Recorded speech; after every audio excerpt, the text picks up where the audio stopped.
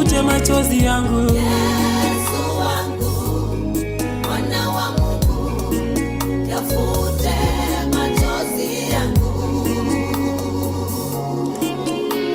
Mwana wa Mungu, nimechoka kwa kukua kwangu. Kila siku usiku nakieleza kitanda changu na kulilowesha kodoro langu kwa machozi ya uchungu. Naomba Mwana wa Mungu yafute haya machozi.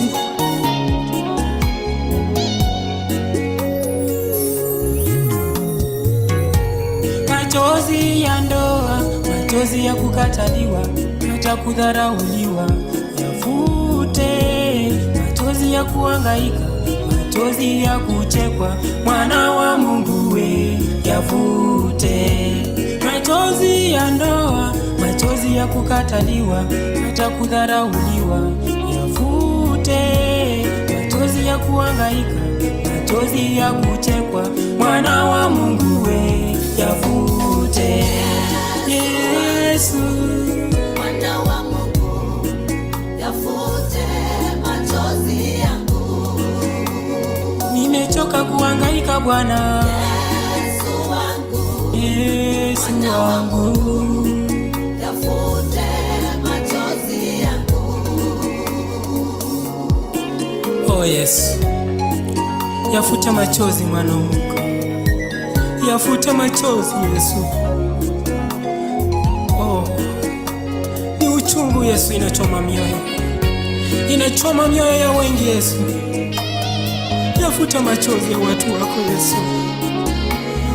Baba, tunakuhitaji Yesu.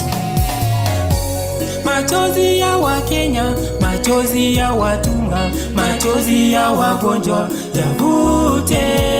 Machozi ya mayatima, machozi ya wajane, Mwana wa Mungu we yafute. Machozi ya Wakenya, machozi ya watumwa, machozi ya wagonjwa yafute.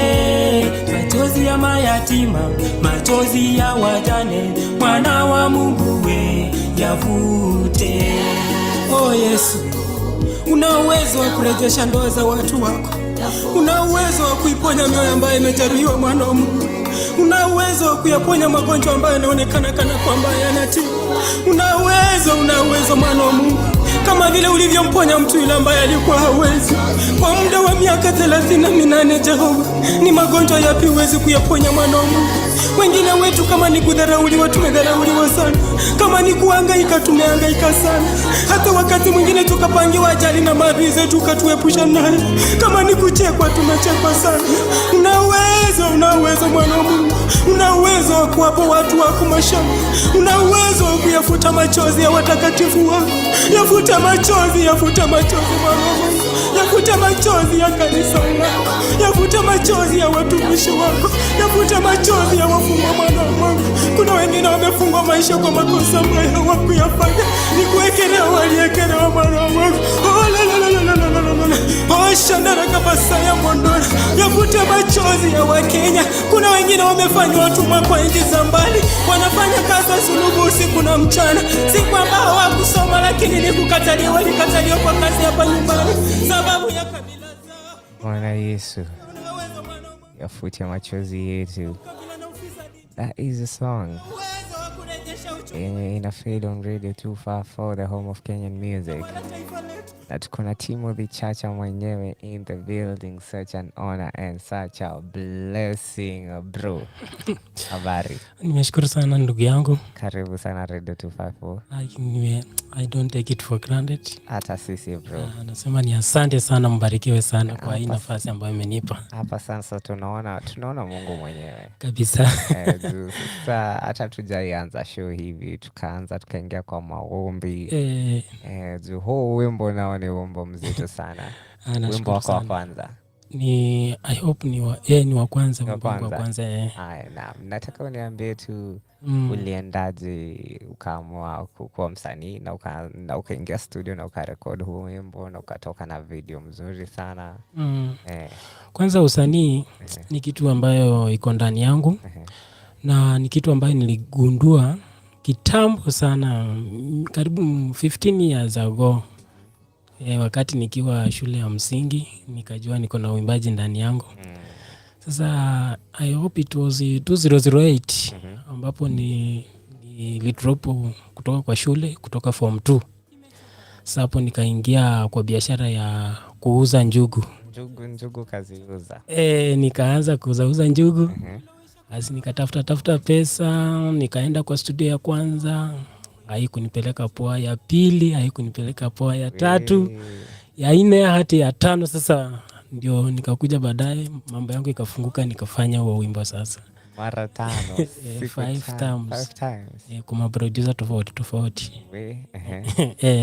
So uliingia kwa mlango wa producer mgani mwenye alikufanya hii video, hii wimbo ukasikia hiyo sasa ndo wimbo na Mungu alikuwa amenipatia?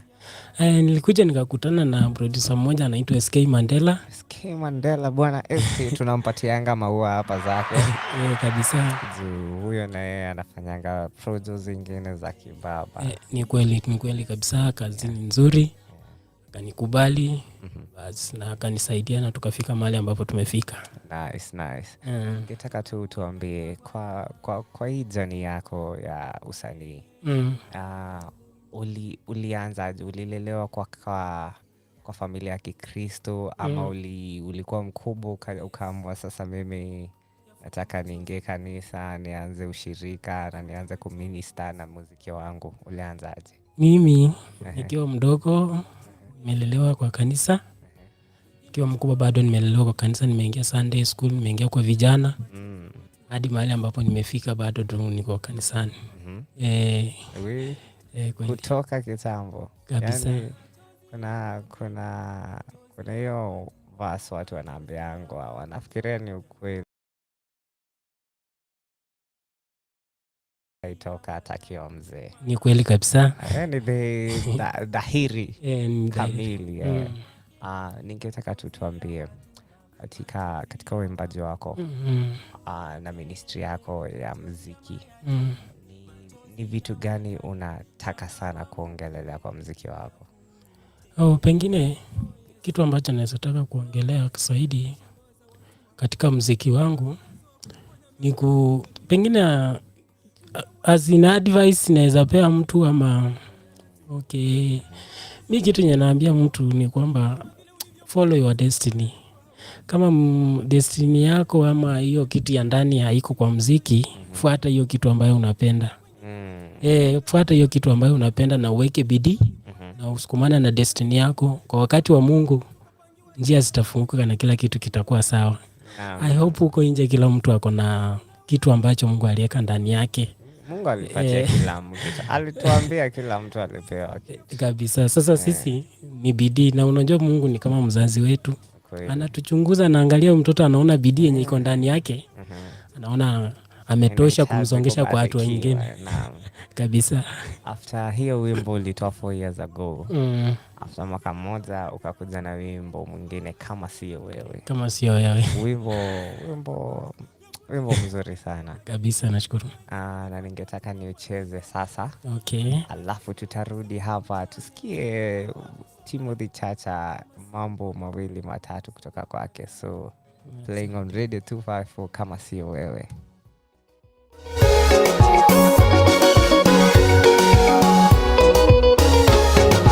Kama sio wewe Yesu wangu, ningekuwa wapi mimi? Kama sio kwa neema yako, ningekuwa wapi mimi? Kama si rehema zako Yesu, ningekuwa wapi mimi?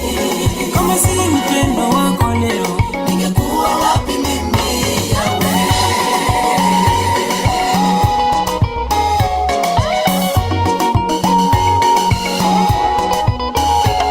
Kuna wakati nilikosa karo, nikaona niondoke nyumbani, niwaache wazazi wangu, niende mjini kutafuta.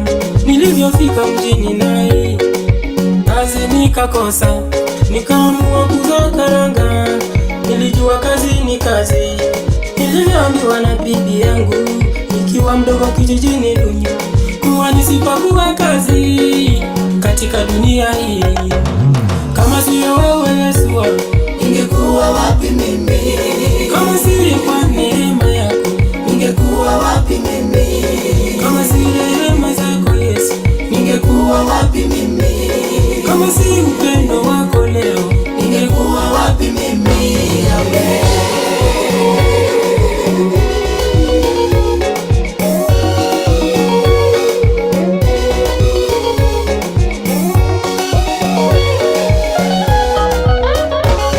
Nimesema mengi sana, hata wakati mwingine kuvunja moyo. Wanasema naifanya kazi ya madharau, wananicheka. Hawana wema hao, binadamu wananisema. Wanaona leo yangu lakini hawajui kesho yangu.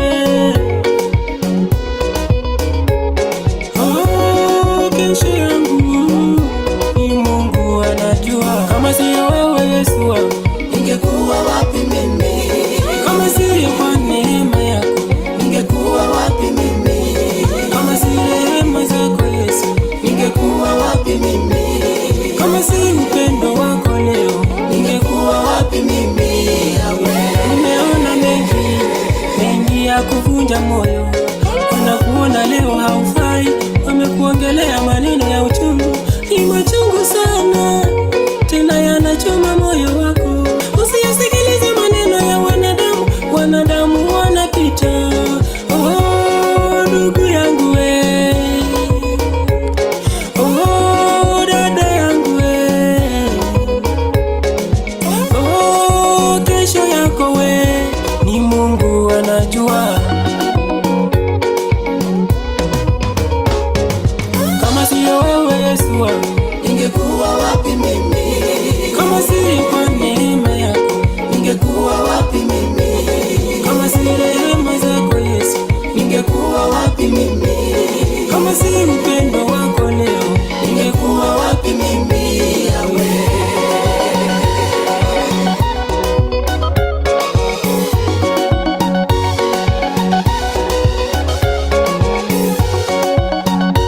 Kama sio wewe. Timothy Chacha in the building. Audio ya SK Mandela.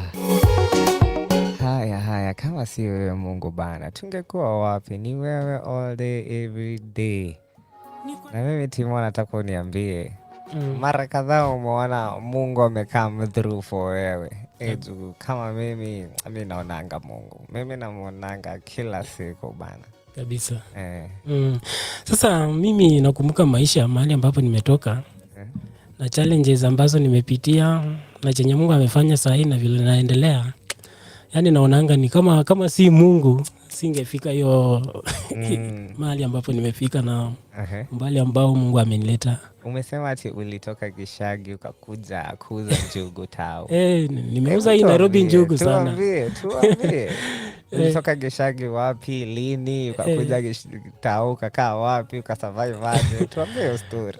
Gishagi ni Kitale. Nikatoka Kitale nikakuja Nairobi kutafuta maisha. Ilikuwa huko Tasia huko.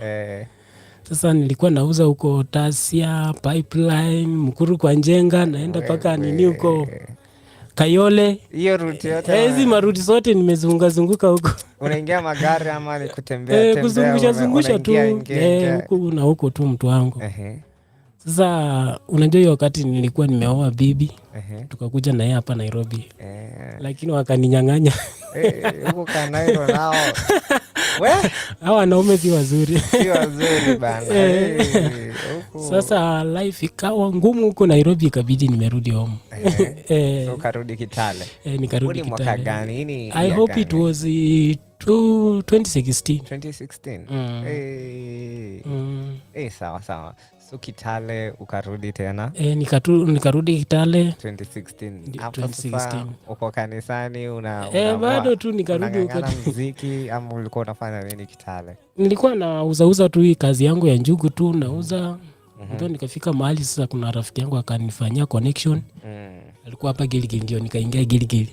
Tangu niingia Gilgil ndio mambo ikaanza kuwa sasa nzuri. Gilgil ni kuzuri, ni polite. Ni polite, tulia. Nice.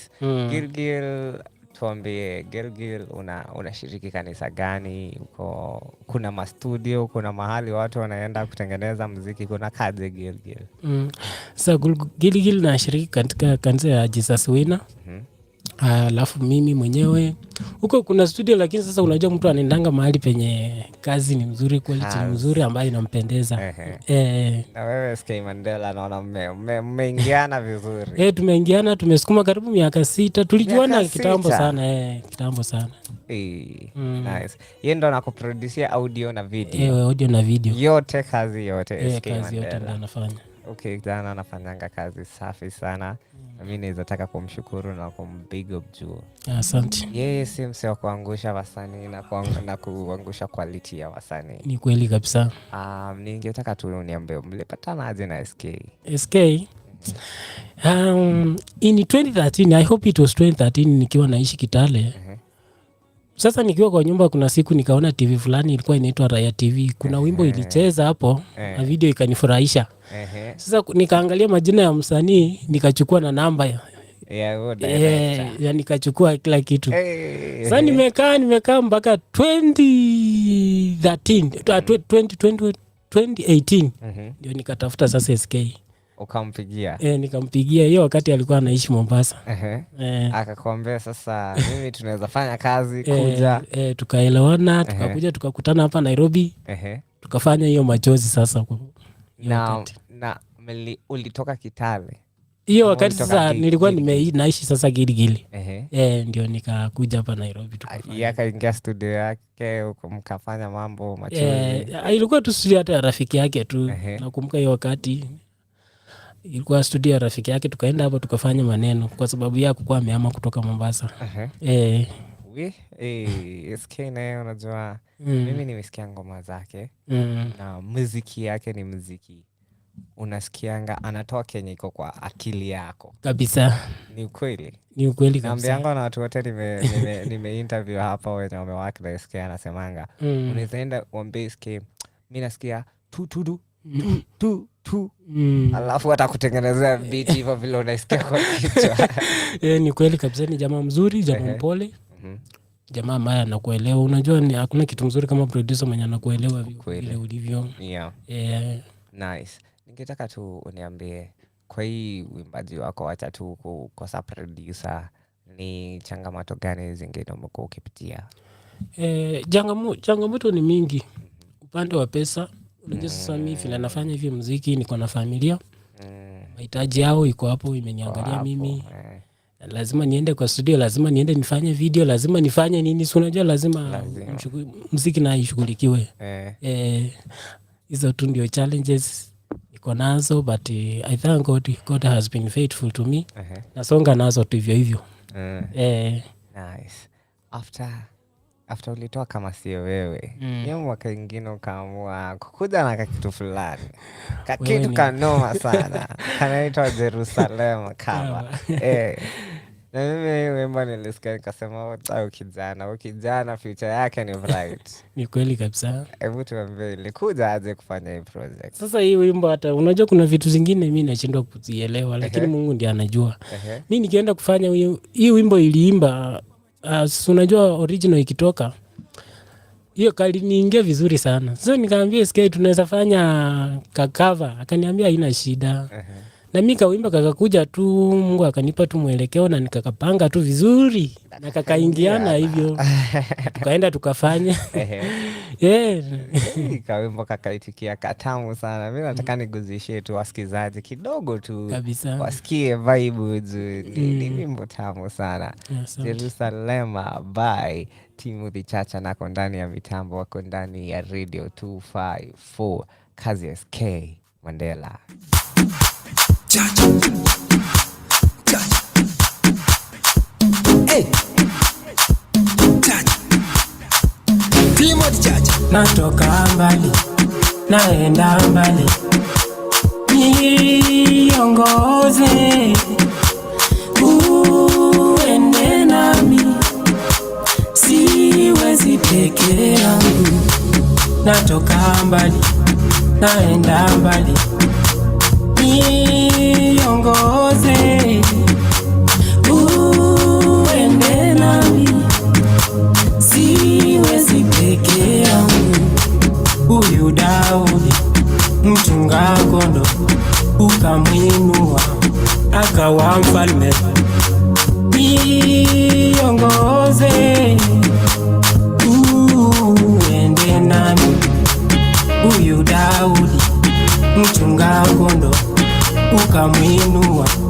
akawa mfalme.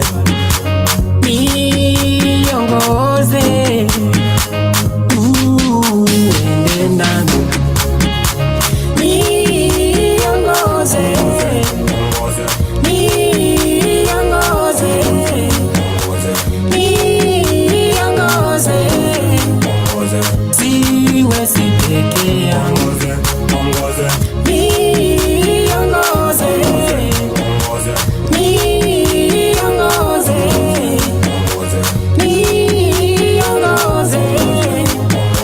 siwezi peke yangu. Huyu Daudi mchunga kondoo, ukamwinua akawa mfalme. Niongoze uende nami, huyu Daudi mchunga kondoo, ukamwinua akawa mfalme. Niongoze uende nami.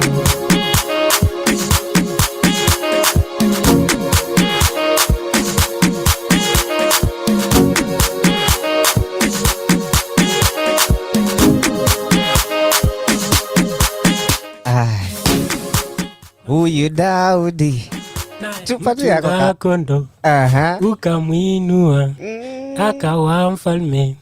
Niongoze uende nami. Wimbo tamu sana. Ako kawimbo nilisikia kakakosa kutoka kwa kichwa yangu, nilikuwa naenda kulala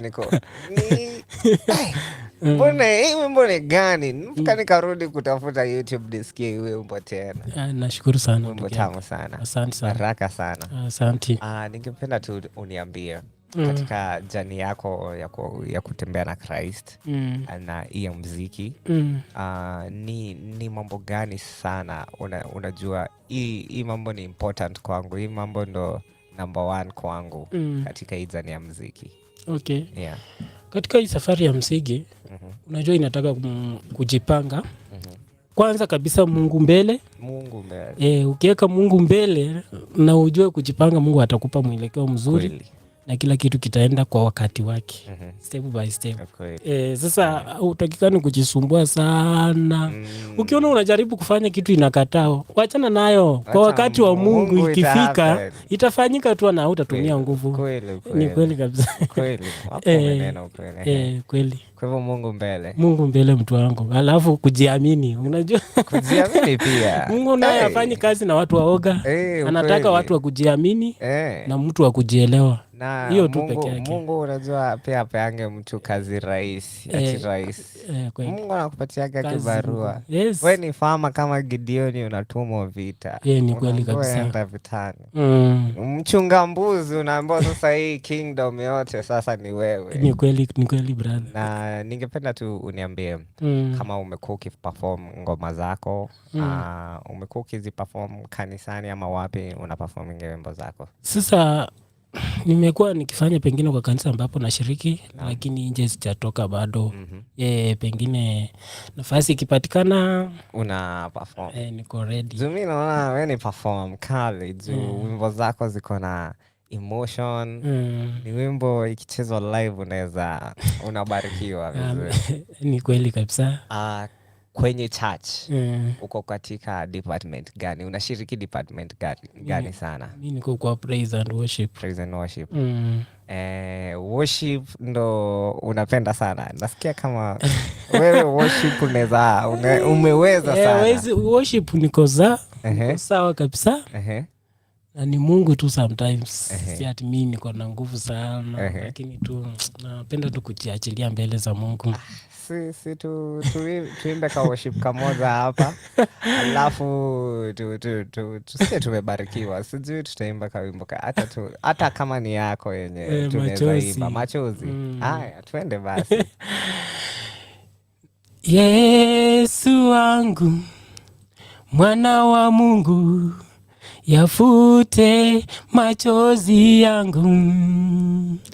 Yesu wangu, mwana wa Mungu, yafute machozi yangu, machozi ya ndoa, machozi ya kudharauliwa, machozi ya kukataliwa, yafute machozi ya kuangaika, machozi ya kuchekwa, mwana wa Mungu we, yavute machozi ya ndoa, machozi ya kukataliwa, machozi ya kudharauliwa, yavute machozi ya kuangaika, machozi ya kuchekwa, mwana wa Mungu we, yavute. Yesu wangu, mwana wa Mungu, yafute machozi yangu. Wow. Timothy, maybe kuna kijana anakusikiza, ako pale Kitale, ako Bungoma. Kijana mdogo tu anafikirianga, leo unajua pia mimi nakuanga na kipaji, naweza imba. Timothy ametoka hapa na sasa ndio namsikia kwa radio. Unaweza ambia nini huyo kijana? Huyo naweza mwambia vile tumesema hapo mwanzo, kumtanguliza Mungu mbele na kujiamini kwa kila ambacho anafanya. Akimtegemea Mungu kwa wakati wa Mungu, hicho kipawa kitapata nafasi na kitainuka tu. Naam. Awe mtu wa kujituma. Akijituma kwa ile ambayo Mungu aliweka ndani yake kwa wakati wa Mungu. Unajua Mungu akiweka ndani hiyo kitu alijua. Kweli. Na kwa wakati wake atakuja aishughulikie vile alikuwa amekusudia nayo. Naam. Kuna watu najua wamekusupport katika hii ministry yako. Na ningetaka tu washukuru, wa big up, waambie asante sana, umenisaidia sana. Tuambie ni kina nani hao? Okay, mimi pengine wazazi wangu wamenisaidia sana. Na pastor wangu, naam, Pastor Mridhi. Alinisaidia sana hadi mahali ambapo nimefika. Na mashabiki wangu wote na marafiki zangu Gilgil, umekuwa pamoja na mimi na naona support yenu inanisaidia sana. Yes. Awesome. Kuna projects tunaweza ngojea kutoka kwa Timothy Chacha zinakuja? Kwa sasa baada ya kuachilia Umwema 2 weeks ago, I hope by January niko na hiyo mpango ya kuleta project mpya. Nice. Januari hapo. Nice. Umwema ni wimbo imetoka 2 weeks ago. 2 weeks ago. Watu wameipenda already 2000 views na 2 weeks. Si mchezo. Ni kweli kabisa. Watu wamebarikiwa na huo wimbo. Na ninaona tu watu wakisema great ministry, safi sana, keep up the good work, mafire emoji, congratulations, hongera sana, wimbo unanibariki. Like Umwema ni wimbo tamu sana. Asante ndugu yangu. Ningetaka waambie watu mahali wanaweza kupata na wakitaka kufanya kazi na wewe, au watu wenye wanaitanianga mashow wakaweza taka kufanya kazi na wewe, wanaweza kupata wapi? Okay. Kwa sasa pengine mahali ambapo wanaweza nipata, pengine mtu anifuatilie tu kwa Facebook, najiita Timothy Chacha. Nice. Kuna uwezekano nipeane namba wapea namba baki nayo. Ina shida. Namba yangu ya simu ni 07 06 709 184. Ama 06 68 59 4728. Haya. Hapo tutakata hako kapat to share na watu wakitaka kufikia Timothy, hivyo ndo unaweza mfikia. Tuombe kitu ingine kabla tucheze Umwema tumalize interview ya leo. Mimi kitu chenye naweza ambia mashabiki wangu waendelee kunisupport, waingie YouTube, wanitafute Timothy Chacha. Wa subscribe kwa ngoma zangu, na kama uko na jambo lolote ukuje Facebook, uingie inbox, tutasaidiana. Mimi sina ubaya na sitakulenga. Tutaongea tu kama ndugu yangu na dada yangu, tujue vile tutasaidiana. Hapo amazing. Ningetaka mimi kushukuru pia Zack. ya kukuconnect na mtu kama wewe kabisa, na tukasikia watu wa Gilgil, watu wa Kitale wako na muziki mzuri, muziki ya Kenya. Ni kweli. Na muziki inabariki roho ya watu. Asante. Naweza tu taka kuencourage uendelee hivyo. Na hii muziki yako ni time tu. Mungu sasa tuanze kuziona kila mahali Citizen na TV zikicheza. Ni kweli kabisa. Amen. Amen. Amen. Tuambie kwa heri basi. Haya, kwa heri. Nawapenda sana. Haya. Mimi tuko pamoja tu, tutaongea na muendelee kusupport ngoma zangu. Sawa, Januari ukiangusha wimbo utatutembelea tena. Lazima. Hapo sawa, umesikia amesema tumekuwa na Timothy Chacha na right about now anacheza wimbo wake mpya Umwema. Iko live pale YouTube. Mwende muiangalie, kuna visuals kali pale sana. SK Mandela amefanya kazi yake safi. Kabisa. Haya basi, playing on Radio 254 Umwema. Let's get it.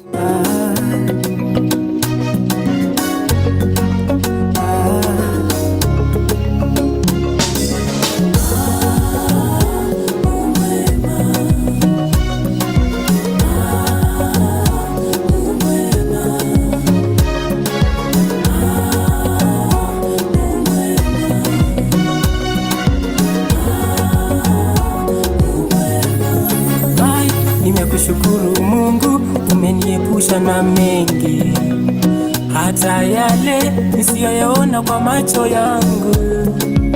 Tena wewe una mipango bora na maisha yangu.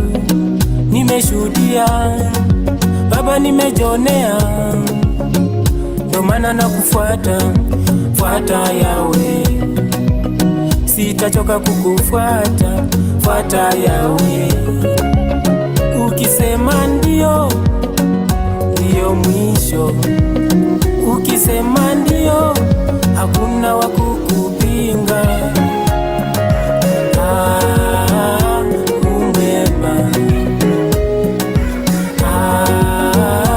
Umwema masia. Naimba leo watu wote wasikie, uli ushuhuda wangu.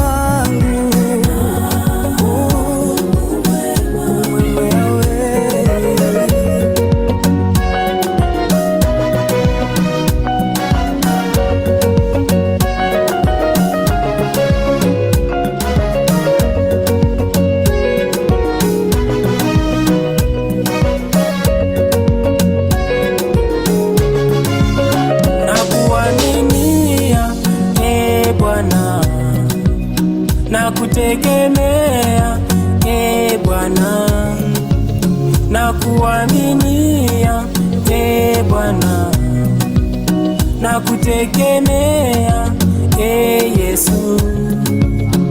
Popote utaniongoza nitaenda, chochote utaniambia nitatenda, maana wewe ni wangu wa uzima wa milele, mwangaza wangu. Palipo na giza unaniangazia, maana wewe ni wangu wa uzima wa milele, mwangaza wangu. Palipo na giza unaniangazia. Nikulipe nini? Nikupe nini Baba? Nikulipe nini? Nikupe nini Yawe? Umwema masia. Umwema. Umwema Yawe. Hapo nimefika ni wema wako. Baba umwema. Umenitenda mema. Romana naimba leo.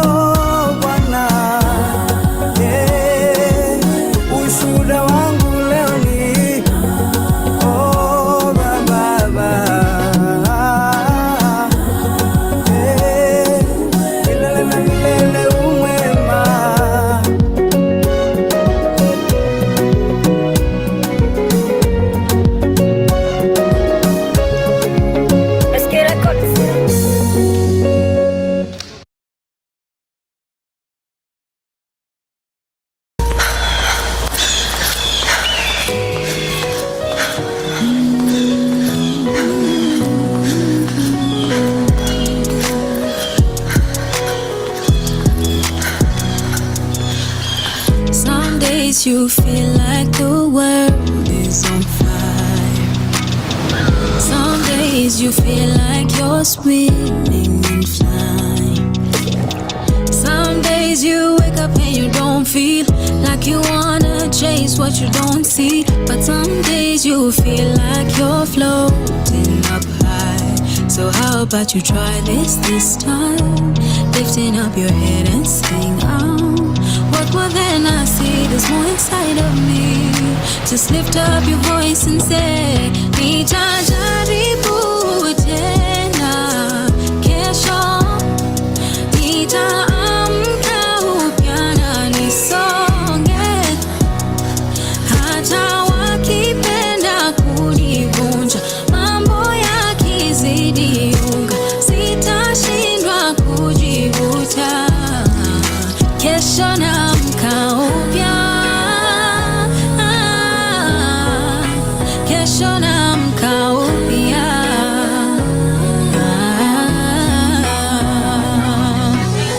Some days I know that you think of surviving, but you sleep and wake up and don't feel like fighting. But there's space in your soul to keep wanting more, to desire to soar. But some days you know that their words, they mean nothing. So how about you try this time? Lifting up your head and say, what more than I see, there's more inside of me. Just lift up your voice and say, nitajaribu tena kesho, nitaamka upya na nisonge. Hata wakipenda kunivunja, mambo yakizidi unga, sitashindwa kujivuta. Kesho naamka upya.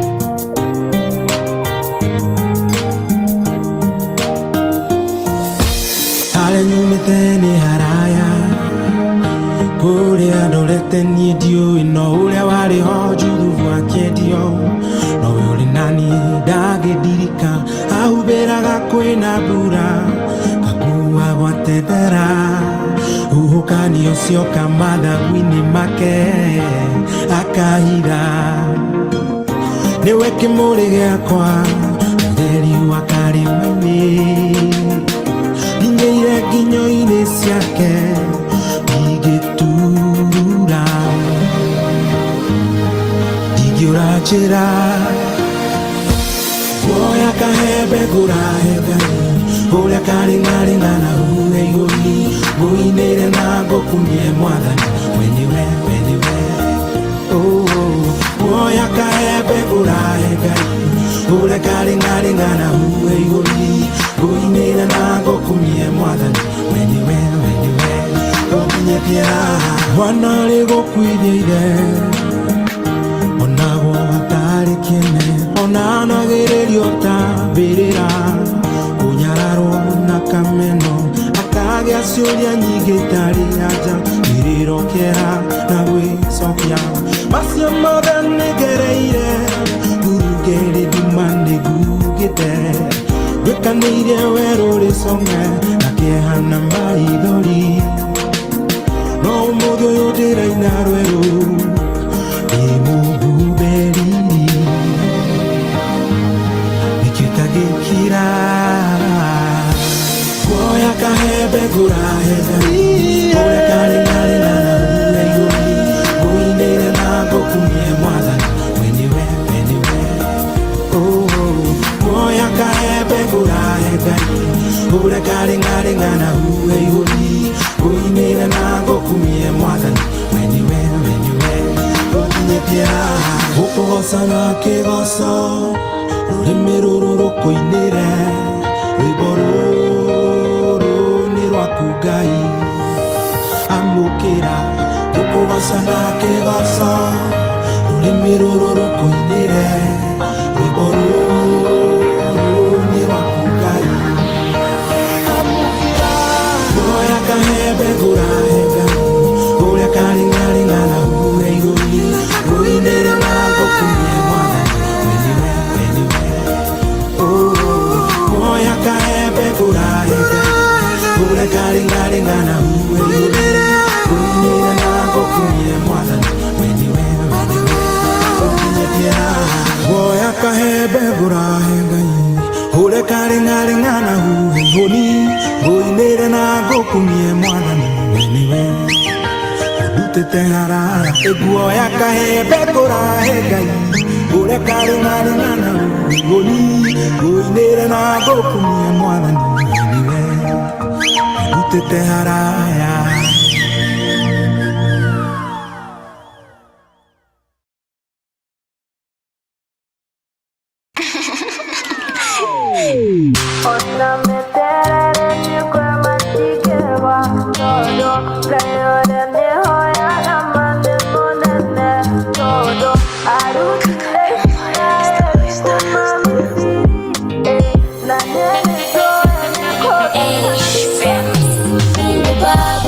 Hajawahi nisare hata kukiwa genje aje Baba.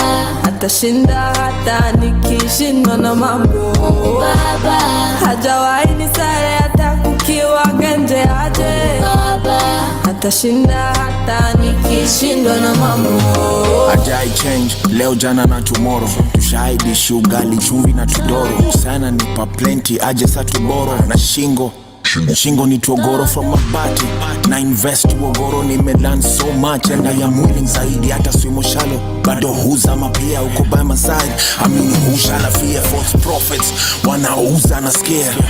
Nasikia wanaguza mabea. Hey Mungu bana tafadhali nipe nguvu sana. Ona meterere ni kwa matikewa todo kayore ni hoya gamane monene todo arutire Israeli kuma Misiri na nene joe ne koduta na sio siri Baba.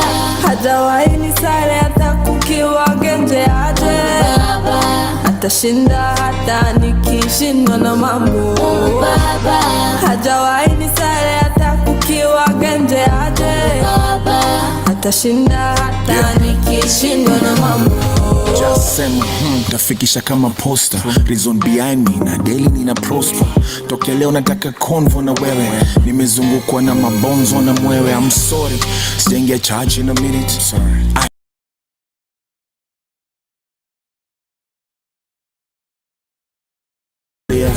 Tumbo empty tulidoze na matears. I mean sight una cheers. God is good tunaikula na mapairs. Na mastingo za bonus I was tainted. Na mashimo ka donut. I'm sorry nishai kudoubt ka Thomas. Was bad I mean sai nimepona na benkiko umeseti makoma. Ona meterere ni kwa matikewa todo kayore ni hoya gamane monene todo arutire Israeli kuma Misiri na nene joe ne koduta na sio siri Baba. Hajawahi nisare hata kukiwa genje aje Baba. Atashinda hata nikishindwa na mambo Baba. Hajawahi nisare hata kukiwa genje aje Baba. Atashinda hata nikishindwa na mambo. Ona meterere ni kwa matikewa todo kayore ni hoya gamane monene todo arutire Israeli kuma Misiri na nene joe hajawahi nisale hata kukiwa genje aje. Atashinda hata nikishindwa na mambo. Hajawahi nisale hata kukiwa genje aje. Atashinda hata nikishindwa na mambo. Atashinda hata nikishindwa na mambo. Atashinda hata nikishindwa na mambo. Hey, Vim, you killed this one. You killed this one.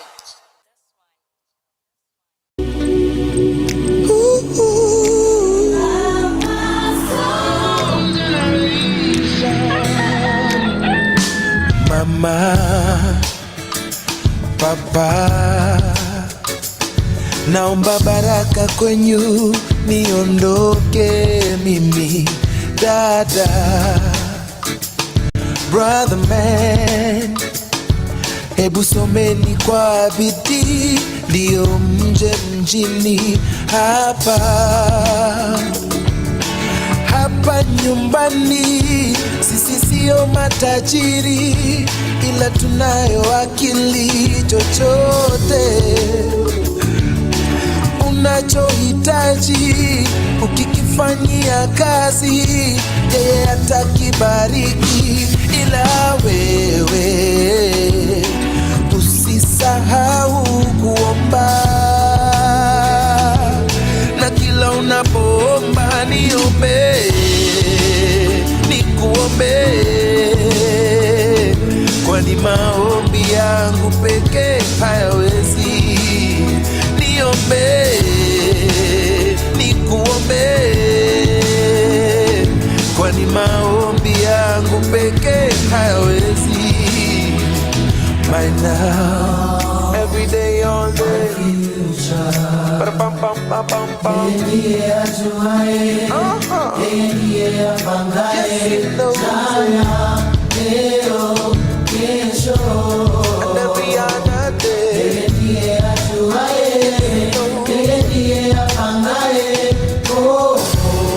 everywhere you wanna go, unapohitaji kupenda, yeye atakufikisha. Weka imani kwake, shida zako zote, hakuna linalomshinda. Ila wewe usisahau kuomba, na kila unapoomba niombe, nikuombe, kwani maombi yangu pekee hayawezi. Niombe, nikuombe, kwani maombi yangu pekee hayawezi. Yeah, yeah. Niombe, niombe, kwani maombi yangu pekee hayawezi. Niombe, niombe, kwani maombi yangu pekee hayawezi.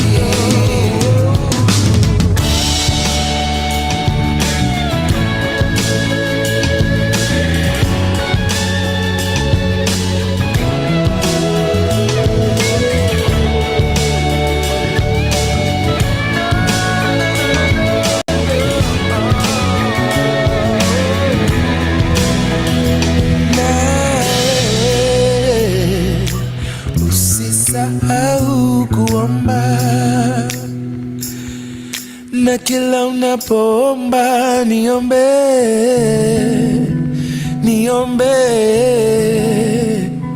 kwani maombi yangu pekee hayawezi. Yes, that is Ben Soul fading on Radio 254, the home of Kenyan music. 6 minutes past 2 p.m. And we are a safe space here too. It's about that time. Let your walls down, let your guards down. Kuzeni tukwe vulnerable. My name is Eva Mrs. Sami Muthundu, hosting the show alongside Wangoi Maina. Yeah! Happy New Week! Happy New Week! I'm super excited excited for the session.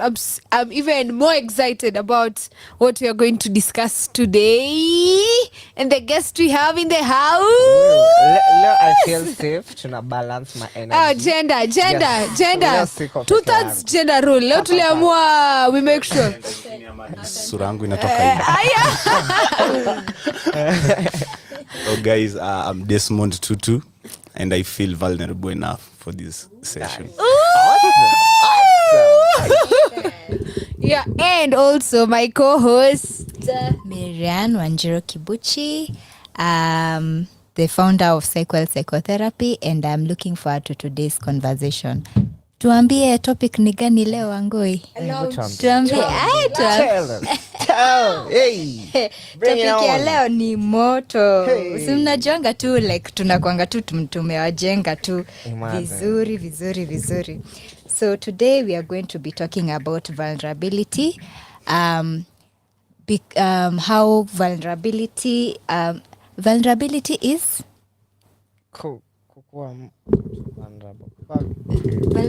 is open for attack. vulnerability is strength. The state of being vulnerable. What do you want us to say? To define handling vulnerability without losing your masculinity. Yeah. I can say the V in vulnerability stands for strength. Okay, Shanza. tumeanza na makod. So nacheki hapa wanasema that vulnerable ni kuwa exposed to the possibility of being attacked. Yeah, or being hurt. Or being hurt. Yeah, so there's a risk involved. There's a risk involved. And let no one not lie to you that there's no risk of being vulnerable. There's a risk, but now no risk, no returns, no reward. I feel kwanza tuweke watu kwa hiyo state ya kuwa vulnerable. Why feel kwanza kuwa vulnerable. Tuanze sisi hapa maybe ni wachokoze kidogo.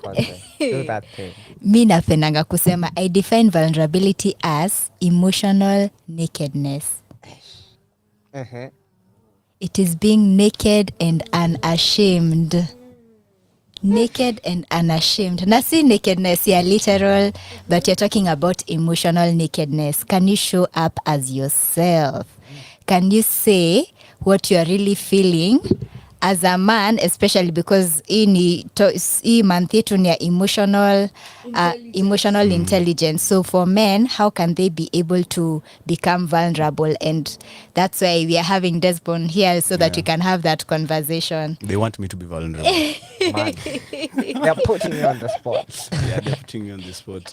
But I feel like, you see, mostly watu kufika hiyo state yenye naweza jikubali ati ni vulnerable, inataka a lot of confidence. Yeah, sure. And most men kwa hii modern society, wale wana consume content ya Kife. Wenda ni anko yangu, acha nisimtaje. Whips. Hadi whips, unaweza pata whip ni uchungu lakini mtu anakataa kusema ni uchungu.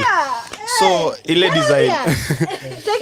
So men wa hii generation tumeamua kuredefine masculinity. Tumekuja tukasema masculinity ni kukua non-emotional, kuresist emotions, kuresist kufeel you being yourself.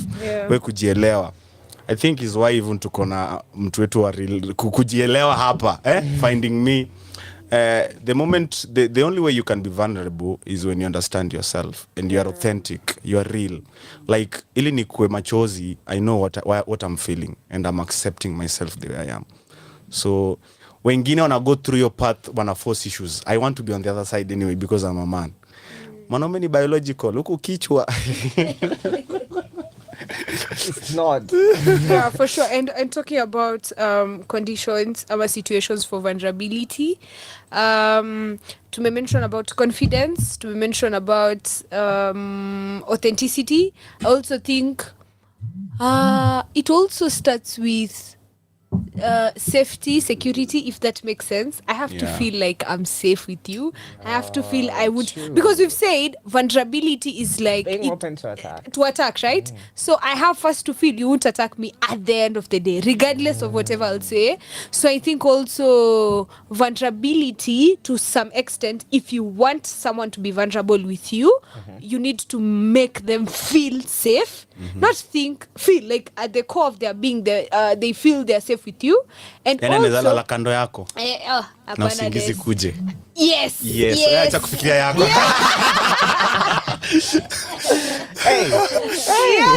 Like you are comfortable with the person, hadi ukienda kwake you can just sleep. Yeah, for sure utamka ka belt jaguzwa. Yeah, for sure what you're saying is true. It's true.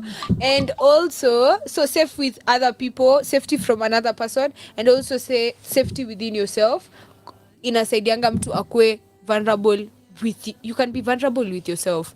Also sometimes we think we are portraying a hard picture out there, but the worst part is that you also had within yourself. So because we don't even talk about vulnerability within oneself, so how can you be vulnerable with yourself by yourself? You need to feel safe. And how do you feel safe within yourself? Let me tell you something. You see, most of those people wenye wanajifanyaga strong pale nje, nikiwa pale kwa bafu, si kila kitu ni maji, zingine zinatokaga machozi. Yes, those who pretend to be so strong out there, when they are by themselves, wanajiface. Yeah, for sure. I agree. Na inakuanga sign of mse mwenye si vulnerable within themselves also. And today, if I can deviate kidogo, I was listening to Lewis Howes, which is a woman who is a woman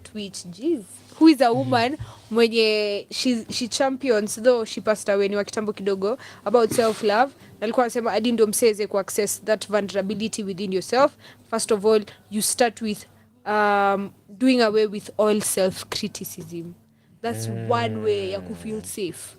And as within, so without. So if you also want to create a safe space with another person where they can be vulnerable with you, you also need to remove all criticism that is targeted towards that other person. Yeah. That's true. Wow. And like your background ya mse kukuja una get mse mwenye hizi kuwa vulnerable, utapata mostly influenced na history yake. Background juu umegrow up place yenye ukijaribu machozi ni slippers, ukijaribu kujifanya ati mchele ni ngumu, wewe ni mwanaume. Mimi nimegrow up na maboys, so you imagine kuchapa was entertaining. Ilikuwa daily, lazima tu nani anaenda kwanza, lazima ujipange. Ukipasua sahani pale hakuna kitu kama ukipasua sahani unasema hii leo viboko ni zangu, you are ready for it. Na tulikuwa na mzazi mwalimu, so unajua tuko na hadi SIS, like hakuna kuspare anything, so mostly una get mse mwenye anaweza kuwa soft, let me use that term. Ni mse ame grow up place, wana face reality. Mtoto akifanya makosa anaambiwa hii ni makosa, na akipanishiwa anafatwe machozi. Sio for sure. Siku kanyangia ndani. For sure. Correct, amesema imeni hit that umereziwa na mwalimu, si ndio? Mimi nimereziwa na walimu wawili. Na feelingi that kureziwa na walimu wawili unareziwa na watu wamezoea kumark right or wrong answers. Like hakunanga gray line, hakunanga anything. Hakuna kuhepa. Hakuna. You either wrong or right. Nimejua hiyo element, hiyo concept ya actually hiyo ya the creative part ya mtoto, like hiyo ya unaona vile wanaambiangwa achore within the hawezi chora without. So inakufanya ujilimit na ujeke in a box sana. And then teachers ni administrators wako na they have to have rules. Kila bidi kwetu kuna rules za table, kuna rules za wapi, kuna rules za Sunday, kuna rules za all over rules. Na tena nilikuwa nasoma some stuff ilikuwa nasema lying begins at home. Ili nikue a good liar, design yenye nikijua mzazi wangu ni mkali na nimefanya makosa, I'll always have to lie. And so I'll be always creative kudanganya, and that will be me. So nikigrow up mimi ni tu mtu nitakuchocha vibaya sana. Wow. And you become a liar because ya nyumbani. Na sasa huwezi kuwa vulnerable. Sasa zingine you are vulnerable but already uko na cover, usha grow. It's like a defense mechanism we were talking about last time. So we've talked about different conditions. I don't know some kama uko na another condition that you feel someone needs ndio aweze kukuwa vulnerable, and also Miriam Kibuchi. Yeah. I feel like most of the times when people open up to me, when I open up to people, lazima hawase ama lazima niulize hawase the right questions, na si zile two questions tunaulizanga watu za kwanza, how are you feeling, how you doing, umeshindaje. Like you have to probe more than the usual. Like unaweza notice something and tell them, by the way nime realize una skip meals, una what's up. So you have like to ask probing questions ndo awasewa wa let guard yao down na wajue which angle kuongelesha na I think. Maybe I can add one more thing to what you have just said, because it is very important, especially in the context of men and relationships. Yeah. When you're asking, let's say tuseme like the lady who is asking the man how he's doing, are we ready for the answer? Are you uko sure? Uko sure utawezana ukiuliza shida zangu. And in terms of do we have the capacity to sit and listen to what he has to say and support him vile anasema anataka kusapotiwa. I think hiyo ndio lesson yenye sahi, like I'm learning to juu nikiongeleleanga story ya male vulnerability, naongeanga story ya it's not just about them sharing but how do we receive them, ama nizileza akishare unasema tu neno moja, sema neno moja tu and you are una destroy with just like one word. Yeah. So I think it goes both ways. Yeah. Nice. Maybe I want to ask you people a question. Yeah. Nyinyi ni wase wenye watu wanakuzanga wana open up to you. Do naturally people open up to you people? Mabishte wenyu. A good question. Mimi watu wame open up hadi nimeanza kusema like niko na samchi. Yeah. Mimi ninakwanga like mbona unaniambia hizi, wait, do you people tell me these things? I think if you're a good listener, of course, watu wanakusikia wanakuwa open. I have something to say. I think naturally I'm a big empath. I'm a really although Sam says I do not come out as one. Where is Sam? Sam is here. Sam amesema everything about me is a scam. I'm not a cancer. I'm a stoic woman. Too logical. Very logical. Yani mtu anafuata tu shedi yake. Wacha tu nimtetee. Kusema ukweli, Wangoi ukaketi chini, Bethe, she's a very good listener. Anakuanga na this, anaweza kaa like she has a very tough exterior but she's a very... Acha tu ni snitch. Leo ameniuliza mbona sina dem. Tukate hiyo story. Umejibu. Hiyo swali itakuja tu mahali utatushow. But she's a very very good listener. Wangu endelea. Sasa niko na watetezi, but I'd say generally it reached a point, because I'm a big empath, people tend to open to me, and then they tell me a lot of stuff. It reached a point where I had to protect myself from all that. True. That's also another part. Watu waambiwa wangu. So like mtu akianza kuopen akifika point fulani unamwambia nyamaza. No. Of course I don't do that. Yeah. But you know, open to many people. Many people. If watu ni wengi sana, I say energy mingi. Any energy. Alafu you know, someone anakama anapoa to you, and then unabaki ukifeel all the things anaenda kwa like, oh my god, Koi, you're the best. I open up. Oh my god, she's my best friend. And then uko like, wow. Siku yangu isharibika, kila kitu isharibika, and it's so serious. You know why yours is good? Yeah. I can remember like yetu imekuwa bado ni fresh. Okay. While I'm opening up to you, you're also trying to open up you yourself. Yes. So ina feel like hata mimi najaribu kukari zako despite wewe na kupea zangu. Ina feel balanced. Yes. Yeah, the best part about that interaction, Des, if I can be clear about it, is Des is tuseme a generous person, so as much as I'm asking him questions, he's also asking me. He's also asking me. You know, sometimes I can be there asking someone questions, yani alafu namwambia okay, hata kuuliza, and by the way, you know, and I don't blame some people. Sometimes tunaweza kuwa too overwhelmed about a situation where you just feel you need to address it, but also we also need to be taught how to handle vulnerable situations, because pia zikikuwa too much inaweza kuwa too overburdening for someone, and that's the truth. And msichana need kujiprotect to some extent, because if you don't, utajipata all day every day una carry around emotions za watu. Uko hivi like time niliona this is like big, it's because like someone texted me in the morning and I could even feel their anxiety. For real. Like 100%. Like nishakuwa mtu anxious. Niko na siri venye unaweza zitoa. Right. Writing has gone, yeah, for sure. Trust me. Writing imeni. Anyway, I keep saying journaling. I keep saying journaling. Hey, Miss Journaling 2024. But for sure, journaling goes a long way. And yeah, what were we talking about before? Or if people open to me, they do. And I am a big empath. I am big on empathy. Mariana may make a career out of people opening up. Tell us about that. Kwanza sana to you, Marianne. You unapigania the men empathy. Yeah. Like ushai feel kuna moment yenye as a woman you need a man who can wipe those tears if you have them. Is it true ama hiyo ni tu sasa tumerudi nyuma sana? Kuna point inafikaga mbona tunalia sisi wawili kwa nyumba? Why am I on my na wewe uko on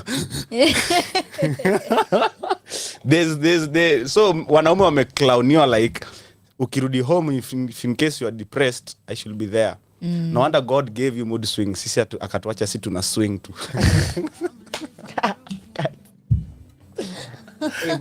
Tell me, is it at a point mwanaume ana vulnerability yetu inafai kuwa limited at a point ama vulnerability ende tu? I think the issue about vulnerability tukiongelelea, it's about relationship. How far ama how deep is your relationship with your partner? Are you guys friends? Number one. Before nifikirie wacha niende niambie sijui what and what, because I understand even for men kuna vitu zingine na feelingi siwezi ambia mama hii story, siwezi mshow, itakuwa too much for her, and which is okay. Atusemi like ideally like umwambie everything. It's not basically that. Ideally inafaa kuwa like if you're cultivating a relationship, a romantic relationship, uko na maboys pia, uko na therapist wako, uko na various outlets, because kuna places zenye unaweza weigh and measure na unaona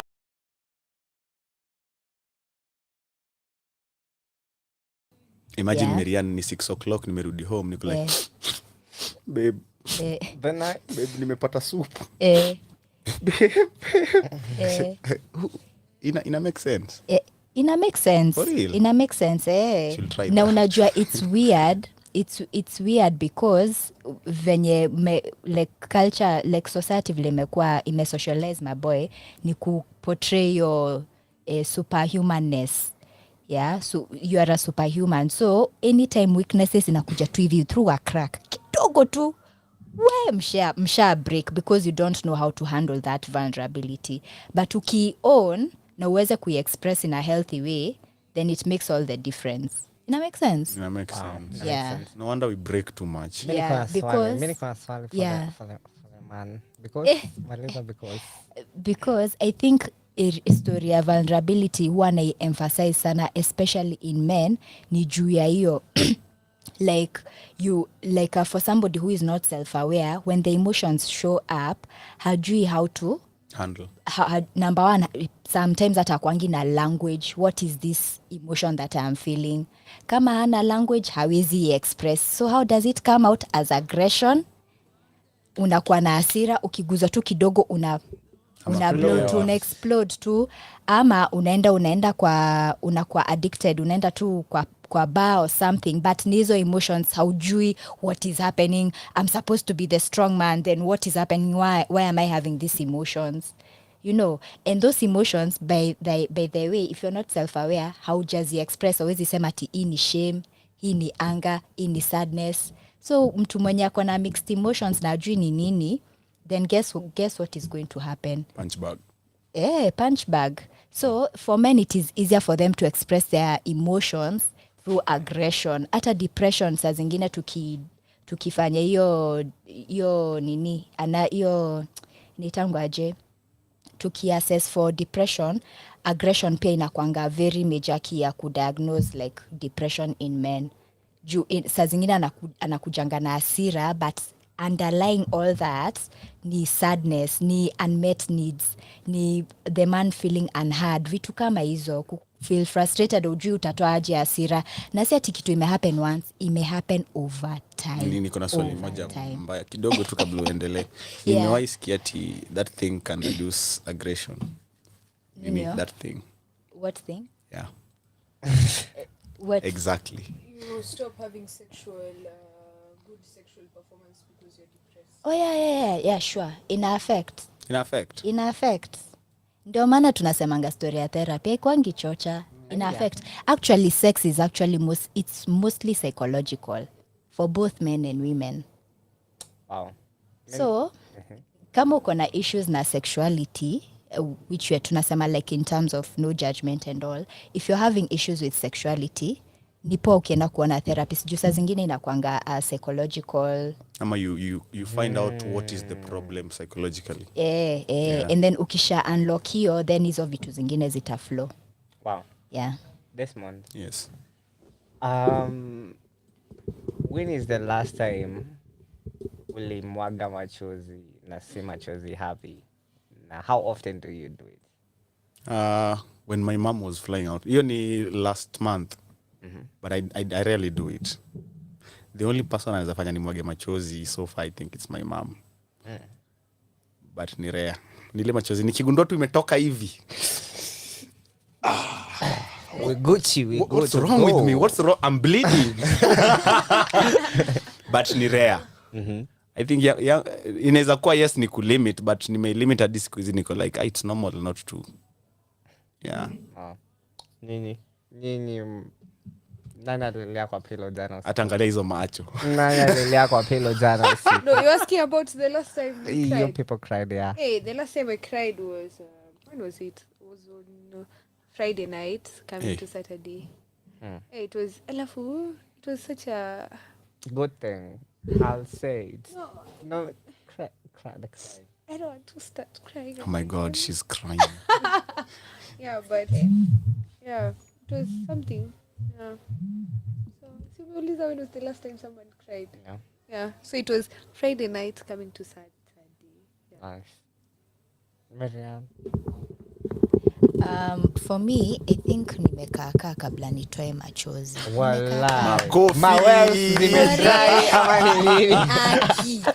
I don't know what's up. Kuna time yenye na feel kuna an emotional part, but nashindwa tu kutoa machozi. We shall find a way of dealing with it. Perhaps. I think it is that. Cause okay. I think the last time yenye nilikuwa karibu almost cried ilikuanga when I think last week, na I think ilikuanga juu ya nini, unajua venye unakuanga na hormonal imbalance, una feel hey, unakubali Sam unakuanga na hormonal imbalance. Acha si hormonal zinafanya kwa wanaume ni hii weekendi. The time amesema that alilia hiyo usiku na the next day kulikuwa na lunar eclipse fulani ilikuwa ina affect emotions mpaka za animals. Yeah. Kwani nilikuwa wapi? Well, that makes sense.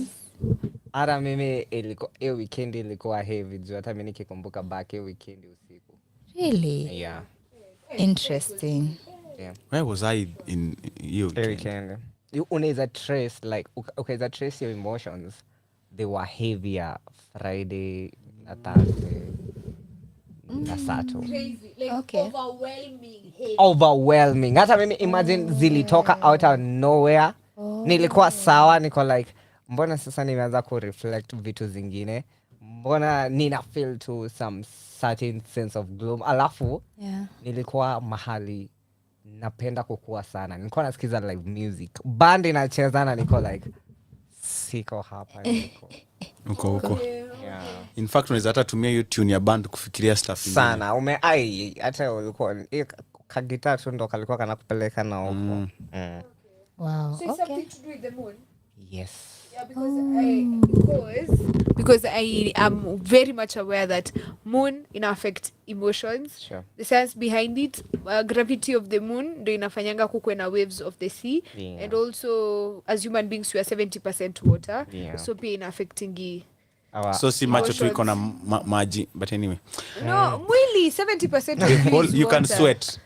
Yeah, literally 70% of you is water. So gravity ya moon, the closer the moon it is to the heavier earth, your emotions. the heavier your emotions. Anytime kuna full moon, by the way, ukaweza observe hiyo ndio masaa emotions zako hapo ni heavy. Funny thing, sasa hii itaspaka but nitaimention alafu ninyamaze.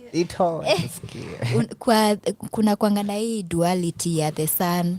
The sun inakwanga more masculine and the moon ina representing feminine. So it will make sense. That kind of makes sense, like on a spiritual explanation, same type of thing. So sun ina represent masculinity. Is why we are hot. Exactly. Wow. Exactly. I see what you did there, but it's okay. Yeah, that's why you are hot. But nini, for the moon, I think unajuanga inakwanga na zile cycles. Ile full moon, then inaenda kana wade, ina representing pia like the woman's monthly cycle and all of that. Moon is related na wanawake sana. Sana. Juani cycles zetu as women ina follow moon. For real. Yeah, na cycles za wanaume zina follow sun.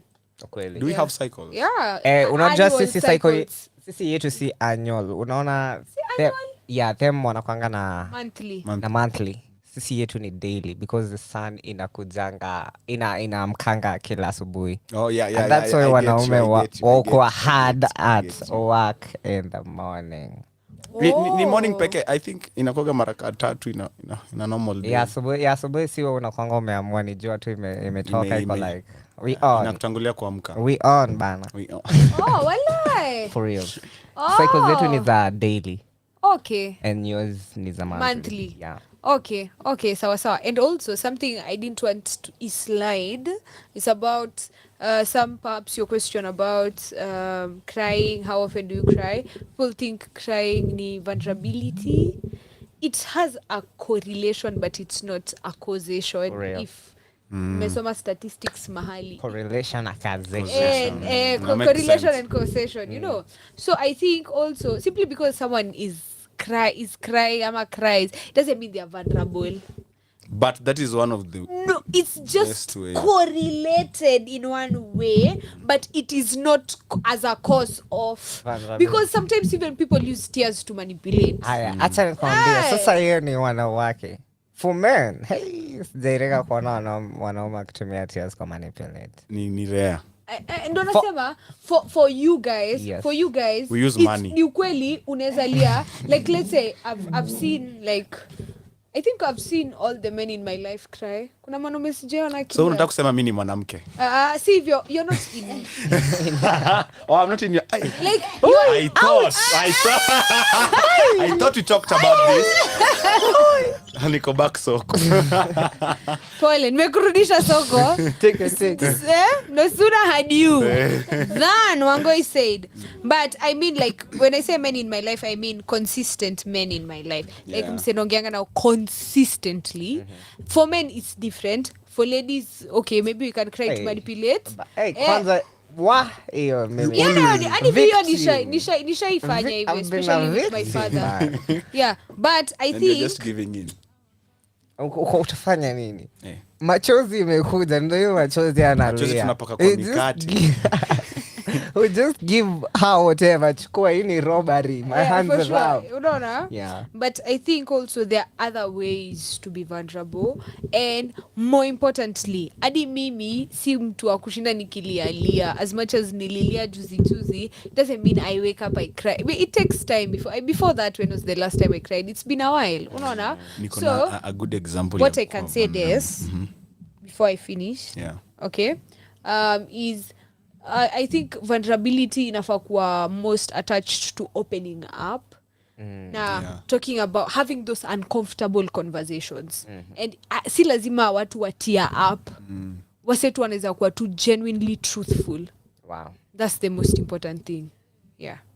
Ni kama uko pale Kejani, though hii ni funny example. Uko pale Kejani and umegundua tissue imeisha. Na unataka kuomba neighbor. Unajua lazima ujikubali.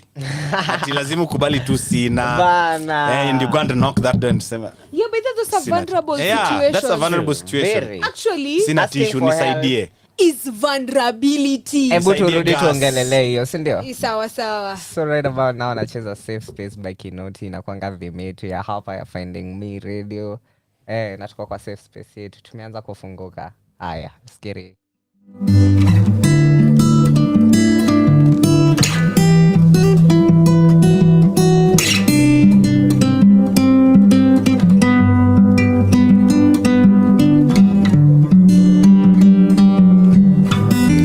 I'm a little broken, I'm a little flawed. I'm not out in the open, yeah.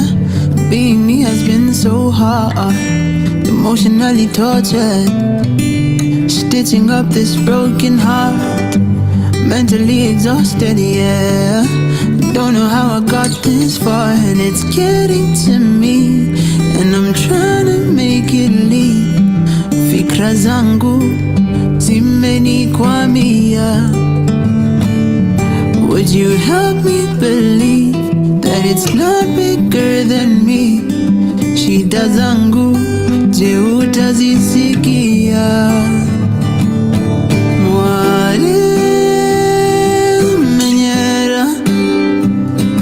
Even through my darkest days, tell me it'll be okay now.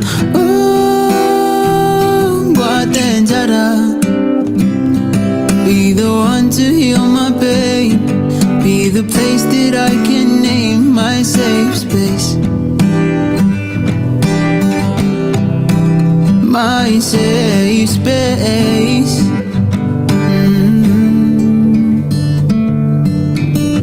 Trying not to fall off the edge, I'm trying not to hear what they said. I'm trying so hard to be the man they've structured me to be, but I don't think that's me. Still it's getting to me, and I'm trying to make it leave. Fikra zangu zimenikwamia. Would you help me believe that it's not bigger than me? Shida zangu je utazisikia?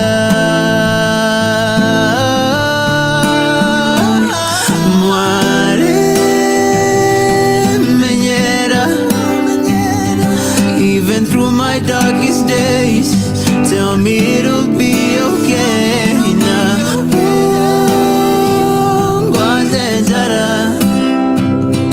Be the one to heal my pain, be the place that I can name.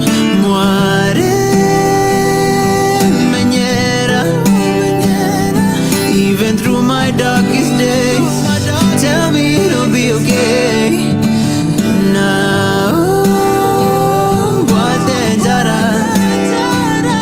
Be the one to heal my pain, be the place that I can name my safe space. My safe space. My safe space.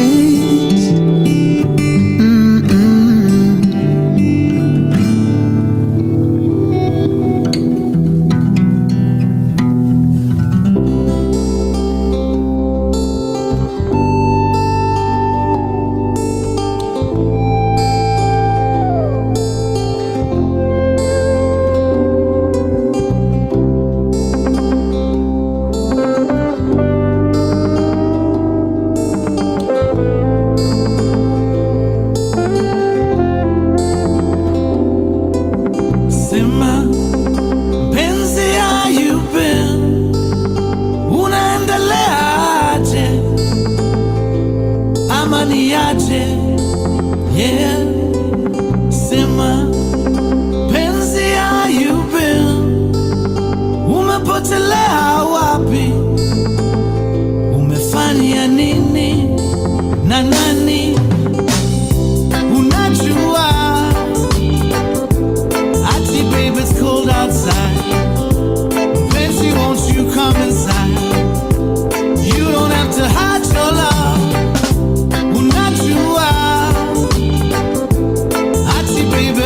your guy. Mpenzi, put your pride aside. You don't have to hide your love. Sema, mpenzi, how you been? Habari ya maisha. I miss you, my teacher. Yeah. Sema, mpenzi, how you been? Umepotelea wapi? Umefanya nini na nani? Unajua, sema ate. Ate, baby, it's cold outside. Mpenzi, won't you come inside? You don't have to hide your love. Unajua, ate, baby, I'm your guy. Mpenzi, put your pride aside. You don't have to hide your love. Sema, mpenzi, I've been fine. Sijui nisemeje. Oh, niko poa. I miss you. Imagine, hajui kunipa love. I don't know why I ever left you. Mbona sikukupa time? Unajua, ati that is cold outside. Mpenzi, can I come inside? I don't wanna hide my love. Nishindaje, baby, now that you're with him and you're not here, nakuhitaji. I'm used to it, you know, nimekumiss, nitakupenda milele. Even though I'm not around you, there'll always be room for you right here kwa roho yangu. Unajua, Auntie, baby, it's cold outside. Fancy, won't you come inside? You don't have to hide your love. Unajua, sema ate. Auntie, baby, I'm your guy. Fancy, put your pride aside. I'm gonna put You don't have to hide your love. Unajua, Auntie, baby, I'm your guy. Fancy, put your pride aside. You don't have to hide your love.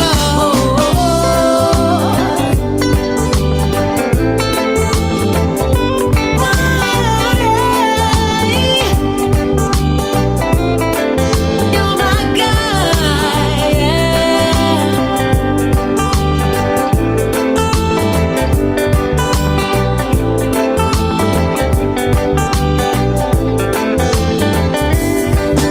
Sema, mpenzi, how you been?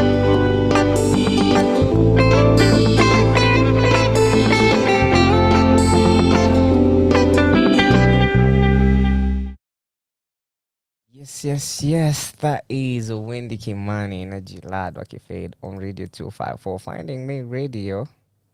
Yes, sir. And yeah, I'm your host, Able Mrs. Sammy Muthondo, alongside Wangoi Maina, the founder and CEO, Finding Me Community. Everything mental health. Welcome to the safe space. Sana. Yeah. Marianne. And Miriam Wanjiro Kibuchi, founder of Sequel Psychotherapy, a men's mental health service. Nanajitanga men's advocate. Yes. Anatutetea huko nje mbaya. Hatuna wengi. We can't pinpoint wengi. And our guest of the day. Hata mimi niseme mimi ni founder. I'm Oh. Desmond, founder of Tutu. You found Tutu. Yes, I'm an actor. Bado sina CV kadhaa. Yes, Nice. yeah. Tuko tunaongelea asking for help. Hey, hapa ndo kizungumkuti na kujanga. Let me tell you. Yes.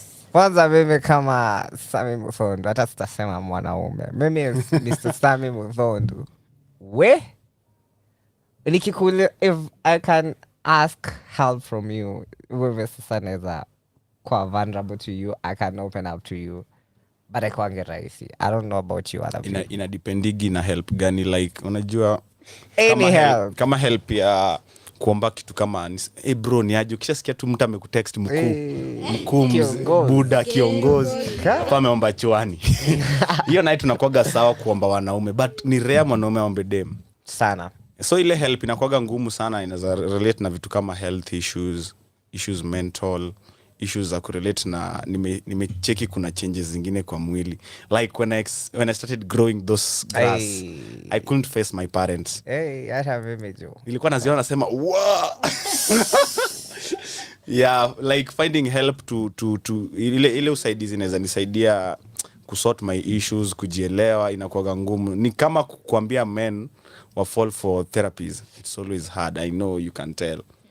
Ili convince manome for therapy itakuwa hard. Itakuwa very hard. Very hard. Yeah. I think asking for help is hard. Also think there was a time I was telling my friends, asking for help for me, let me speak about myself, comes with a certain level of guilt. I don't know. Yes. Mtu feeling sasa mbona shida ni kiku kama anajiuliza kwani hakuna plan B. Like nasumbua mtu. And there is something I read somewhere and nili screenshot hata sikuwa nitaitumia mahali na nitawasomea. And now sasa before we started this session tulikuwa tunaongelelea na kina Miriam and Des about the art of seduction. And this is something that people don't know, and it is that, let me read for you guys. Now it is some powers. This is a law of power. People like those they've helped more than those who have helped them. True. Does that make sense? Mimi kama Wangoi napenda mtu mwenye nimesaidia more than mtu mwenye amenisaidia. See, because una feel powerful. Thank you. Yeah. They love being why now this is the why they love being owed, because it gives them a sense of upper hand and power. Hapa tu ndo nilijua mimi si people juu mimi naye napenda wale wananisaidia. Unaona? Mimi ni mnyama. Hapo ndo nilijua hiyo category. Wacha nikwambie this is so true. Na isi uongo Des. Let me tell you Des. Wacha nikwambie Des. Ni kweli. The truth is this. Kama uko na mademo wawili hapa kwa meza, okay? Sahi. Meriana Wangoi. Amen. Amina. So, Wangoi, mimi nashinanga nikikuja kwako unisaidie. Na una solvingi issues zangu kama zote. Yeah. And then there's Merian mwenye unaendeanga time uko na mashida na maybe anakusaidia. Yeah. Kati ya sisi wawili mwenye utakuwa naturally attracted to ni mimi mwenye una feel udem na tatuanga mashida zake. So it's a law of power. Just psychologically. It's a law of power. Nafani, it is. Like tuki power. like mimi nakushow like sasa tunaanza kuiangalia not from an angle of vulnerability but from an angle of power. Helping someone inafanyanga mtu a feel powerful, and people tend like naturally they tend to lean onto people they help more than people who help them, especially kama umse mwenye anakusaidia it is not like their responsibility, they're not your parent, they're not your brother, they're not your sister, like uko like atari grateful like mse anaweza care about me. Kuna two theories. One, na feel like the reason watu wapenda watu wenye wanasaidia, it's because ini loyalty ata feel power. Okay, give out something, una feel better. When you're kind, you feel better. You actually feel purposeful. Yes. Useful. You know, one naweza fikiria. And for men, najua that element ya masculinity ni ya ku give. That's why sisi tunafangana kitu imeprotrude nje au ingana na receive. Like it's feminine ku receive. Na feel nilo ya power but nilo ya nature. Ni laws tuseme basi it's a law of human nature. Yes. And generally nilo ya nature. Yeah. Like nature hata nature ikigive ina feeling better. Ina enjoy. Sure. So I think hii kitu after nimesoma hii ili ni change sana, because sasa nikiomba mse for help nachanga kufeel kwa hata nakusaidia uko na purpose. It is because of unajifurahisha. Good. Unajua. You feel good about yourself. So let me ask you for that help. Nice. Sasa squeeze ni kama nimecha feel cringe ya. Squeeze niko like let me give you some sense of purpose in this. Leo, today I'm able to me 3,000 urgently. No. Very quick. But that's different. No, I think help ya men sana I'm not saying I'm against asking for monetary help, but unaona help yenye mwanaume ako involved in the problem na ako anaisolve actively. Kuja unisaidie na fixie. Kuja uni bail out. But unaget unataka ko involved physically. That man hapo is kwa happy. hapo kwa physical. Sasa des but unajua mimi in my view naweza feel ili kama unaweza knock my doors kama unataka solution kutoka kwangu, you trust in me. Like umefika point Desa anaweza ni help. You how do you think I feel? Ukiniaminia ati imagine kukuja ili ukuje niombe shati kumaanisha unapenda luku zangu. Ili uniombe do kumaanisha unaonaga niko na kakitu. Ili uniombe idea you think I'm smart. So like ushanika kwa space nyingine na feel I can really love that person, but mimi ili nikuje nikuombe kumaanisha zangu I like it. Nice. I'm kind of praising you. Tulete pamoja Marian. Hey. Mmetriga kitu. Now that we are in that conversation ya men are givers na nini, are men good receivers? Mimi I don't think I'm getting there. It's not even in the nishaikanda pesa na nilala njaa. We hata mimi na wewe. Bro hata mi na si once ama twice. Naweza kutumia pesa more than 200 niko sawa. Ninalala njaa na next day amke niende kazi vizuri.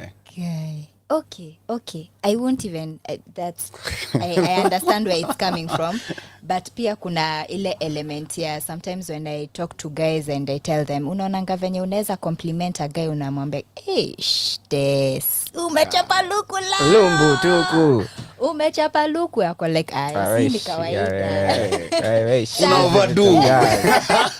So naambianga mtu like vizuri like as in at least receive.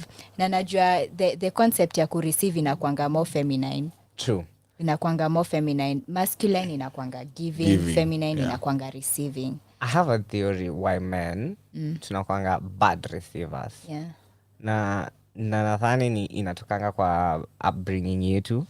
Where men unafaa kuwa self-sufficient. Unafaa kuwa self-sufficient. Ukienda shule ukipigwa stand up for yourself, ukienda sijui ufanye nini wewe yani jitegemee. And then men don't believe in helping other men. Men wanafikirianga ukiteseka ukihaso huku kwa streets ndo unakuwa mwanaume. Sasa wewe like this mzayo wangu akisikia vile umehaso huku unakimbia unatrek unatembea uko sawa, you're a man. Like men don't believe in helping, giving each other game ama helping each other, lakini anaweza help mwanamke take very fast. Mwanamke naye anaweza help. I have a theory behind that. Niambie. And I don't know, Mariana, I don't know if I'm toxic.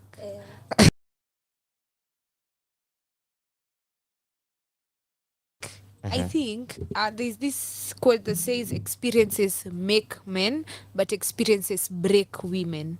So if a man undergo exactly. Yes. If a man undergo a lot. No sana.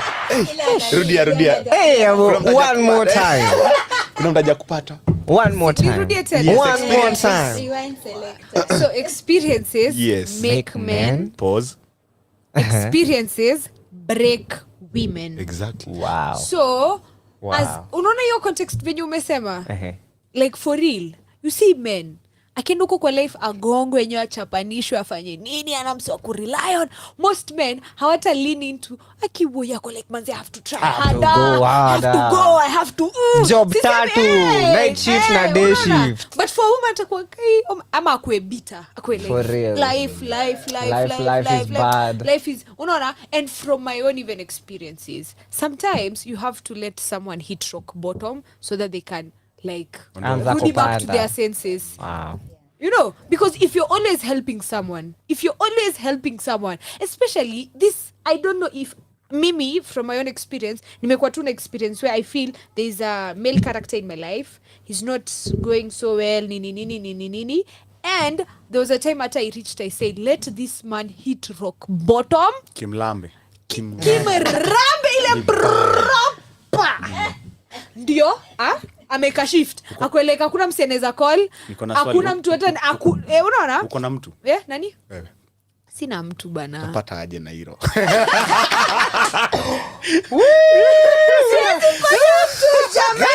no but ni ukweli baada kuna hizo unaona pia as much as we are saying we should help people we should ask for help sometimes not helping is helping. And sometimes when you're helping someone you're standing in the way of that someone actually enable their toxic behavior. Thank you. That is the truth, and they interpret it as there's someone who can tolerate my toxic behavior forever.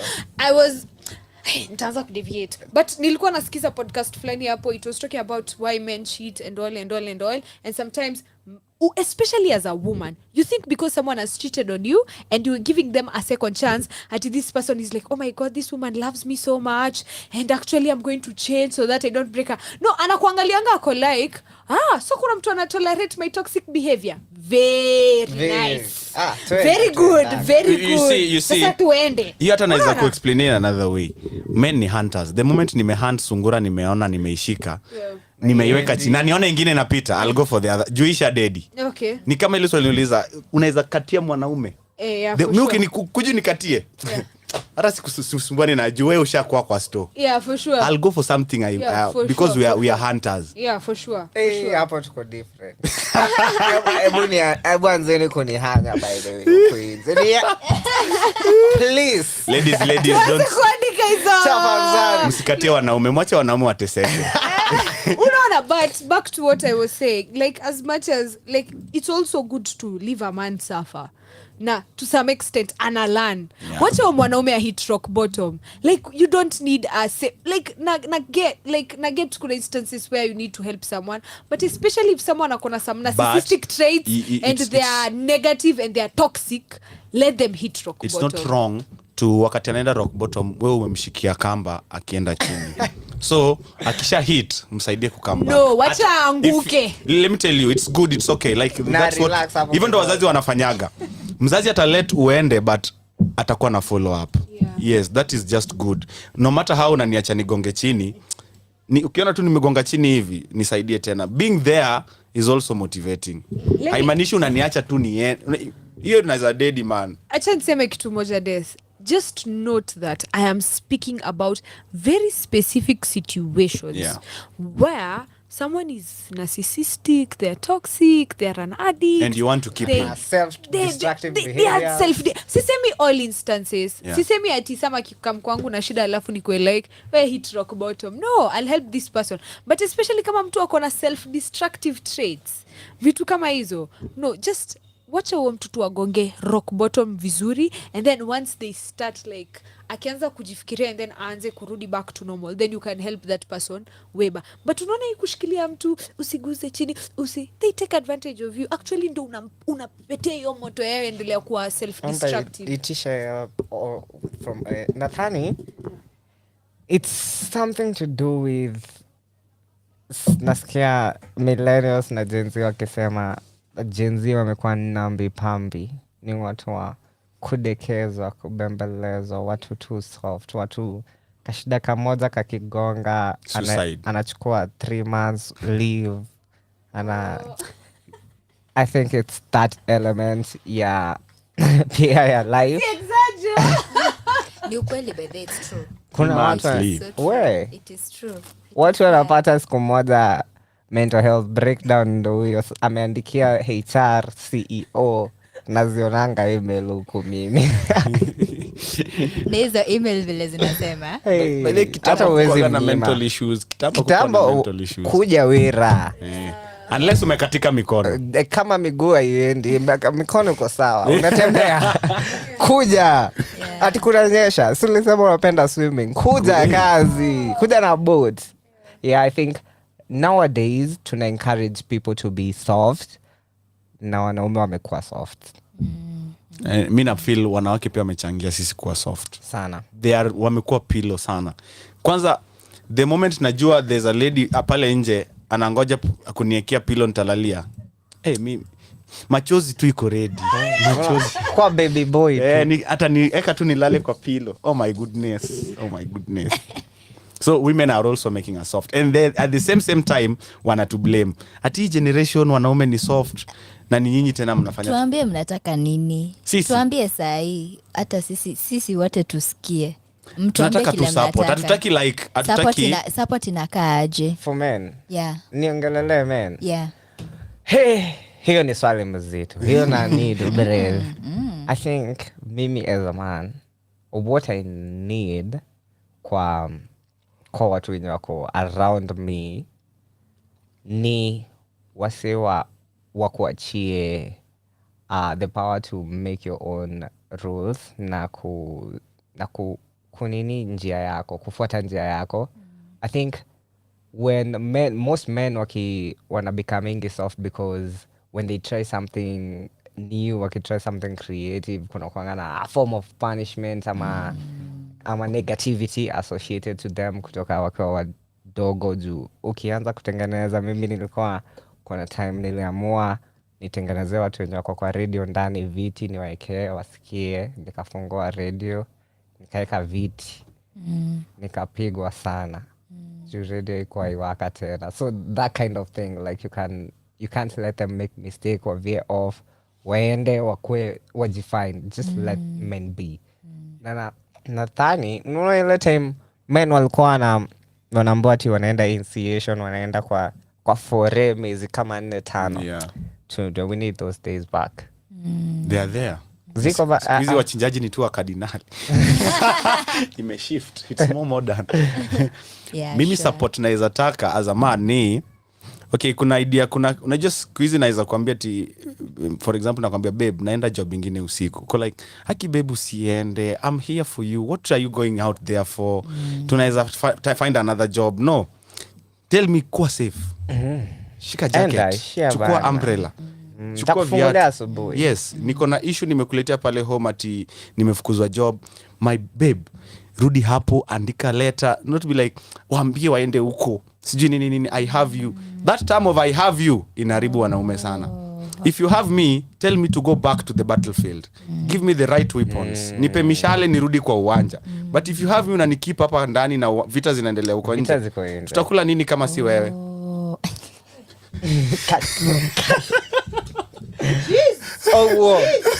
Men have spoken. Good response. It's a genuine response. Okay. I am actually nafikiria hiyo, speaking of which, hiyo story ya Gen Z especially, kuna kitu counseling tunafanyanga, tunaitanga support and challenge. So tunaweza tumia hiyo approach in like in workplaces ama at homes ama nini. It's not only the support bit but also challenging. Na challenging si kumanidhia mtu ama like being excessively inaitangwaje unapproachable ama kitu kama hiyo. It's about being firm and being standing in your own decisions and you know, giving directives but from a safe place. Because pia tukisema story ya challenge, najua it can be a very interesting concept yenye like it may differ in different people's minds. Yeah. So niyo concept ya kuwa firm ni kama zile za mtoto anakuambia ati mom nataka hii na hii na hii, namwambia no, I'm not able to, I'm sorry, not right now. Akikuja tena hata na tantrum, no, but una provide your environment yenye ni safe. So I think hiyo approach inaweza saidia. Juu pia kuna the other extreme ya kusema wacha mwanaume ashuke huko chini, shida yake survive. When is survive? Na mbona tena unajua social media pia, ukiingiza social media ni kitu kingine ngori. Ina feed Gen Z. Content zao zote ni kutoka tu social media. For real. And all they know. Kuna mse fulani alikuwa anasema that algorithm ya social media inaraniwa na Gen Zs na watu wako kole. So everything that hata sisi watu wengine wakubwa tuna absorb ni because watu wa Gen Zs ndo wanashindanga na simu. Hiyo ndo algorithm imekuwa ikifidiwa, hiyo ndo itatupiwa kila mtu. So hiyo ndo mahali tuko sahi kwa social media. So tunahitaji watu wa take responsibility waingie hiyo sector and start creating ata content that is actually helpful. It's very hard to manage. Sai actually nilikuwa naona some e-news, unajua hii ni ya e-news, walikuwa naongea about actually most of the content zinaspreadiwa kwa hizi platforms kubwa.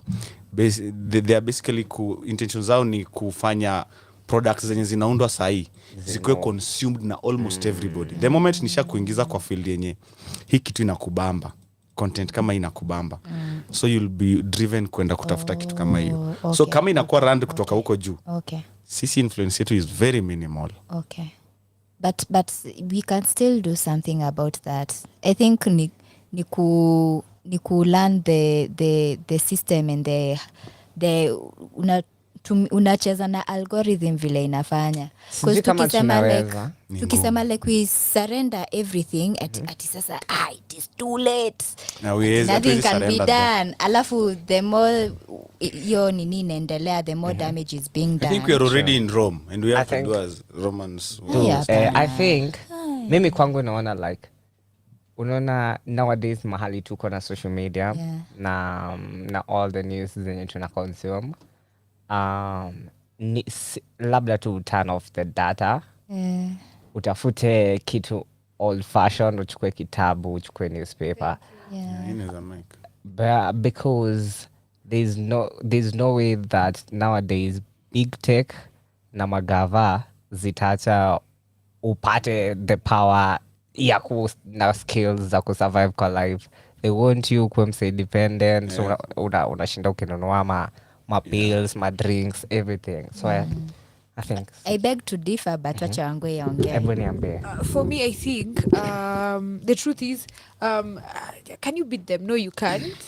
The best way is for you to constantly pursue information, knowledge past social media. It can't start and end with social media. Someone whose knowledge and information starts and ends, they're just fools. For real. That's the truth. So at any time gain enough knowledge, information from books, tachana newspaper. Jota newspaper iko highly controlled na government. Hata books zenye size iko books. Yeah, for sure. Ziko propagated na certain notions, nini. But if you can just read good classics starting with the Bible, where you'll get real knowledge and information, and then read good books left, right and center, and also anything that's not clickbait. You know, anything that's not clickbait. Anything is not clickbait. Intentions. Yeah, for sure. And I also think, for me, I also consume a lot of podcasts zenye si clickbaitish, especially hours long. These days I consume like 3 hours of content. Podcast. Hapo sasa tu unapata real imagine hapo tu ndo tuko. The long term content is the only place. Exactly. Is it ndogo 30 seconds, 1 hour 30 minutes? I mean 1 minute 30 minutes. Ma ad. Intentions are different. Yeah, for sure. Intentions are very different. People, I would like to know, mlizaliwa before social media, because maybe if there's one thing niko grateful for ni ati nili experience primary school yangu na high school kiplani bila social media. Hata Wikipedia. Ngori sana. Hiyo time mimi ni mzee bana. For me, naweza sema I think lower primary is what we experienced without social media. Upper primary, Facebook ilikuwa ishafika, YouTube ilikuwa ishafika. Rose Mwanda alikuwa shaifanya spread. Yeah, for sure. So, hamna bahati. High school bana, what are you saying? High school sasa ni mapost na kolombo. High school bana unitafuta Instagram. Hamtaamini ni mimi sai. You will not believe. By high school, I think tumesoma tu almost in the same system. Wow. Yeah. Mimi nilipata my first phone lini, I think ilikuwa form 1. Nako kasimu hata kalikuwa kana access internet, but si kama hizi sai. Zile touch za kwanza. Ka button. It's buttons. Nilitumia buttons. C1. Kasi one fulani kalikuwa kanaingia Facebook na Opera Mini. Lazima ndike www. Hiyo nilipata na huko hivyo, I think kutoka form 2 mwisho kwenda juu. Yeah, so at Ah, least you're lucky. Wewe, you're nimeguza lucky. hiyo You're the era lucky before lot. Facebook na Na nini. hapo katikati. Like so mi nafeel mnajaribu kusema to buy a lot of content kutoka kwa history yetu before in social media. Hapo tukirudi hapo tutabai masculinity ile defined ya kitambo. Ile mwanaume ni gambut. Hiyo ndo nataka mimi ndo naweza encourage wanaume. Let me say something about, I was listening to this podcast, some talk to me a link. To me. And it's a friend wa Andrew Tate, like they're in the same circle, and you know akina Andrew Tate wanna propagate that masculinity ya kitambo. It's okay, that's good, that's fine, sina shida nayo, but my philosophy, this is my philosophy, it's no one else's philosophy. The goal is to have your masculine and your feminine energies balanced. True. It's not to have one and then you don't have the other. You have to have balanced masculine and feminine energy, and anything that's saying any extreme end, for me, I feel in a lead to some, any extreme iko na loopholes. True. Buddhism inasemanga you should walk the middle path, the middle way. Hiyo hapo katikati. Imagine Buddhism inasemanga we are not a serious religion. Hata usichukue serious. Wewe tembea tu hapo katikati. Wewe hata tembea katikati. Usivadu because wanasema both sides ziko na loopholes. But I love tena wanasemaga be informed but don't be influenced. Thank you. Jua.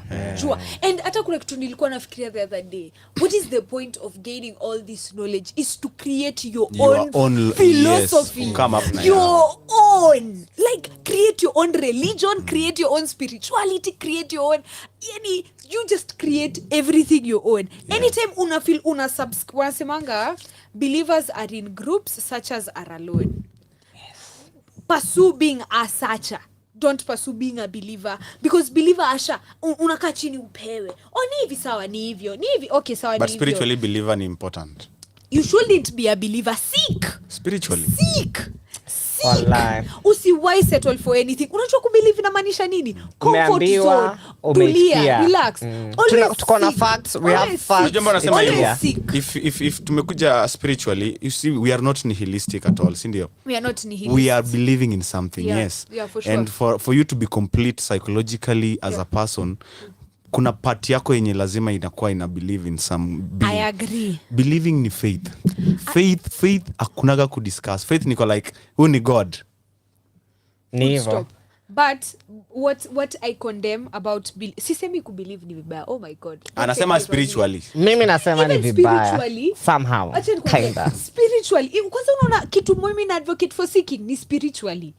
Kuna kitu mzuri kama okay, so this is what you're saying, I consume that, nice, okay, hii ni shenanigans, but kuna kitu true umeniambia, so ndio kitu na pick. Hii ingine umeniambia ni shenanigans, so kuna kitu na pick, but unaona kitu yenye believing kwanza at its extreme level kenye ubreed ni some religious folk who believes that if you're not this way then you will end up in hell. The concept of believing inatoka from your information you may gain from the right source. If you gain your information from the Bible, you have something to believe in. No matter what I'll be telling you as a pastor, you had believing in something. You have faith in something. Yeah, for no matter kitu nakwambia huwezi swindle. But if you are a searcher, niongee kizungu tamu, niko pale nakwambia, oh my goodness. No. Let me tell you. Adamantine spirituality is very important. Let me ask you, Desa. Kitu moja na conflict. Kwanza historia ya spirituality tunazoongea hadi kesho kutwa. You see someone who's a believer. Is that person mwenye akiambiwa kitu anaamini. Unaona watu wote wa Shakahola, those are just believers. Unaona those are believers. Ni believers. Those are not seekers. Those are not seekers. Kama mtu ana seek, ukiniambia kitu kwanza na question everything umeniambia. Kule urea. Na mbona unaona kwa nini? Like mimi, if you ask me, first of all, one thing I question, we say about the Bible, we talk about God, Jesus Christ. Just know that already you need a biased talk simply because you were born in Africa and you were born in a continent where that was colonized by people who come from a Christian background. What if you were born in India? What if you were born Malcolm X was saying your spirituality ibaki pale nyumbani kwa kabati. Tukikuja hapa nje, let's converse in a very in the most amicable way. Tuongelee kitu tutaelewa. Tuache spirituality hatutaweza. No. But I love your conversation. Pia mimi I love your believing conversation. And kukua believer na kukua Chacha. Because a seeking believer, you can be a seeking believer. Believing ni kuamini Unlimited. something without questioning it. Ama ni vile tuliambiwa na mapero I believe in wetu. God. Like, Atana hiyo ku believe in God. Una believe in God, una believe na God. When you uliambiwa. Then I seek. I believe. I read the Bible. That is the thing. That is being told because you are told that you need to read the Bible. Have you read the Quran? Have you read the Bhagavad Gita? Have you read the Vedas? Have you Should you read those? You should, so that you can become a seeker. Let me tell you. Because already pursuit yako ya spirituality ilianza from a biased position. Let me tell you something. You see, mimi as a Christian, sijakatazwa kwenda kusoma other things. Okay, in my this is my POV. No. Wewe kwanza ni Christian, wazazi wako ni Christians. I can read Bible yenyewe unaona ukiread Kiswahili and English because it's an inherited language. You are communicating with me. So usiwai limit what you have inherited. Usiwai dharau mbiu. Si dharau. So na mimi ni Christians, yes, because of wazazi wangu. I walk because of they taught me to walk. I respect that. Hiyo siwezi change. Back to unaona mimi as a Christian, when I decide to read a book, I just read it for information. It doesn't limit my faith. I believe that the Bible is take, but I can read Buddhism, I can read the other things to find out. Nadhani wewe si Christian. Wewe ni spiritual. Bas nindo kama unaweza mimi because I know that ma commandments za kwanza usiende kutafuta Mungu mwingine mahali. There's only one God. Yes. The Yahweh. Na ukianza kusema sijui kuna Buddha, kuna Allah, wewe si Christian. Una read to find out. Curiosity. Not curiosity. Sai knowledge ya Muslim inaweza kusaidia sana. Mimi nasomanga Quran sana. Places ayo. Kama unajua for example languages. Kama najua Germany, how many jobs can I secure in Germany? Many. If I know another spirituality, I have information about it. I can be a better psychologist in other place because I understand those people. Culture means a lot of things. Sure. If I'm a socialist, kama najua about your religion, I can really deal with you easily. Not knowing. Maybe I'm here kwenye believing that mimi kama nilizaliwa kwa Christian background, waliniambia juu huyu Yesu, na mimi I believe in nika believe huyu Yesu. But maybe when nilikuja kukua mtu wa my own intellect, nilikuwa like acha nianza kujiuliza maswali muhimu.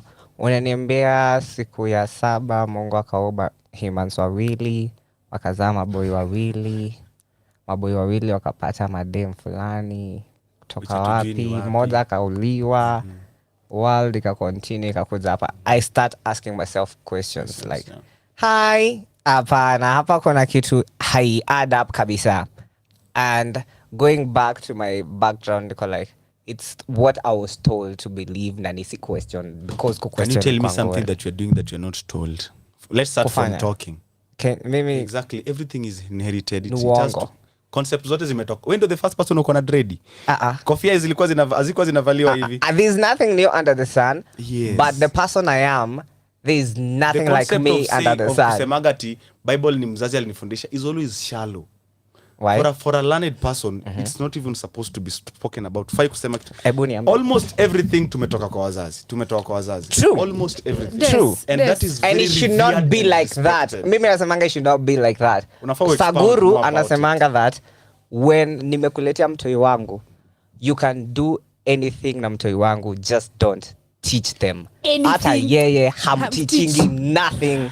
Ana believe mtoi alikuja hapa na information yake. Like innately you know vitu mingi. Innately you're connected to the spirit. Innately like ukizaliwa hivi mtoi ulikuwa unajua you could access all the information yenye juu hata watu wenye waliandika Bible walizaliwa kama wewe day moja, wakaishi 70 years, wakadedi, mnafanana tu. And the thing about believing ni ati you discredit your own experiences. Uwezi trust your experiences. Ukienda hapo nje upatane na kama mimi nilichanganyikiwa sana. The very first time Muislamu alinifanyia something good, nilikuwa like Our to kwange wa by our kwange. Why? Like, who settle that dissonance? So believing in a kufunzanga, don't trust your own experience. Of course, those questions are there because let me ask you, there has to be a question. Christianity ilitoka wapi? Mimi naweza kukupatia history. Si ali haona ikuwa. So there's a lot of questions. No, you can have, if you want to know the background between, hata si ya Christianity, hadi at the Bible itself. Yeah, there's a written history about it all. And the fact is this. I'm not saying that it's wrong to inherit things. Culture, it's good, but knowledge, information, kindly question it all. Question everything. Anything and everything. You just question it all. Like, kill education system. Yani hata si religion pekee. Ukiambiwa ukikanyanga chini utatembea uko sure. Like, clouds. Question. Unaona kitu moja. Find out. Unaona, find out for yourself. Because sisi tumetrainiwa kukuwa seo tu ni kama una absorb. Ni kawe ni sponge. Hata hufilter. Yani tu kuja. So I have no problem with that. If it's okay, maybe perhaps we are using different terminologies, but the journey to move from a believer, for me, to a seeker, just question it all. Sijakata. Me like point yangu ni, for me kufika point naweza find out more about something, there has to be somewhere it started. Sindio? For you to be koi who is now finding out about other things, your parents must have created that origin. Yeah, for sure. It has to be respected. It has. Kuna hiyo preface. Hiyo preface ni important. Hiyo preface kuna kitu meni define hadi nimefika hii point na anza define vitu vingine. That's a good chapter to begin from. Yes. You have to respect it ndo ukue successful in whatever you're finding. You don't be find out in a very negative way. Hiyo ametuambia nini? No. And then is it good or bad? That's a good question. Yeah, find out whether it's good or bad. For sure. You know how I see it? Mi ujiambia Bedhiasi wananipatia fact za Wakristo, kumekuwa na Wakristo more than 8 billion wameishi kwa dunia na wameishi happy life. Niko like, yeah, ina work. It's good, it works for you. But maybe when I try incorporating mavitu zingine, niko like, hai work kabisa for me. I respect that ina work for other people and ni sawa juu ina work kwao, but mimi kwangu hai work. Twende break moja turudi tucheze games. Yes. Niko na maswali. Yeah, hizo maswali. People, mulisema tuko vulnerable. Vulnerability. Were you ready? Yeah. You're not ready, people.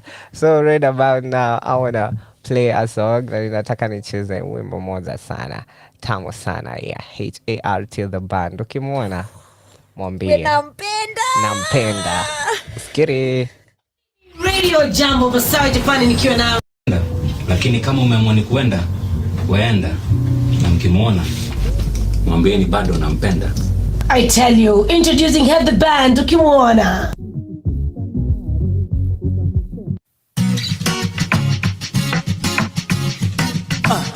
Kusema kweli bado na kuhata, and on the daily bado na kufata. Kosa sio hoja zaidi ya kukupenda. Vipi nikatupa ndoto tulizoziota. Uliniwasha nare enzi zetu za kupare, kwa mvinyo na makale, magizani hadi ngware, nikijifanya daktari wa mabinti wale wenye shepu za hatari, nikapotelea ndani. Ila mwambie nampenda, roho ya mtamani bado nampenda. Ukimwona mwambie nampenda, roho ya mtamani bado nampenda.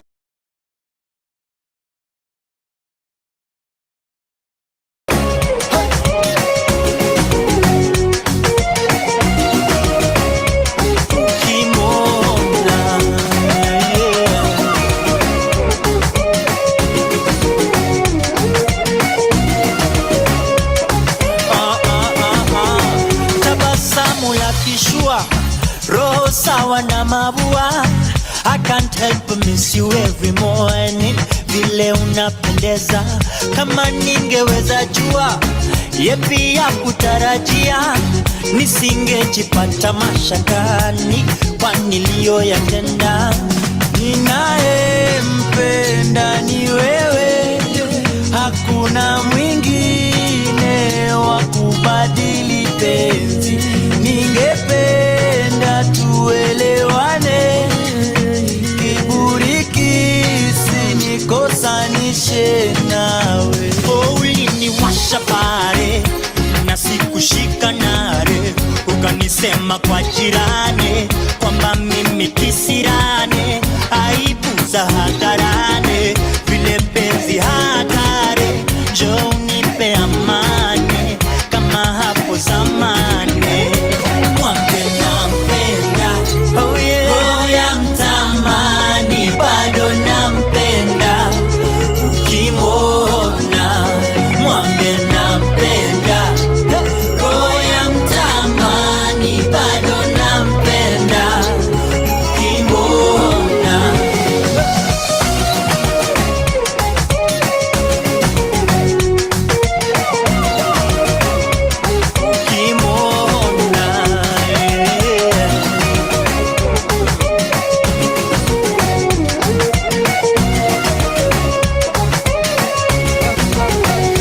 Mwambie nampenda, roho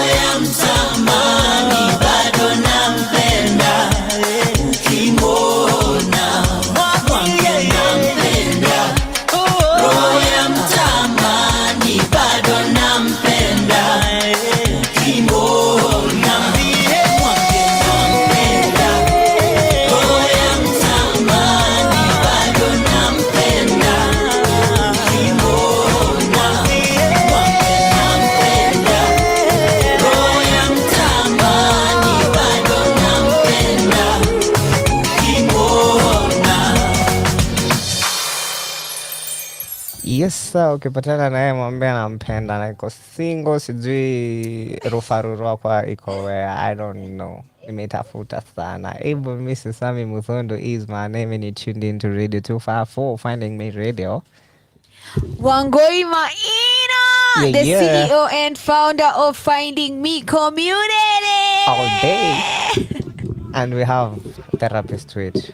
Marianne Kibuchi, founder of Psychotherapy, a men's mental health service. Na tuko hapa tunaongelelea stories za men's vulnerability. Hey, na sasa tunataka kufanya hiyo kitu practical. And I want us to play a game. So hapa niko na kadi tatu. You people mtu ata choose A, B ama C, and then between numbers 1 to 20 you pick a number. Na nitaanza na guess to it. Yes. A, B ama C? Mini second born B pale. B. Number. Pick a number. Umesema na pick number from 1 to 20. 1 to 30 sasa kwa B. 30. Those who come last come laughing. Changende 30. Hey, hiyo nayo utatuambia. Hey. Number 30. Yes. So Desmond Tutu. Yes. Tell us, how has your heart been lately? My heart, of course, pumping well. Una breathe. Ningependa hii swali ikuwe redefine, ifanywe hivi ukarabati kidogo. Tuambie roho yako iko unaifeel aje? Roho yangu vilete hajakuwa fiti. Hiyo ni roho safi. But I'm working on it. Wow. Tuambie more. Imekuwa aje? Imekuwa ikideal na heartbreak, imekuwa ikihili, imekuwa ikifanya. Actually nimekuwa nikifight self-loathiness. Nimekuwa na What's self-loathiness? Najichukia. Sijikubali. Na open up. Start time. Najiambiaga hiyo sijafanya vizuri. I shouldn't have done that. Mbona nilijipeleka hapo? Why am I doing this? Why am I talking to these people? Nilimwambia I always niko na a lot of guilt in my head. But anyway, I'm working on that. Wow. Can I add something? Yeah. So, as I've said, I've been listening to a lady called Lewis Hose. She's a self-love advocate. Asimanga, the number one and most important rule for cultivating self-love is removing all self-criticism. Exactly. Yeah. If you do that and you do that work well, utaanza kudevelop some very deep self-love for yourself. Wow. Yeah. Nice. Wangoi Maina. A. ABC. A number 7. A number 7. Uko ready sana. Born ready. Haya. Hey, haya. Yes. Ndo hiyo hata yeye ndo alikuwa kuuliza hiyo swali. Number 7. Number 7. Very, yani mpaka Mungu anauliza swali zinawafaa. What do you disagree with? What do you disagree with how you were raised? What do you agree with? Hii swali nakufaa. Very much. Very nice. Uzidi. Kwanza hebu anza hapo kwa disagree. Toa wazazi wako makosa. What I disagree with, yes. How I was raised. There's this thing. Let me start with disagree. Hapa inataka uanze na disagree. What I disagree, parenting especially, I felt my parents used to say this statement over and over again. Mimi ni mzazi wako, I know what's best for you. Mimi ni mzazi wako, I know what's best for you. Mimi ni mzazi wako, unakosa mzazi wako. Like there was kulikuwa na something that I felt like growing up we didn't see our parents as human beings. We saw them as these demigods, let me say that. And they know it all. You don't know anything. Listen to me. Hey, respect me. Honor me. Unaona? And I'm not saying it's bad, but inafanya mzazi unatolewa marks even more anytime you make a mistake. Sure. It's like your parents can't make a mistake. And you build a lot of resentment from a child, especially after una grow up and realize better what you did for me here was wrong. What you did here was wrong. What you did here was not good. You hurt me. You didn't know and you couldn't admit that you did not know.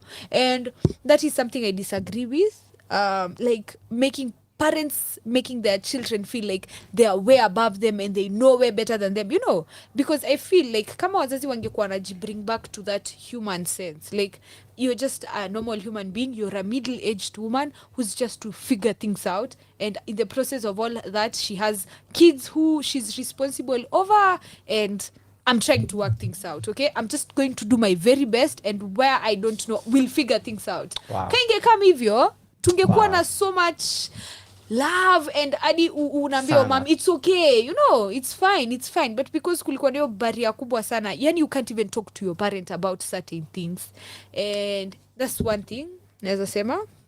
What I agree with, in our family we value friendship. We are friends. Si ni mabishti sana, and my mom and my dad, I think hapo ndo nilianza kuona something we were discussing with Des tukiwa kwa gari tukikuja. It's about having that foundation ya friendship. My mom and my dad are best friends. Literally wawili hukaa chini kutoka asubuhi mpaka jioni wakipiga story, na si stories za news na current affairs, stories zao like me admire sana. Wow. And it even trickled down to us, the siblings, and because we saw them being friends, we also became friends. My best friend is my brother. Wow. Nice. And you find that even amongst even my other siblings, we are close. I want to be your brother. You have a sister. So we were close, we were very close. And it's something I'd want to duplicate in my family. I'd want me and my husband to be friends. Like we will be. Amen. Jamani Des. Amina. Kwani uko soko? We'll be friends. Yeah? Best friends. Yeah, so that's it. That's it for now. I think I've answered that question truthfully. Yeah. Sawa. Tupatie tuulize. Marianne. Tuambie ABC. C. Number 3. Number 3. You see 3. Haya, at least wewe unapendwa na universe. The universe doesn't. Very sheepish questions. What are your hobbies? My hobbies, I love Netflix and chill. I love reading books. What other hobby do I have? spending time alone by yourself, does it count as a hobby? Very. Hey. Yeah, I love spending time with myself and having meaningful conversations with people. You mean hujaongelea food? Na kukula. Na kukula, but hiyo haiko top 3 huko hivyo juu. Mi nakulanga like I think zinakwanga 4 meals a day. Nakwanga nimezi break down. The small portions. Mimi ni mtu wa intermittent fasting. Hata na encouraging watu sana wafanye hiyo kitu. Inakwanga healthy by that. Very healthy. For the brain. Mimi nakula tu, bora mkono ni safi. Bora kuna chakula. Bora chakula idaisha. Mkono ndo ni safi. Awesome. Yes. Wewe kwani ulizwi maswali? ABC. Mimi nataka kuuliza. ABC. Haya, mimi nataka A. Number? Nipatie number 10. This is a good question. Sam. Yes, sir. What values are important to you? Wow. Anytime. Mimi, I'm that guy. When I value one thing more than anything else, Nathani, I value honesty. That's the one thing that I know. That's nimefunza from my kunikiwa mtoini kushare my things. So being kind and just could treat watu with the same respect. Mimi sijui kama ninaweza patana na mse fulani hata akue nani ama akue nani nimtreat different than vile naweza treat mse mwenye anatuangalianga gate, mse mwenye anatufanyanga anything. That's the only kitu nimelearn from my upbringing. So I believe watu wote ni equal na divine. I value I and I believe akunanga ati me and you. That guy mwenye anajua ni I and I. You're just an extension of who I am. Yeah, sure. Wow. Okay. I think niko na swali moja ya Desmond. Uliza. Desi. Desmond. I'm looking for interesting ways and to give you short names. Funny names. Funny name and sweet names. No, sweet names, nice names. Hey. God. Afadhali wewe. Mimi sijapatiwa ka nickname na vile tumekaa hapa. Sasa mimi utakata nini? Tutaita saa. Kurugenzi. So I wanted to ask you, it's more of a personal question. When was the last time you were vulnerable? Na usiseme sai doesn't count. Leo doesn't count. Before Leo, when was the last time you were vulnerable with someone genuinely? Actually, I had some issues ni last week. I had some issues na my principal wa department wetu, matters relating academics. Hapo ningekuwa vulnerable. Kabisa. Nilikuwa nataka nisaidie. Oh, okay. Yeah. Okay, that's good. I'm clapping my hands. Hai, tuende round ingine ya maswali. So tukimaliza hii tutaenda sasa zenye mtu ana pick a specific question. Desmond, ABC. Bili nieka vibaya. Cha tuende C tuone. Si ndo hiyo. Number 2. Sawa. Whose company do you feel safest in? Who are they to you? Okay, tunaweza zima mics kwanza. Tupe answer. Who are they to you? Who hebu rudia swali. Una feeling safest na nani? Na who are they to you? Hiyo ni swali rahisi. Sijui nipigie mzazi. The safest like really safest. Kidogo. Can I add something to the question? Ongeza. Kuna kitu nataka kuavoid. Ongeza kaferfer. Other than yourself. Other than myself.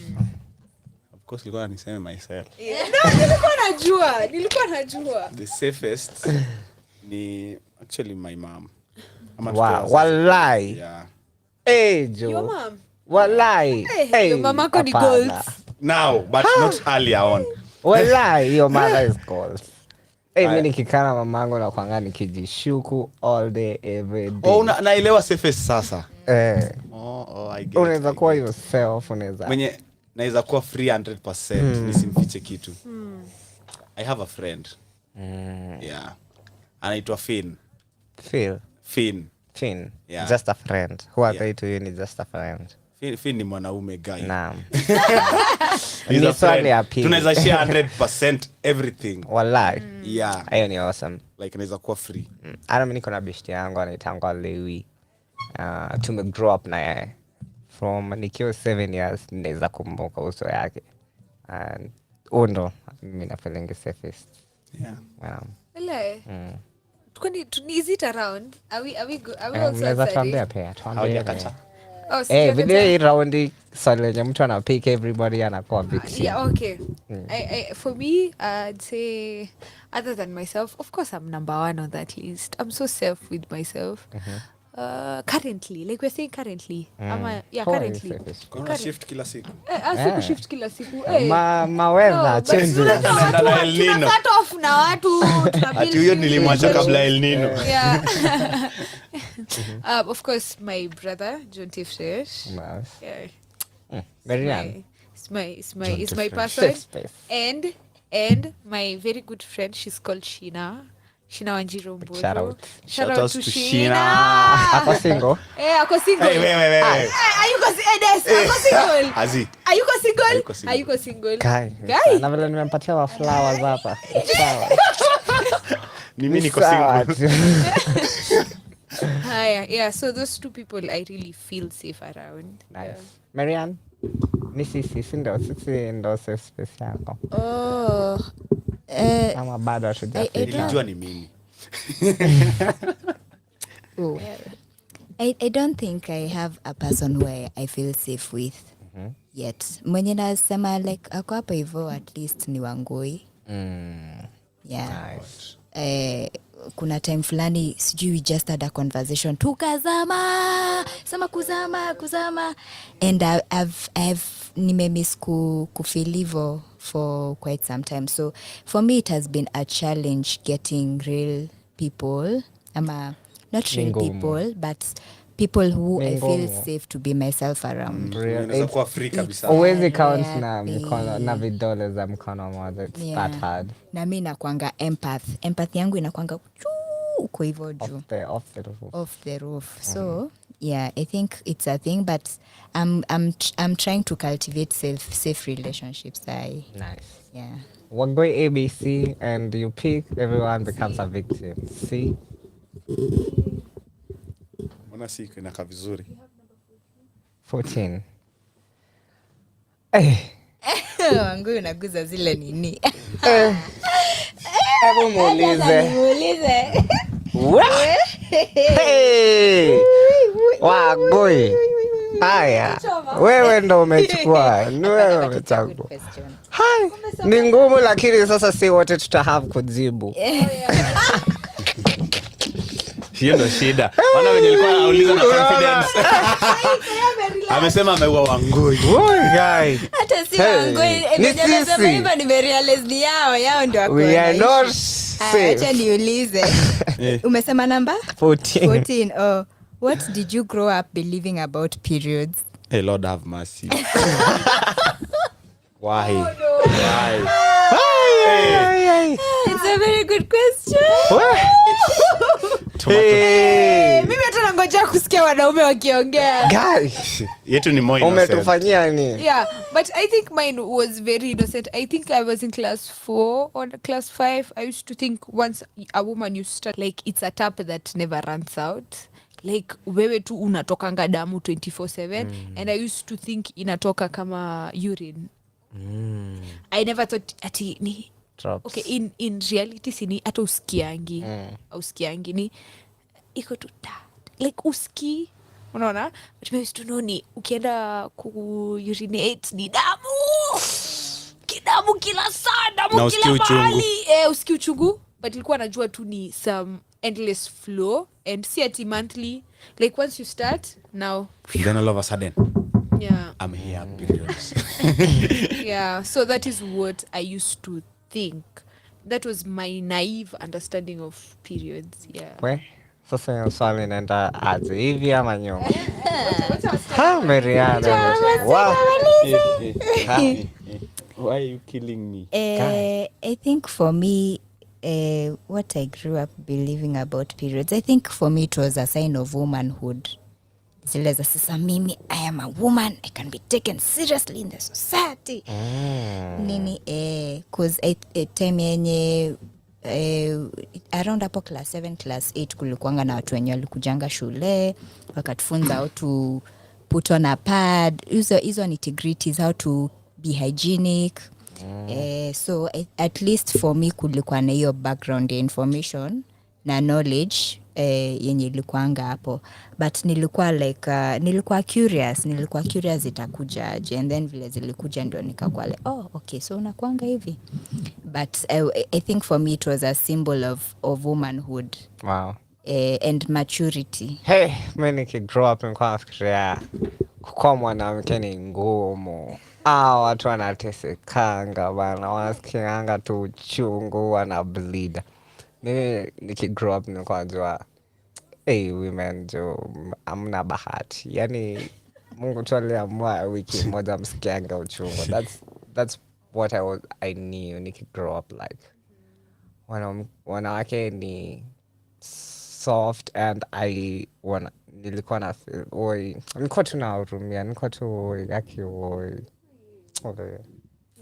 Me my experience ilikuwa weird because before ni attend class ya learn about periods, I used to think sisi na wanawake tunafanana almost everything, because by that age tulikuwa tunafanana anything anyway. Sauti, hawana chest, hawana anything, we're same, until there's a time a classmate nikiwa class 4, I think class 4, class 6, siko sure the class, but around that age there's a classmate alichafua, and ndio nikaanza kusikia inaitwa periods, and with other names na vitu zingine, na alikuwa ameibika vibaya. Mind you, hiyo time ilikuwa nadhani hata mimi nita experience kitu kama hiyo. Alafu nikajua ni wanawake. Ukasema few. And then kilikuwa nishangaza sana, mbona pelekwe hospitali? Mbona huyu mtu anatoka damu na mimi nikinos bleed pale ambulance ya shule? Take. Yeye alipelekwa tu kwa ofisi, akaenda akafichwa, akasaidiwa, akarudi shule kesho. So until now na feel like inakaa kitu kingine, wasichana na feel ni disgusting kwao, the way that udem ali behave nayo. Na nikadhani hawa feel uchungu sana, but ni uchungu. But anyway, sina experience mingi na periods. Kuna a whole conversation around menses, and I think if neza tengeneza just a balcony of the conversation before we wrap it up, I think kwanza nimeriana ameni spark like that time at around class 7 hapo ilikuwa kama hujaanza kunyesha we ni mtoto. Wallahi. It was like stigma amongst kama sisi na nywele. What's a nywele? Mimi nituko vulnerable. Yeah. Hey, mimi niko class 6. Nimeketi na maboys wanaongea. Wako like, unajua mimi nikiamka asubuhi na kuanga nimembao. Alafu wewe yako nini? Niko like, ati mbao. Wale. Unasema nini? Acha kumbe kuna ile nasema kwa assembly ati kama ikutoshi mkono. Mimi niko like, kai. Gai. Oh no. Akwambia ilikuwa trauma for a whole time.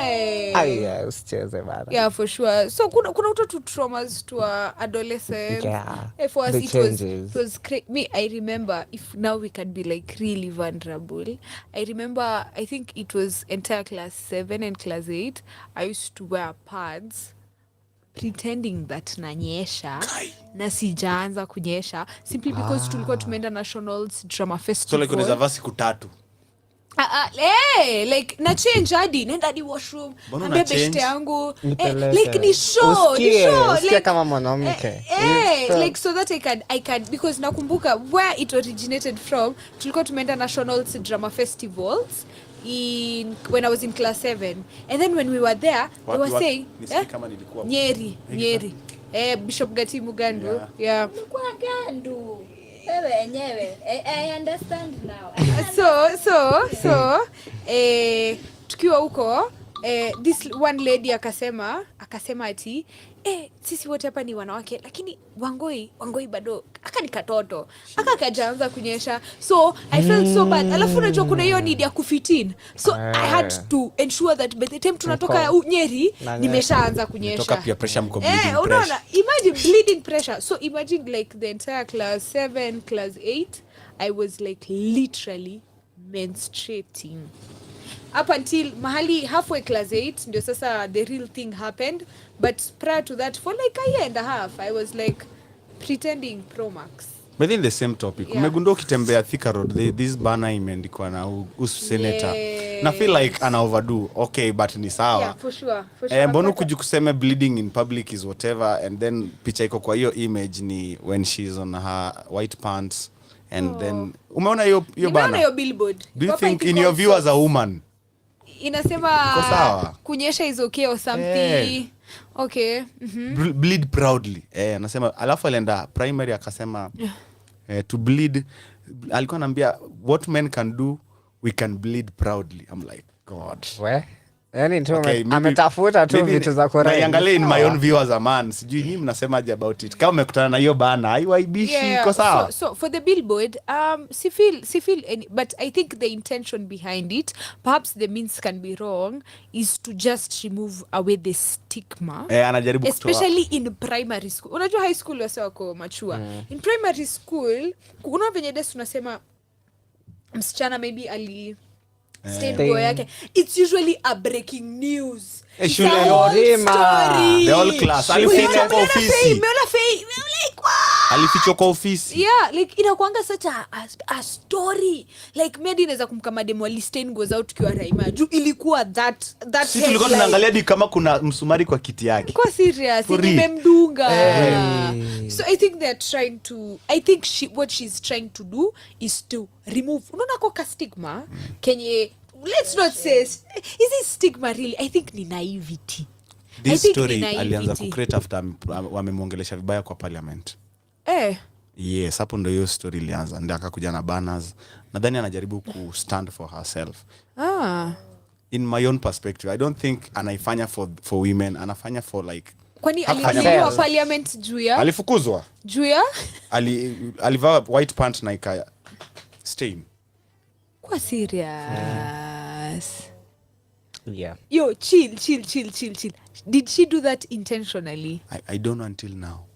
Alikuwa amevaa a white pant. Yes. Na the white pant ili stain. Live ikionekana. So wakati amesimama kutoa agenda yake pale parliament, watu wakaona. Mr. Speaker akasema tu exit. Excuse yourself. In a very good way. Alimwambia to excuse yourself. And then now we are bleeding proudly. Before that hatukuwa tuna bleed proudly. Yes. Okay. What is the aim of this? Basi venye unasema, I think she's doing it for herself. Yeah. So after Amanda, like the whole instance, like alikuwa anajua ama alisimama akijua nimestain nguo and all? Alikuwa anajua.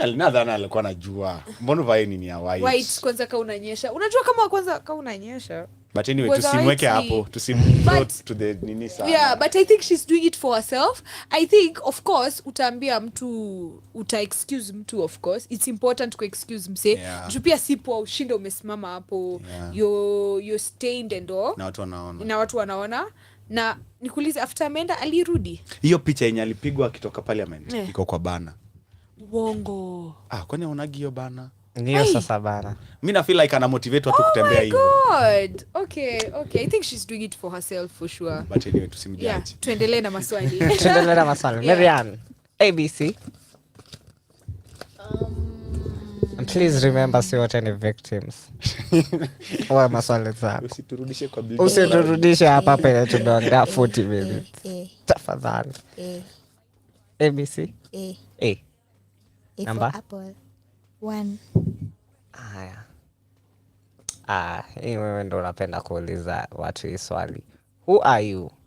What feelings, ideas, concepts and answers come to mind? Ukiulizwa who are you? Hiyo swali. I usually love that question. Tunakuanga na Who is Marianne? Marianne is the embodiment of love. Amen. I want to be like you when I grow up. Amen. Thank you. Marianne is the embodiment of love and wisdom. Acha take it deeper than that. But umesema what other concepts and what's what feelings, ideas and concepts come to mind?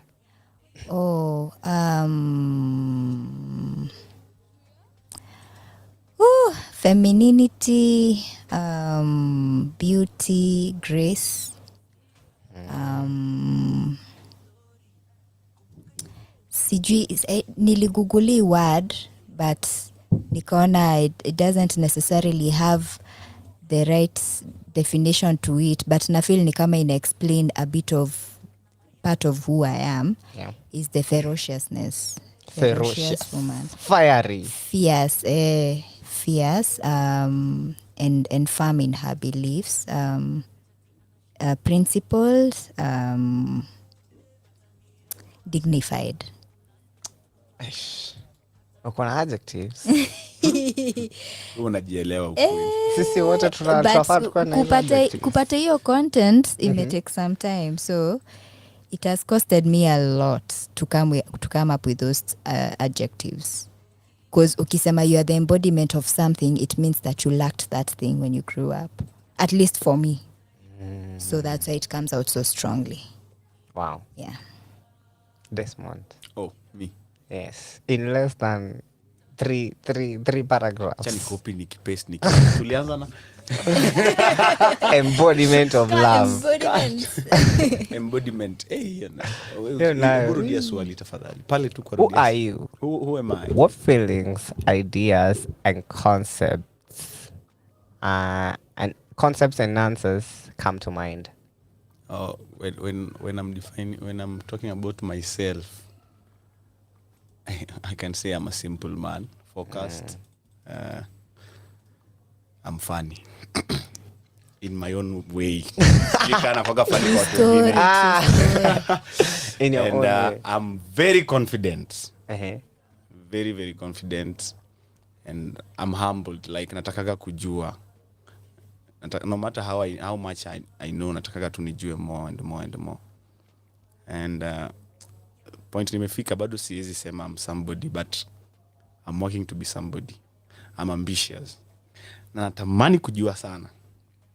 But wow. Na kona sauti ya nini ya inaitangwa aje Murodhi. Ni ya lion. Uko na aroa, uko na hiyo. Acha niongeze hiyo. I am a lion. Ni ndevu tu sina. Mtoto wa Lucius.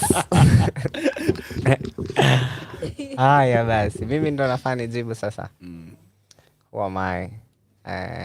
Mimi the way amesema simple. Na mimi kwangu simplicity huwa na embody with the philosophy of minimalism.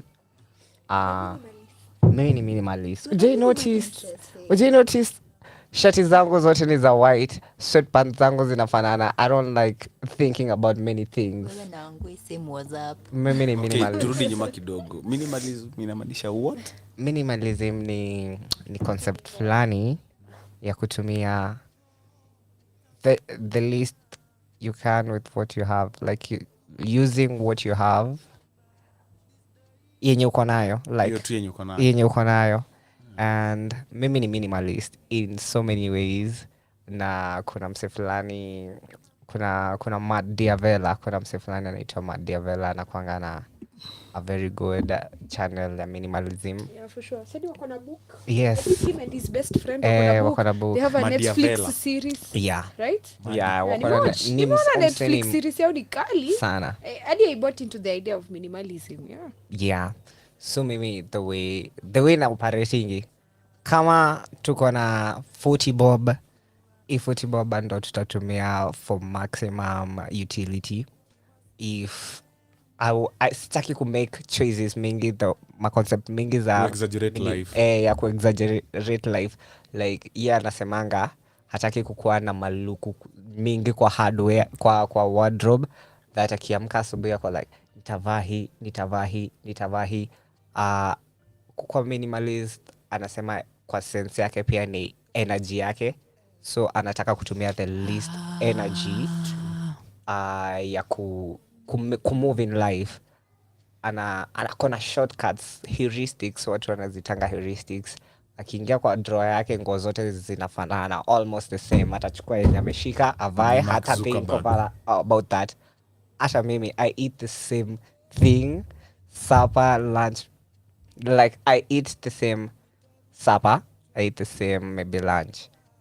Sitaki kufikiria nitakula nini. Niko na something that works for me and ina work you really like need that. to marry. Walai. Ataleta vitu mingi. But actually, you're good. Ako sawa. I'm seeing some speak and I'm like, you're a happy man. Yeah, he's a happy man. You're a happy man. The moment you'll marry. You're a happy man. Stress. Yeah. Just get to babe. Usivai hiyo. Babe, toa hii. Unaona watu wenye usema ati I'm just a simple man. Ow! Hey, complicate. They are wealthy men. Wako na content, si watu wachache. Wenye wanasemanga no kugeria mani. Be on the lookout. I think kuna hii concept ya wabi-sabi. Sijui kama unaijua. Yes, nimesikia wabi-sabi. Japanese concept. Inakuanga na ile wanasemanga they see the beauty in imperfection and appreciates simplicity and accepts that change is inevitable. Yes. I think kutoka hapo hiyo wabi-sabi kuna kwanga na si architecture. Unaonanga venye watu wanakuanga na furniture yenye wanaeka kwa room zao. I think hata KENYAN anakuanga na hiyo stuff. Very minimalistic furniture. True. But ni artistic. Elegant. Ni elegant. Ni simple. Kitu tu kidogo. Si vitu cluttered. As in kitu tu simple. For reals. I think it's a form of art. So I appreciate that. Sana. And it's awesome. Maybe naweza go back 4 years ago. Naweza kuambia the same things nilikuwa na spend my money on. The same thing I'm still spending my money on. Really? Yeah. Wow. And design, mimi nakanga aish. Mimi udeclutter all the time. Niamke nione nashinda kumove hizi buckets ni 3, hizo 2 nishapeana zishaenda nibo. Yeah. Like I like my space. Do you live the same na kuenda out? Unaendaga out place same?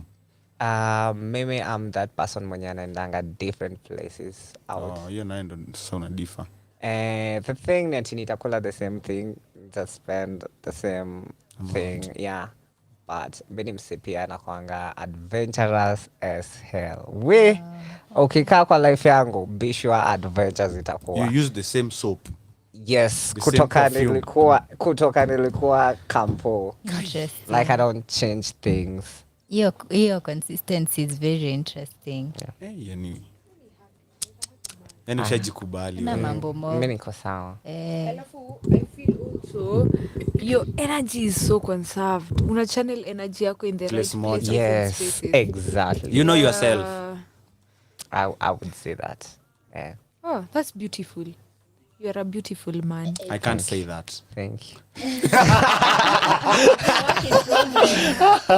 Mimi hapo hivyo kwa kudeclutter, I need to take a few notes. But I think pia hiyo concept ya kukuwa na cluttered objects na kukuwa minimalistic, I think pia inakuanga a reflection of our internal emotional state. Yes. Yeah, but the moment umeclear, unajua kama una vitu mob ni kakiti kwa hapo na nini inakuanga easy ku clean na kuona what's around. Hata unaweka unamkanga na clear mind. Pali na kufeel sana ni pali utarget a partner. Your life utakuwa na shida. Hiyo na until mzoeane. Sinanga hopes kubwa, nimeweka hopes zangu hapo chini. Na utaitangukia huko juu. Simple man. Yes. Question about you. Ukisema, so do you have like a goal, relationship, having a family? So the way I think about it, nilikuwa nafikiria hivi. A few years ago nilikuwa nataka someone wa start a family with. So, but the way I'm growing up, I realize nahitaji a life partner. And nilikuwa najaribu kuona kama mse mwenye anaweza kuwa a life partner, anaweza kuwa the mother of watoi. Yeah. Na hapo ndo ninajaribu kureconcile because si ni ngumu sana for someone to be the two, ama kupata mse mwenye unaweza pata mse mwenye anaweza kuwa life partner, ana fit into your purpose, anaweza kusaidia with your work, and hiyo unaweza pata, na anaweza kuwa hata kuwa the good mother to the kids wenye mtahave. So niko hapo kwa hiyo balance. Do I want a life partner, ama do I want a mother to my kids? Just go for the life partner. Ukipata life partner amekukubali, you'll have kids together. Like, what's the point? What's the point of having the mother of your kids who is not your life partner? What's the point? Step 1 ni 2 life partner. Just go for the life partner. Like, you come, like, I feel only number 2, 3, 4. Unless ni tasa. Number 1 ni life partner. Life partner akiwa tasa, tunaweza discuss. Unajua, nilikuwa nafikiria uko na life partner mzuri, ni life partner ni mimi najiambianga kwa kichwa yangu that nikichagua bibi, si bibi yangu, ni mama ya watoi wangu.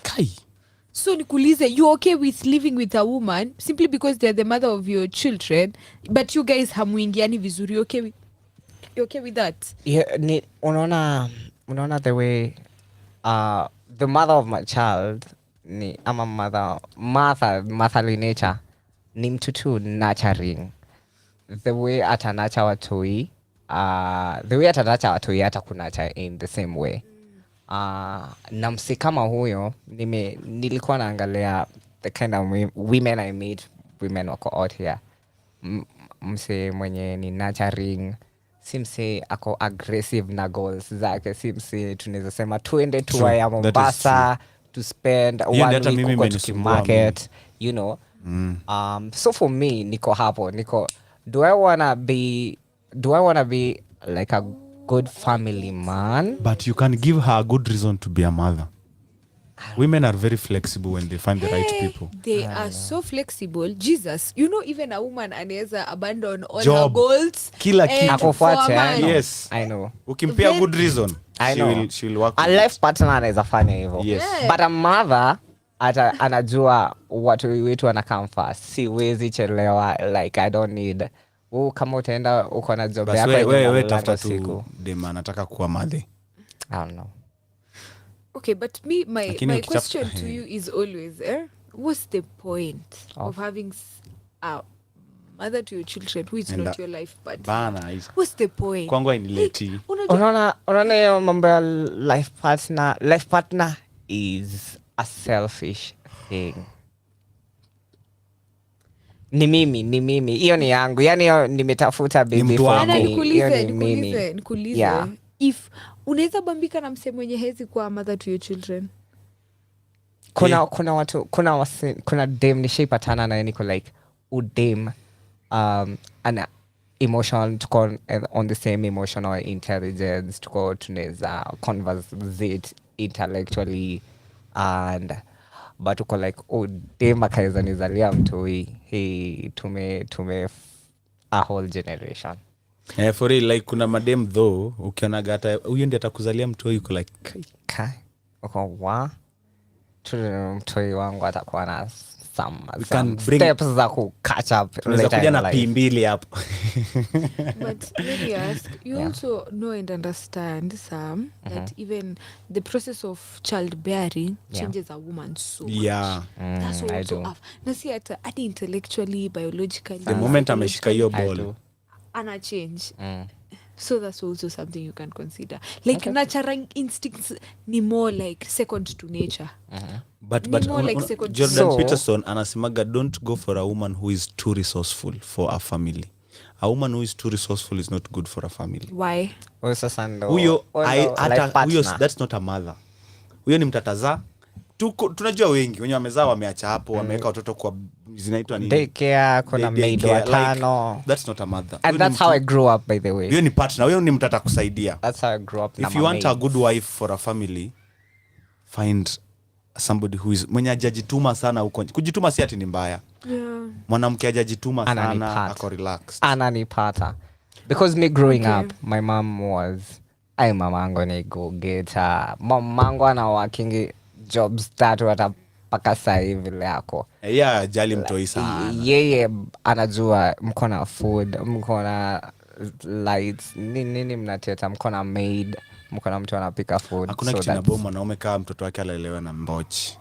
Well, sijui wanaume kani wote. Mimi sidhani naweza taka because naweza lea mtoto for me yangu ilikuwa trauma.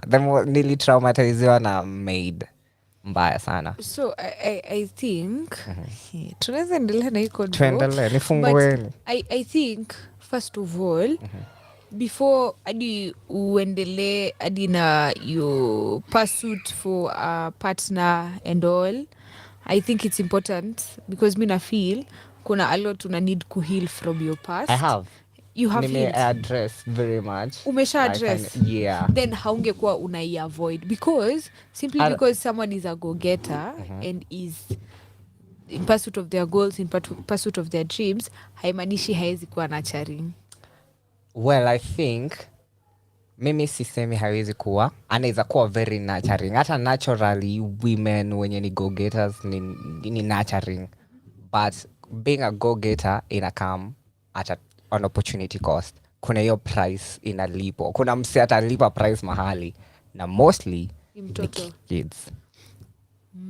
But that is unaona. Sijui kama nakupata. Yeah. But okay, sawa. Nimekupata na nimekushika.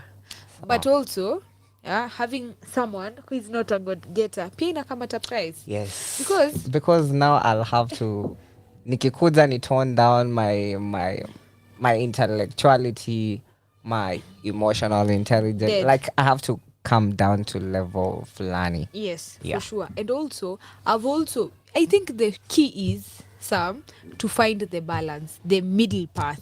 Because I've also seen people who we grew up with, who their mother was a full stay-at-home mom. She never used to do anything. She used to be there. Our sewage experience made at all. And let me tell you, those kids, trauma. For real. Hata heri angekuwa anatoka anaenda job. Hao ndo watu wanaendanga 3 years arudi geshagi. Unajua si uongo, trauma. Like ile trauma ya anaenda home once in 5 years. I know. Unaget? True. Also, the next one, also for those when you wanakuanga busy, it's the same case. You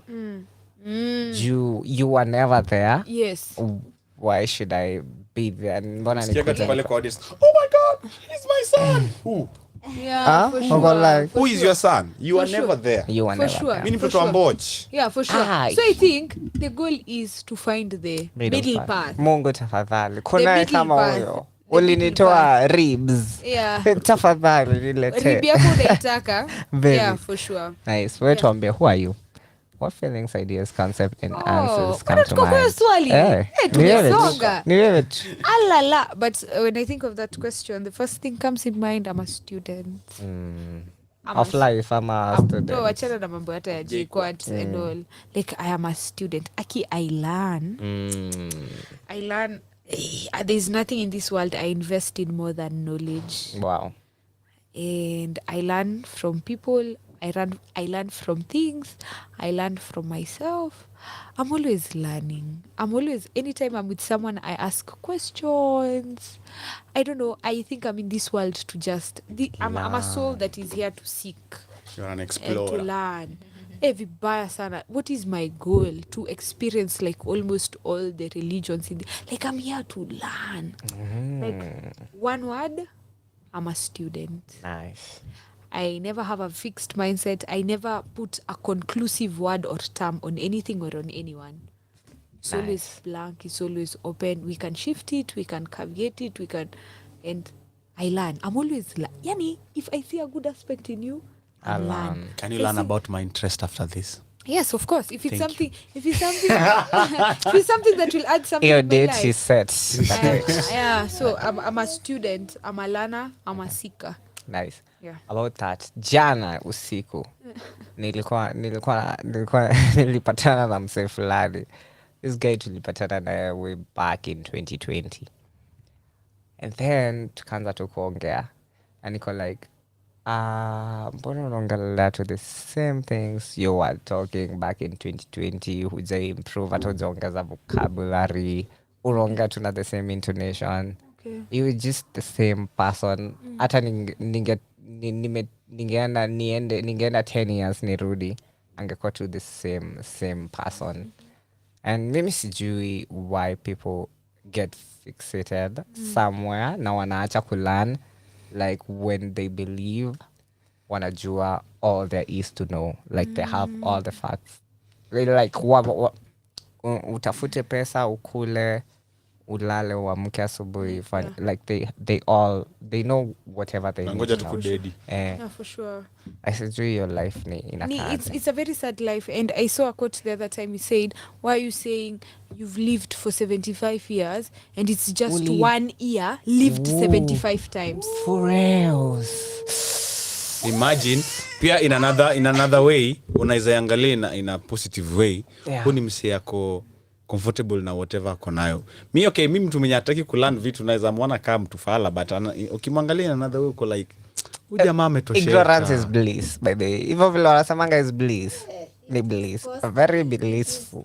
Wala kutojua vitu zingine. Mimi nilikuwa naangalia boy. Niko like, yani wewe feeling it to ukiitwa na gifts zako because that guy akona voice kali, oni msianaweza andika vitu touch watu. Niko like, usikiange tu ukiitwa usikiange tu some sense of responsibility or something, you know. Na anasema wallahi wewe ignorance yako ni bure. Unashindanga tu kwa kaloko, uko sawa. Kuna say comfort, hakuna kitu mbaya kama comfort kwa dunia. Comfort. Mimi hadi nikiwa feel niko comfortable, hapo ndo naanzanga kujichuna. Like comfort, there is a difference between security and comfort. Like kukua tu comfortable. Hey, that's when you begin to die. Nilikuwa nafikiria, you know, trees, plants zuendelea ku grow forever for the longest time. But sisi kuna mahali tunafika we don't develop anymore. Nilikuwa najiambia our say wali get disconnected from a certain element of themselves and spirituality. I agree. For sure. I agree. Yeah, for sure. Tulizane maswali. Mimi sasa nataka hizo kadi. Si tumesema tunazi spread and then kila mtu aulize yenye anataka. Mtu ako kadi aseme. Mtu amepata swali tamu ulize. Now direct to someone. Sasa si za kila mtu. Direct it to someone. What? Hii kadi yangu ni mbaya. Hey, let's go. Desmond tuulize. Niulize swali. Niko na swali hapa. Ita ni kadi gani? Hiyo ni speed dating. Yeah. Hey. Speed dating. Hiyo ndio ile kali. Hiyo ndio inatoka. Hiyo ni ya acha niulize. Yes, sasa nitauliza. Na nataka swali. Uliza, chagua. Kila mtu atajibu swali. Unaweza sema mmoja atajibu. What did your last romantic relationship situationship teach you about yourself?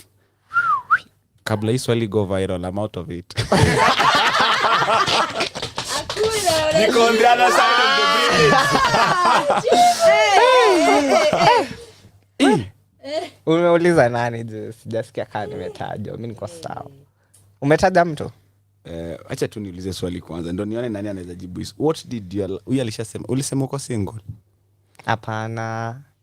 Uko single? Hapana. Mimi niko single pro max, what I say.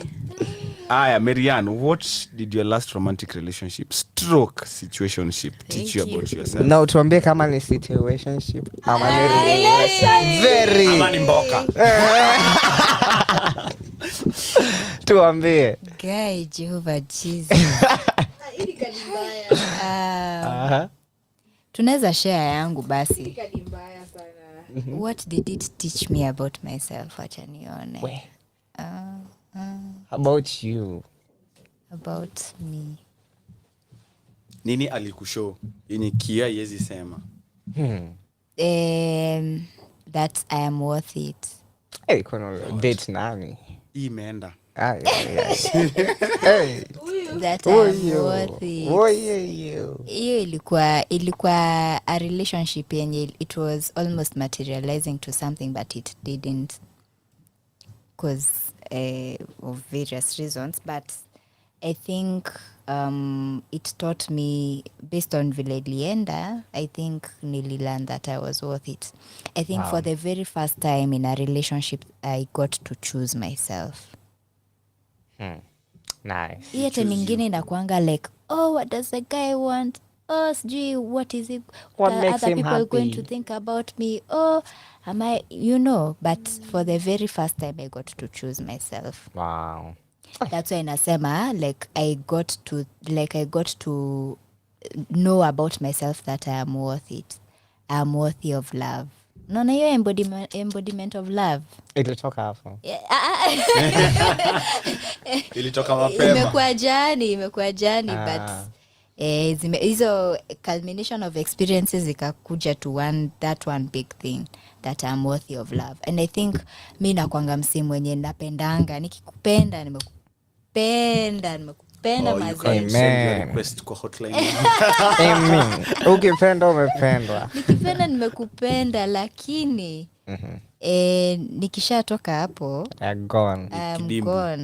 Gone girl. Gone. Haya. But I think that is it. And also like as a woman, I think unajuanga relationships sometimes kuna ile notion ya kama ujijui relationships unaweza fikiria zina kufeel that you find your identity in a relationship. Siku hizi no, niko like I am choosing myself. I'm learning to have especially your element ya individuality. What does Marianne want? Yeah, so I think that is what I've learned. Tuulize swali Wangoi Tori. Yuko around. Wendo uliulizwa. Was very specific. And this is something I'd like to ask everyone. Okay. What is the best part about being in a relationship with you?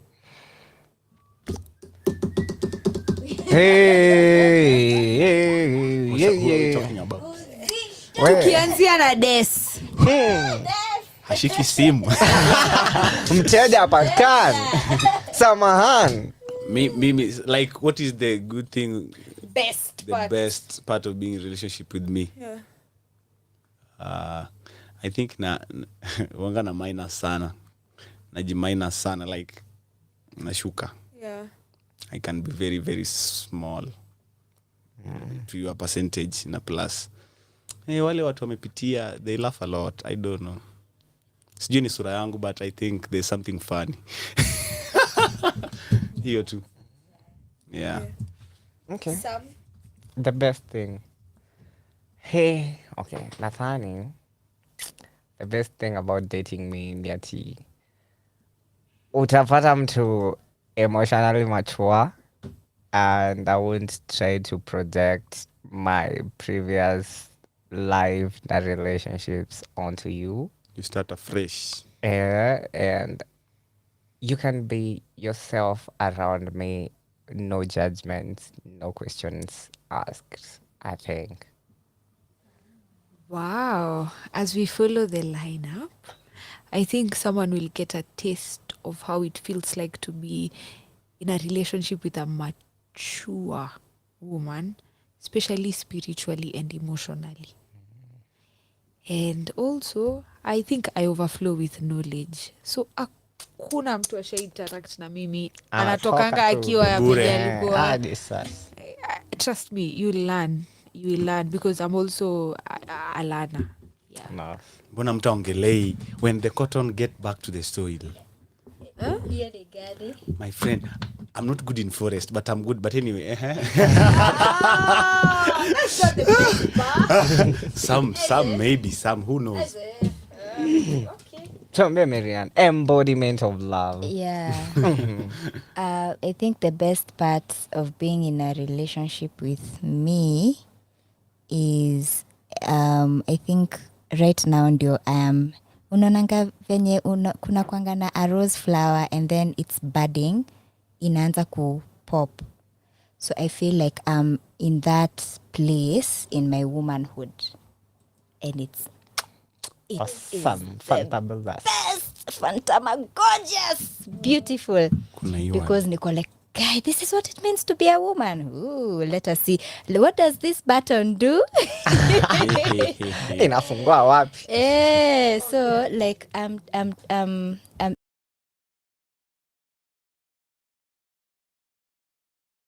peeping into my womanhood and learning what that looks like. The most formidable moment in your life.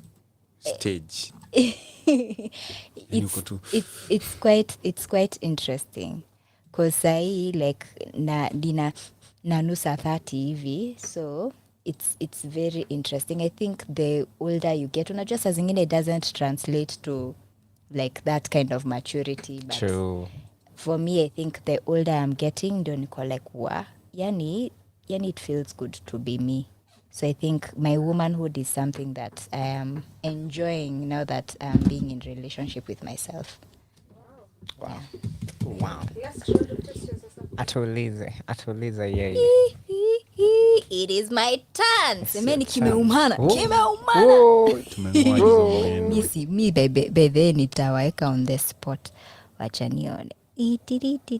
Hizi zingine tulikuwa tumeshajibu.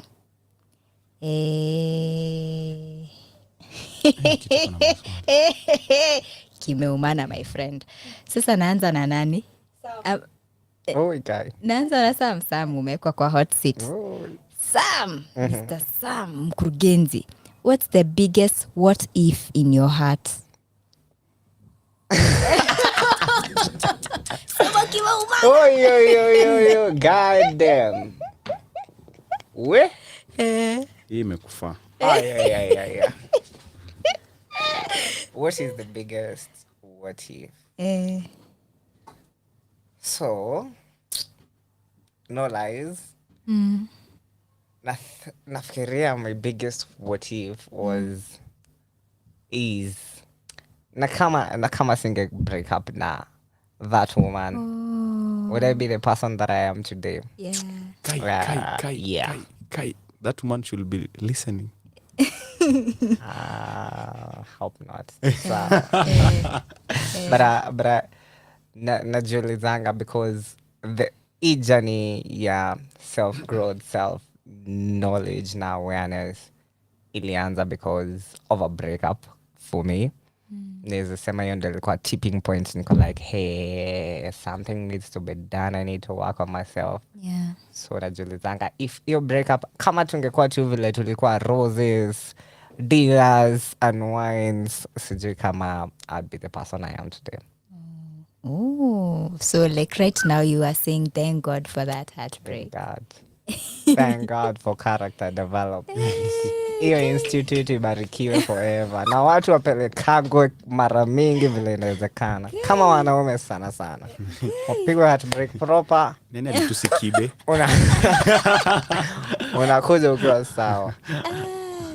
That even nauliza hiyo what if. I think niko na swali different for this. Yeah. Desmond, this one is it's a puppy boye question. What makes you feel loved? Hey. What makes me feel loved? Yeah. Hey. Kugombanishwa. It's that crazy. Yeah. It is. To me. It's toxic. If you're a lady, okay, si kugombanishwa ya kudhulumiwa, kurushiwa maneno mbaya. Des, mbona umefanya hivi? You can do better. You can do better. That one makes me feel better. Ile ya kukua challenge. Exactly. Like, muchas in a challenge, man. Wallahi. That's how you feel loved. Even that's the easiest way to make me feel not loved. Interesting. For real. Interesting. What's your love language? I think quality time. Was that a love language? Yeah. Gania? That's not a love language. Like, hiyo yenye nimesema kugombanishwa. I get. Followed by Nathani gifts.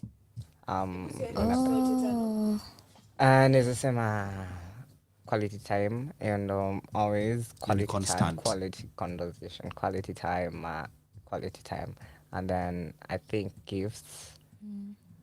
Words of affirmation inakujanga mwisho. I don't need you to shinda ukiniambia tu unanipenda or something. Just kama unaweza fanya something to show me that to it instead of saying it. Hizo zingine za katikati ni acts of service and physical touch. I think physical touch na words of affirmation zinakuja bottom 2. Really? Yeah. Wow. Mimi kwanza physical touch. Physical touch ndo naweza weka mwisho. Vile nimekuwa celibate for the longest. Ayota. No. Kai. Kumbe tuko wengi.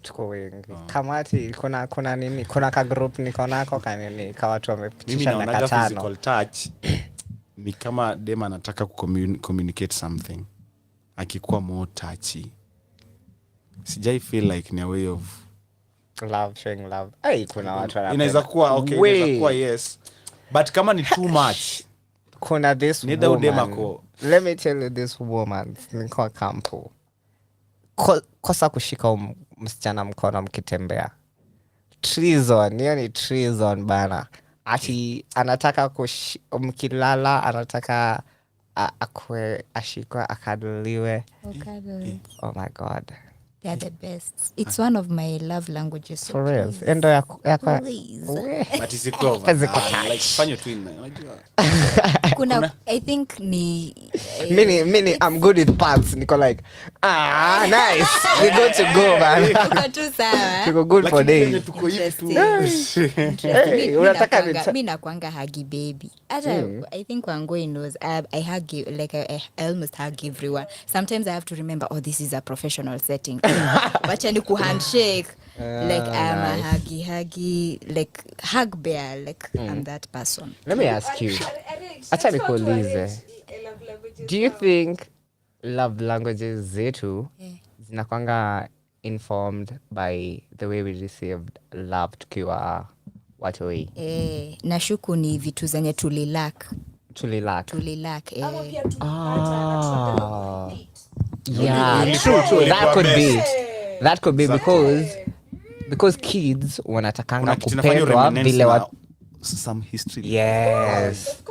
Because kama mimi quality time yangu ni important because I never got quality time na mapero wangu when growing up. Walikuwa nakuja wamechoka ni so that. Okay. Yangu I think it's more like the ones that I lacked nikigrow. For me, this is a very interesting question. The number one yenye ningekuambia before today ningekuambia physical touch na gifts. But sasa nimeanza kuona words of affirmation ni kama imeanza inagonga number one. Cause nashanganga like criticism for me it is like no. I think it's because anasikia kiwa love. Nataka kutumia maneno matamu. Nasikianga nikisema hapa hivi ngoma ikiwa like hiyo iko na maneno matamu. I think it's because I'm also a writer. So if you want to woo me, you better use sweet words. Yeah, but it's not just sweet words. No, I'm different from you. I know that I'm good with words. I know I can do things with words. Yeah. Ni make watu wa feel something. Yeah. Na si lazima nikuwe that neza trigger watu. That is a gift I have. Nilirealize nikome to it. nilikuwa na the good things to say za kumake watu wa feel the exact thing I want them to feel. Yeah. So I don't trust words of affirmation. Zoanga, hey. Yeah. Unaweza kuwa you have just the right vocabulary for me ya kunibeba. Yeah. I think me yangu ilikuja za realization. Ilikuwa jana. Very weird. Nilikuwa like bethe kitu. It's interesting cause nilisomanga mahali hiyo story ya criticism. Like haikuwa jana, ilikuwa somewhere during this week. And nilikuwa naona like nika document fulani ka premarital counseling nilikuwa nasoma. Wangu ukitaka nitakujenga. Yeah. But premarital counseling. So hapo hivyo walikuwa na list love languages, and then wakasema watu wa words of affirmation wanachukia criticism. And I was like, ikakuwa like a light bulb moment cause niko zileza. So that's why mi napendanga mtu mwenye ana nini, cause I always give that positive encouragement. Always hata sijui kama Angoya anaweza testify. Mi nakuanga mtu wa mawords. So mistari na ninis, but ni intentional words, si just words for the sake of having words. Script. Si zile za I woke up, unajua zile words zenye unaamka tu una fumble hapo hivyo, but ni specific words. And then I think the next one ni gifts, either gifts ama physical touch. I'm yet to discover. It's interesting. Yeah. Wewe Wangoi unakwanga wa? Tukugesie. Hebu ni guess. Samju unapenda kunionea. Guess. Zipange. I think wewe ni mse wa quality time. Okay. Pia I feel like wewe you could be acts of service more than anything else. Tell me. Hizo mbili. Walai. So I think of giving and receiving. So I'd say, of course, number one for me, quality time, any day, any minute. Kama mimi hata hii siri naambianga watu, mimi ukitaka nikukufie, just spend time with me. Hata usinikatie, usiniambie unanipenda, usiniambie mimi ni mrembo, nitafute tu na ukue consistent. Sile ati leo kesho. Next week I'm very busy. Kwa kwangu kila siku. Pale tu kubebea bag. Manze mimi nishakukufia. So for me, number one is of course quality time. Actually I discovered yesterday kama tumerian. Wow. Not about quality time, about words of affirmation. Imepanda pia mimi imepanda. How? Unahitaji words of affirmation. How? Nili realize niko na very many anxious attachment styles, and how I calm my own anxiety is through words of affirmation. I give that to myself. So I've realized I need that. Miss Journaling bana 2024. Like, because I give that to myself, I also to some extent expect that from another. It's like a way of showcasing love to me. Just affirm me. Affirm me. Na si hizi affirmations superficial. Who cares, man? Msichana, luku. Nikikucheki na side ya left naona side ya right. Yeah, but like good genuine words of affirmation, they go a long way for me. After that, I'd say acts of service, njakosea, and then physical touch, and then gifts yangu ndo inakuanga ya mwisho. Kupewa tu gifts left, right and center. Hizo kwanza wanaume wanaitumianga. I think kuna period wanaume walikuwa wanajua hiyo ndo the only love language. Kupea watu gifts. Zawadi. Machipo soda zo. Walai. Chipo soda. Zizi. For me, kama unanipea gift na who spend time na mimi, ulianguka mtihani hata kabla hujaianza. Wow. Sijai kupea zawadi. Leo hujanipea. Oh, you're good. Sitawahi. Wow. Yeah, ajasema. Mimi of course words of affirmation inaanza huko nyuma. Wow. Ikifuatwa na gifts. Then physical touch. Then you ingine, what's the other one? Action whatever. Acts of service. Na quality time. Quality time ni constant. Yeah, quality time. Quality time na acts of service. Hi. Yako, my friend. Hayuko. Reason. Hiyo ndo reason. Akikuja tu. Wacha hivyo venye ulikuwa unaambia Sam. Wacha tuone. Wangu ni sasa imebaki swali yako.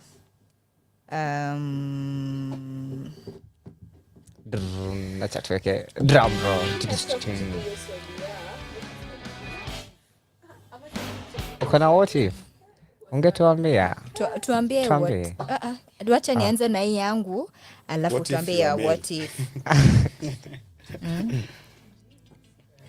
So how do you make your decisions? Intuition or logic? Oh my god. Hapo kuna wewe tunajua logic. Tuambie si logic kutushangaza. So big on intuition. For real. Oh my god. Wallahi. Mimi venye najiona uko into logic. So big on intuition. Kuna mtu more logical than you. No, I'm very knowledgeable, so I come out as a very logical person. But do you know what I do? I read the room, I read the energy. Mimi nikiwa hapa, like there was a time, let me give you guys a good example. There was a time, me, the COO of organization Bodyface, tulikuwa tumeenda kupichia an idea to someone in a restaurant. And then this guy, we were so up there. Nini, venye tu tulika hivi chini. Tukaanza tu kuengage na mtu. I was like, hell no. Kenya tulikuwa tuende kumwambia vitu tulikuwa tufanye, tulipiga tu stories za jaba. Alafu me says kwa stories za jaba. Tulipiga stories za jaba like 1 hour 30 minutes. Tukaenda home. Nilifanya ikaya situation where we are here to ask advice from this person, not actually a partnership. No story. So immediately after tumetoka kwa restaurant, alafu unajua Bodyface anajua kuride na wave yangu sana, like because anajua mimi ni msee intuitive, like naingianga hivi na say no. Na umse, so after tumetoka kanyambia yo koi mbona tujasema vitu tulikuwa tuende, nikamwambia tu haiwezi. Ningetel umse haja pick idea yetu haiko kwa antenna mko vibration the same frequency. Feel nice. I am big on intuition. Let me tell you, mimi nafikirianga watu wenye wako wanatumianga more of the intuition, they don't need to know much. Hata itajingi kulearn. Ni tu mtu akona like they don't need hata ataenda tu gather information mingi. Okay. I'll say ni mimi wana moving blind. Mimi I don't need gather information ni don't make decisions about things. Mimi na kuanga ukinipa by the time nyi wase mlikuwa mnanitumia the proposal of wanting to start a mental health conversation, nilikuwa kwa frequency yangu I want a mental health conversation Tuesday. So when you people ask, ninajua that hata si kitu ninahitaji kuangalia mlifanya nini before ama what you have. You don't need to send your CVs, you don't need to prove yourself anything. Niko like this the question I had, ile kitu nilikuwa natafuta imekuwa answered. I agree with you 100%. As I've said, mimi I need taking hadi 2 minutes to make decision. Nice. Maybe 3 seconds. Like I meet someone, I'm like, mimi actually hata you don't even need to talk to me. I can meet you, you're just there. I can tell you if you're a self-aware person, if you have your things correct. Hadi kuna msichana class yetu tushaika tu hivi chini. Who was I think I was seated to my friend Prince. I think Marianne, you know him. And then I told him, nikampointia dem flani hapo kwa class yetu. Nikamwambia no udem ni mrembo sana, but anakuanga na confidence issues juu ya boy mwenye ashawahi date. Dem si beshte yangu, si but neza. Like confidence issues zake hata si za anything else. Can you tell me? Mama yake si baba yake si. Tukusome, unataka tukusome. For sure. When are you seeing I'm making it? Yes. For sure. When? But for you it's a sure bet thing that you're going to be successful. Oh my God. Yeah. Yes. Yeah, for sure. We are the prophecy has been prophesied. For sure. So, Sam, I look big on logic, but as I said, walk on the middle path simply because you're intuitive. Does it? But unajua intuition will come after a lot of self-awareness. It's a lot of self-awareness. Ndio inakamingi na I think. But the logical bit pia unisaidia. Logical kukua more analytical, critical thinker. Let's say we are planning what we should do with the organization next. You need to sit down and think about. But when it comes to people, mimi hata neza tell mtu neza work na hivi tu. Hata mimi ninakwanga like najua tu. Au mse I met Marianne how we met with her actually that day have a very long conversation, but immediately tu nilimit I was like this is a genuine soul. Mi neza note mse genuine, ingenuine, mixed energy and unmixed energies. Real recognizes real. Yeah, for sure. So I am big. Way big on intuition. Alafu the funny thing, people who are around me, they also trust my intuition. So you are going far. Yes, because you will never fall for mistakes. Amen. But there was a time nilikosa kufollow intuition. Kiliniramba. Kiliniramba. Okay, better tunafaa kumaliza session. I think tumeongea for quite some time. 10 minutes. What if? What's the biggest what if? Hadi nitakuwa mtoto. Oh my god. My biggest what if, guys. So, if we can be vulnerable. Yani kukatendrezie. What if yangu ni kukuwa na gari? Kukuwa na gari? What if I had a car? Oh, what if you had a car? I think nishaya baby. Yeah. I think I am genuinely interested in someone and I'm like, what if nimwambie? What if ajue? Now what if akwe on the same page? Now what if askwe on the same page? Like what if? Kitu nataka nikuongezee ni question mark. Usiongeze kitu kingine. Yeah. Okay. Yeah. Niwaulize round yangu ya maswali. Na nichukue kila mtu na swali yake hapa. Our last round. Yes. Yeah. Haya. Sisamehei mtu. Mnajua leo ndo season finale. And tuko hapa for the real thing. To be vulnerable. Aya, ninaanza na nani? Nianze na wewe Miriam. Take the mic, sorry. Wangu yamechangamka. Nakuuliza maswali mbili. So I'm asking a negative and a positive question. Okay. What is the best thing someone has ever done for you? Okay. 1. 2. What is your worst habit? Wow. Okay. The best thing that somebody has done for me. Best thing. I think it's buying me a book. Yeah. I think it's buying me a book. Ulisurpriseiwa tu. Ni mtu alinibaia kama gift, but nimenotice like out of all the things that I crave in this world, I crave the gift of knowledge. So like I want to be a knowledgeable woman. So ukitaka kunipatia gift ninunulie kitabu. Na it's not just any book.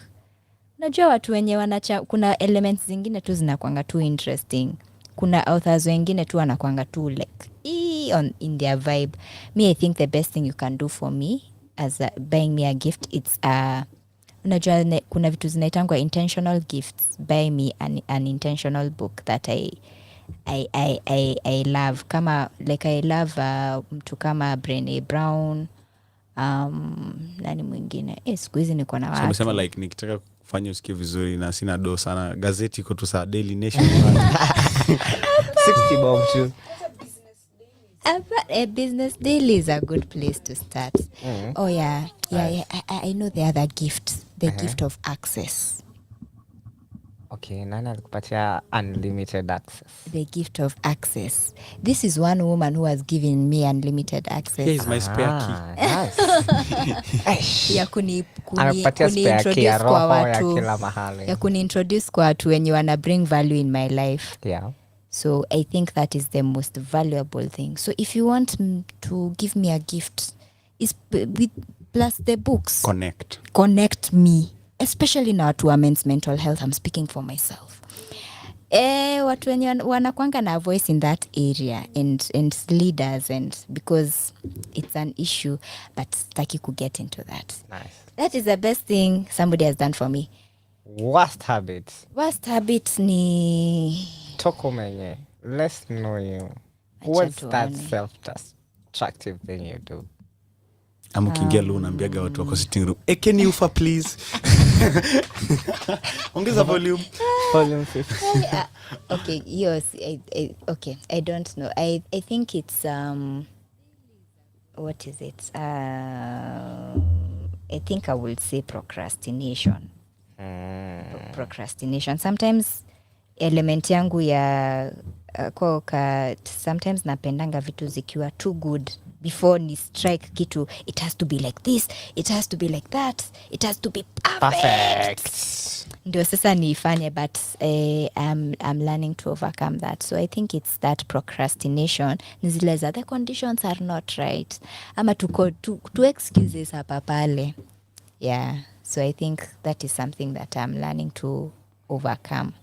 I used to hate myself for it, but I am learning to accommodate myself and give myself room to grow, extending myself grace. Wow. Haya basi, Wangoi. Yeah. Niende nigonge. Haya. Mimi nataka uniambie the negative question. What is that one thing uliwahi buy and you're like, it's the biggest waste of money nishaikuwa? And negative sindo. What is the biggest misconception about you? Tupe hizo. Okay. So I'd say biggest waste of money, beauty products. Acha nikupigia makofi ama nicheke. Piga makofi. Thank you. Hanging. Wasichana unajua wanabaingi beauty products pesa ngapi? Beauty products. My brother, salo yako yote ukiona msichana ako na beauty products, ogopa, salo yako haitoshi. Yeah, for sure. Haitoshi. The expensive. God knows. No wonder she brings ladies who don't need my that. Yeah, so beauty products. Waste of time. Biggest misconception about me, I'm this tough woman. You go for it. Yani, the idea you have of me in your head, Sam, that's a complete misconception. That's a complete misconception. Yeah, I think I can scare men away. I can be very intimidating, especially if you meet me in a very corporate setup. Any misconception? Hey, it's a misconception. That's not facts. Now if you you're intimidating. I do intimidate a lot of men. So we are not wrong. We are right. I do, but it's because of that misconception that uni moto. Unaona? But at the end of the day, I'm a really sweet woman. Sweetheart. I'm very empathetic. Darling. I care. Yeah, I do. You're pink. Yeah, I do. But pink, yeah, but I don't come out as that person. Unaona mtu kama Marian, you don't even need 2 seconds. Ukisikia tu sauti hivi la kuongelesha kuuliza swali uko like umepigiwa na dem. Hivyo sasa unatoka didaro. Unaona? For Marian it's like second to nature. For me, I know that persona, that strong, boisterous woman is usually more like a protection mechanism. Yes, yeah, for sure. And then it is. I know it is. Me nimelelewa na maboy. What do you expect? I had to fight for every chakula. I was the only girl amongst 4 siblings. I'm the only lady. So you find I had to fight for everything, and I mean everything. No, si rahisi. But at the end of the day, like if you really get past the defense and the protection, sweetheart. Mi ni mtu mpoa. Mi si like no, I'm not like that. Hapo tunaogopa kuja kwenu kuomba kulipa mahali. Wewe ni nani? Kwetu. Because I have this specific brother. Wacha tuache hiyo story hapo. But V8 tu watanyamaza wote. Utaona wanapanguza hadi. Huku tuambia na tumeachia hapo for sure. Desmond. Yes. Wewe ndo guest wetu leo. Walikuwa wameniambia you're a very able man, Wewe uwezi ogopa maswali anything. Okay. Nilikuwa nakwambia hivyo specifically. Ni kuna group fulani tunatumanga interview briefs. Tunasemanga huyu wa leo sasa you go all the way, hakuna kurumia. Rusha. Uko ready? Wewe nakuuliza jueni guest wetu wa leo 5 quick fire questions. Okay. Idhano. Lakini si za kuua mtu. Unaweza ji-expose. Unaweza ambia mtu mwenye anakoni nyingi sana aji-excuse sahi. Unaweza mwambia aji-excuse. Kama anakusikiza mwambia azime data. Acha hata ashtuke. Acha tu ashtuke. Haya. 1. What is the strangest place we shall have sex in or you would want to have sex in? Hizo ni maswali mbili. So nianze na ni shy. Shy, yeah. Pale rooftop. Mwadhani. Kukiwa na jua ama na moon. Jua. Ai. Wewe mchomeki mgongo. Des. Umesikia nani amejibu? Tumeona ukweli. Yenye naweza tamani ni wapi? Kwa lift. Lift na vibrating so interesting. But anyway, let's cut the long story short. Haya. What was your biggest childhood?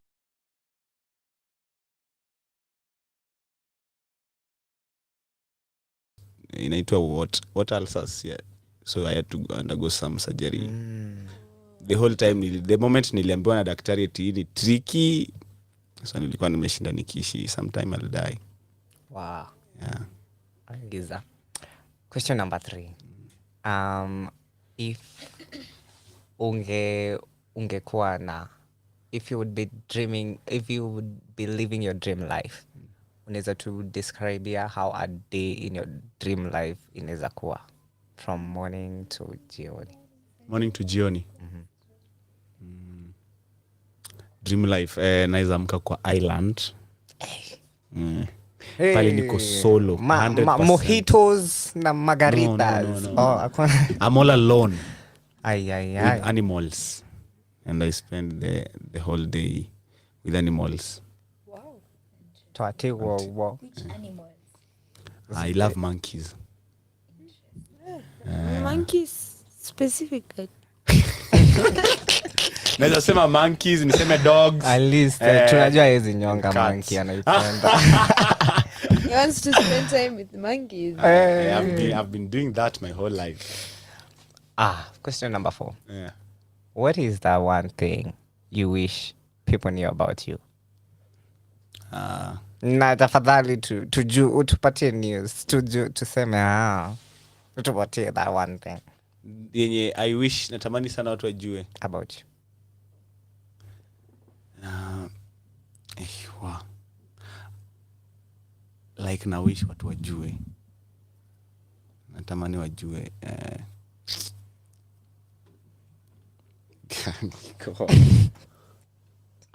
Okay. That I'm very soft. Yeah. Kijana ni baby boy. Lakini hiyo sitakiwa. Tumejua. Now they know. Na kuna watu wanakusikiza hapa mpaka kutoka Germany, mabad. Nilikuwa nataka kuongeza na ako single. Ni msoft na ako, ni baby boy na ako single naye nishajikubali. Ni baby boy. Hapo ukiita baby boy nasikia susa. Sawa. The next question. Naweza taka kujua kama ushikuwa na a fake social media account. Ilikuwa inaitwa nani na ulikuwa unafanya nini nayo? Ulikuwa na stalk nani? Nishaikuwa na fake social media account once. Not twice. Nice. WhatsApp, acha nianze na WhatsApp. WhatsApp. Unaenda mbali bro. Unatafuta namba mzima ya There's a lady when kabla to join campus nilimkatia as a dude akakataa. alafu nikasikia stories zake ati milele. Ukakuwa dem. Nalingia box. I tell you, those view once I saw. I never view once. I view 10 times a day. Wow. But nilimuingiza box and I was really proud. When mbaya. Wow. The next ni Instagram. There's a time niliulizwa sijui na nani, ilikuwa nipewe tender fulani ni job, but that was a bad one. So aliniambia I want to nile CV review, I want to see your Instagram account, your social media accounts. So nika create social media yenye si ya ukweli, Instagram yenye mimi ni mtu different kabisa, juu sikuwa nataka nijue personally. By the time nilikuwa nimesekiwa job, nilifeel like hata ningemwambia tu mimi ni nani. Too much. Nili exaggerate. Yenye mimi ni star, niko kwa hii film, nimefika huku. Yeah. Nice. Swali ya mwisho. Yeah.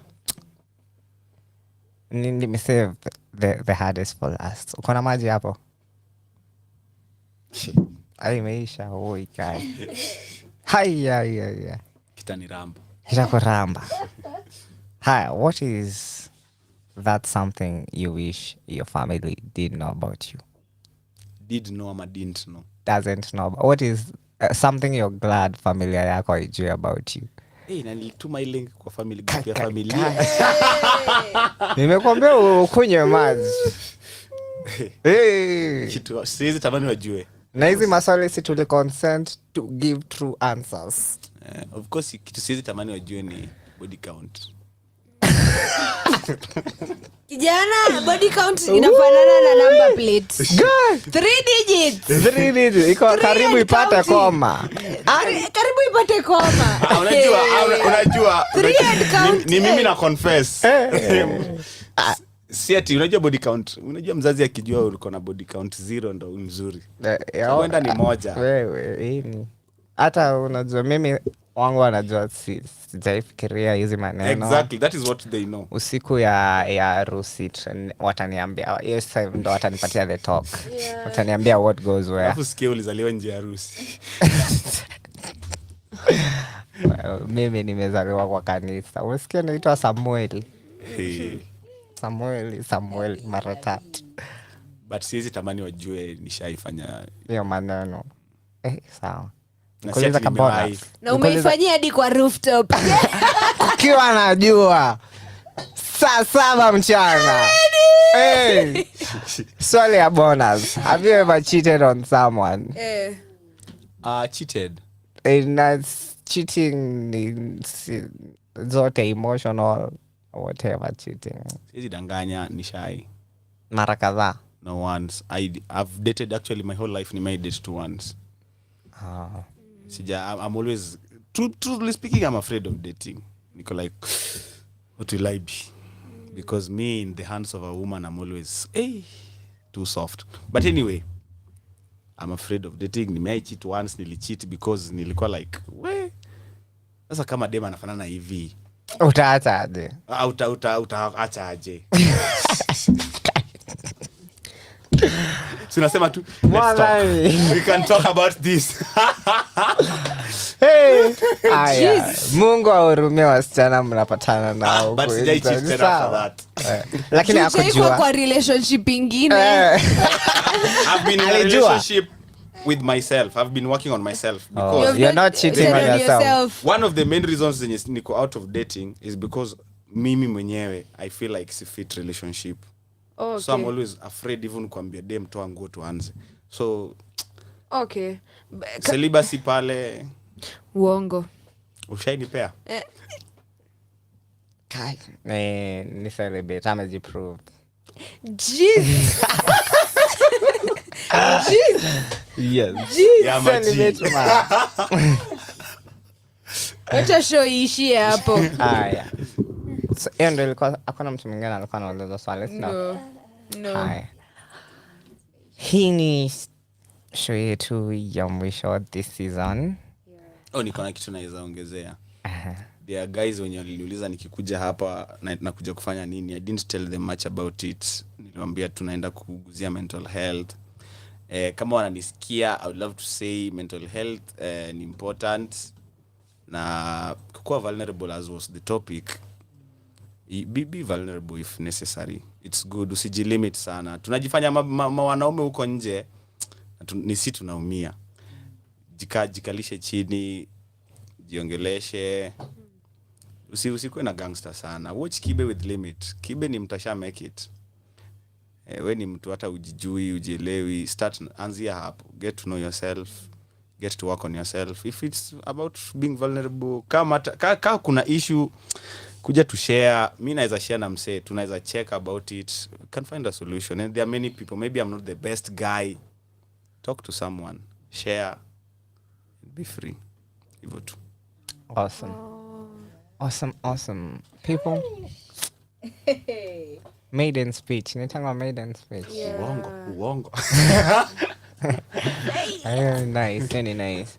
And I want you people tuambie hii season tumeongelea emotional intelligence, and I want you to tuambie experience yenye imekwaje for the past 4 shows tume have.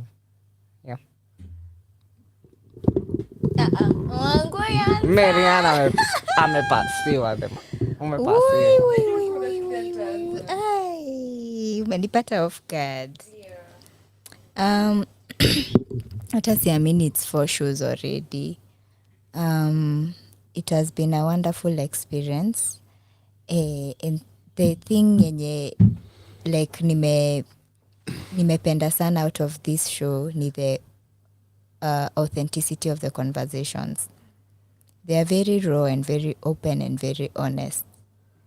I think that is something that nime take away from those 4 sessions, and my experience has been awesome. It has been awesome pia from the guests that we've had. My gems too, and there's that connection, that safe space that is cultivated where you feel safe to share and just have a genuine one-to-one conversation with a fellow human being. Tunaweza kuja na knowledge, but kuna hiyo authenticity ya conversations ya tunaongea tu vitu ziko huko hivyo. So that is what I really loved out of this show, and I just want to say thank you, Sam, and thank you to Radio 254 for the opportunity to speak on these matters. Next season we'll be here.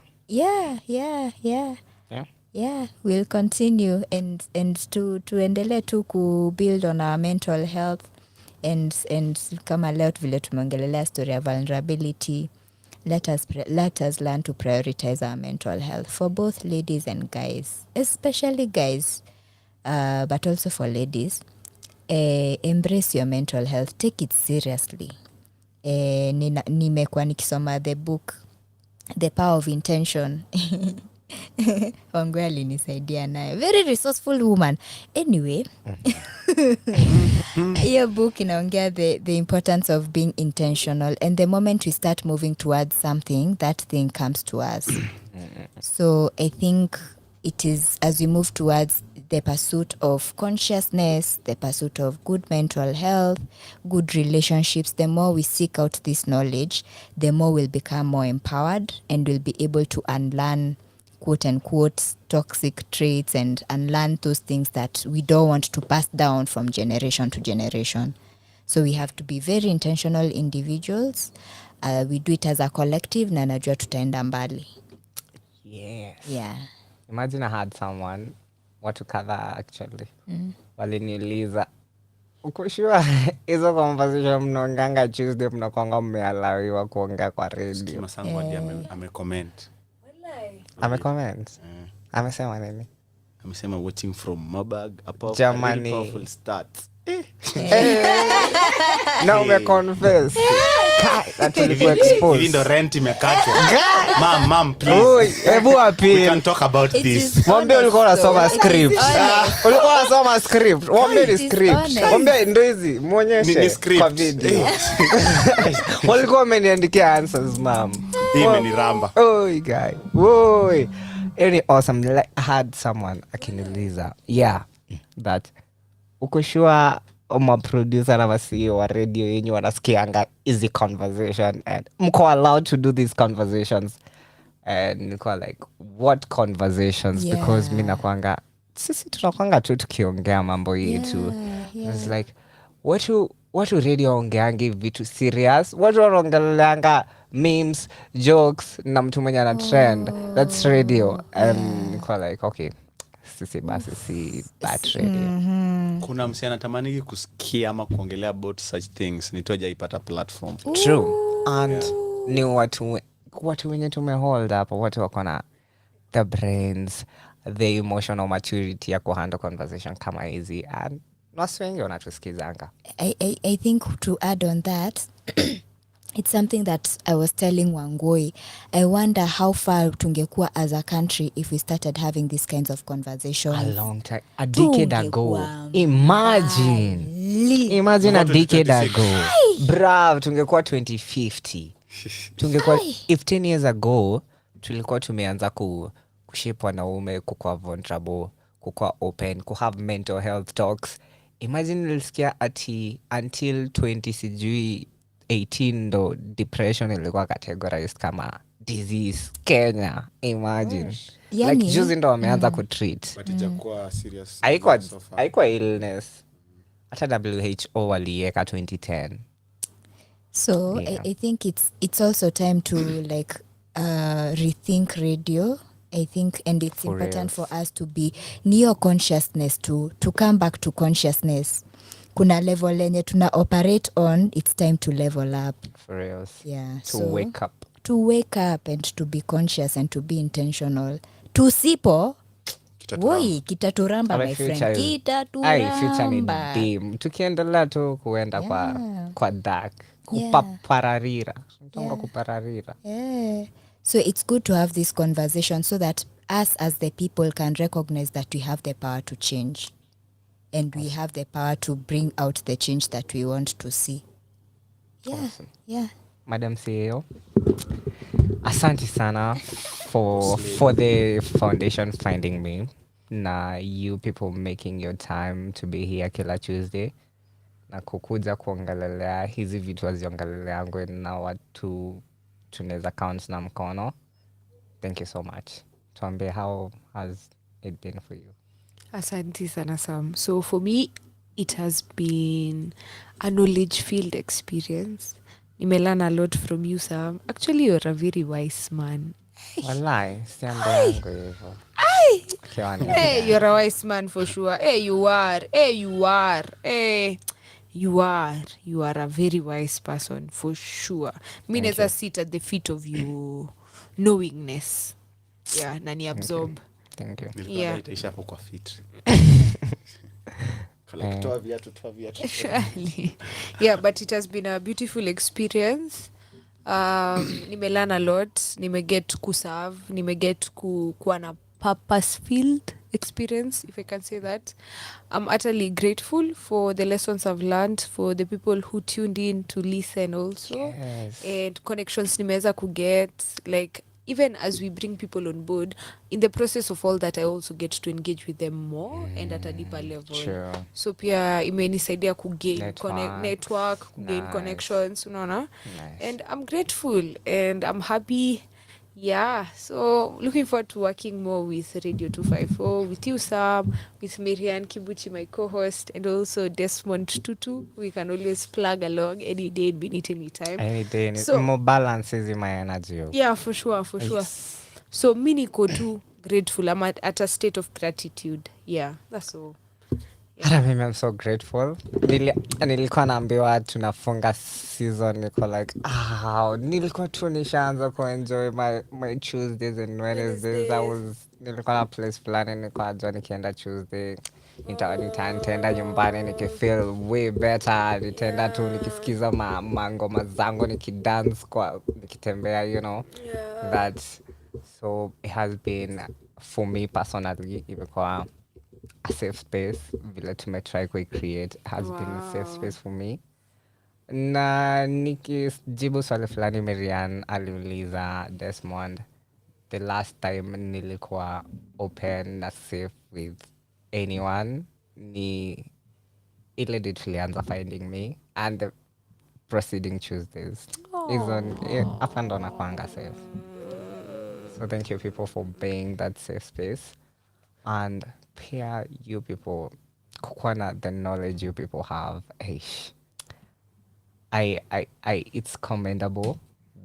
Young women should emulate you. Now I am sure kuna young women when you wanna watch and wanna believe that, you know, sisi, we can be like them and we can have powerful conversation, tunaweza move the country, and we can lead, tunaweza kuwa madam CEOs, tunaweza start our own. Na feel siko limited kwa young. Any woman can still make it. True. And nyinyi ni young women, mko na organization mna run, like that is very motivating to the young girls na jona tusikizanga. So thank you for that na being part of Finding Me Radio. Mmelinita nikakuwa mtu wa Finding Me Radio. Oh, thank you. I'm grateful, man. Grateful. Thank you so much. Yeah.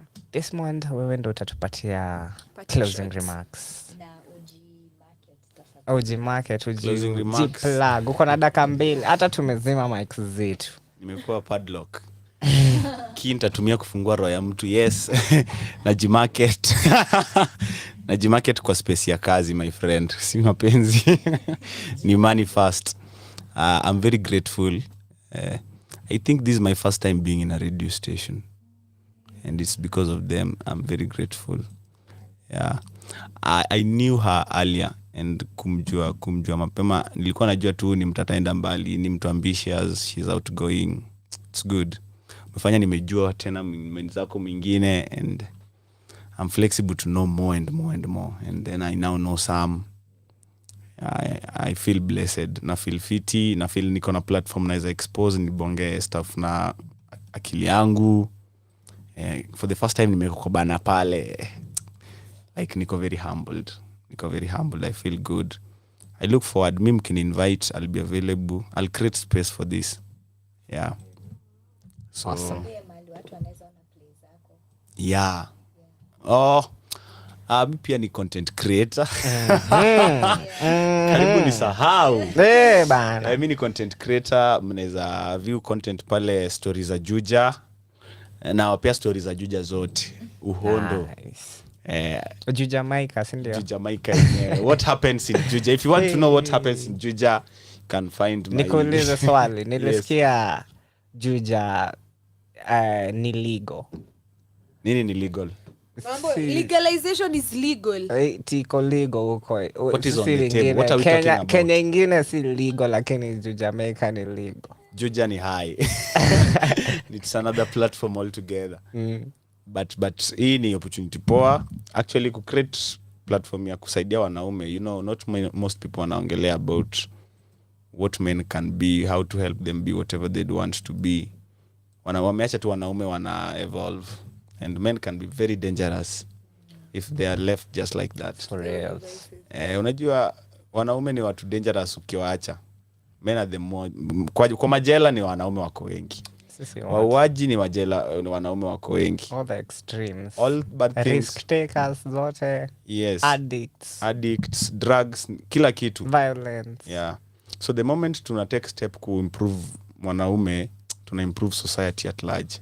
Awesome. Yeah, and let's find out who men are. I feel like kama kila msee anaweza put a hand on this, inaweza kuwa blessed sana. Juu mimi mwenyewe ni unajua wanasema to be a good orator you have to be a good person. Siwezi kuja kubonga about men hapa na mimi ni mtu mbaya. I have to shape my path kwanza. So it's good. Na ina open opportunities to many things. I feel humbled, sina maneno mingi. Mnikaribishange. Anytime. Yeah. Anytime. I want to read a few comments. Itasoma zote. Just from today, ninaona Unwind aki alete comment tukianza kisema let's talk mentor. Naona Jael saying nice chat. I'm listening in from Migori. Big shout out to you. Emmanuel Lukachi anasema live from Juja. Alafu anaeka kimaso fulani hapo. Anasema tutu.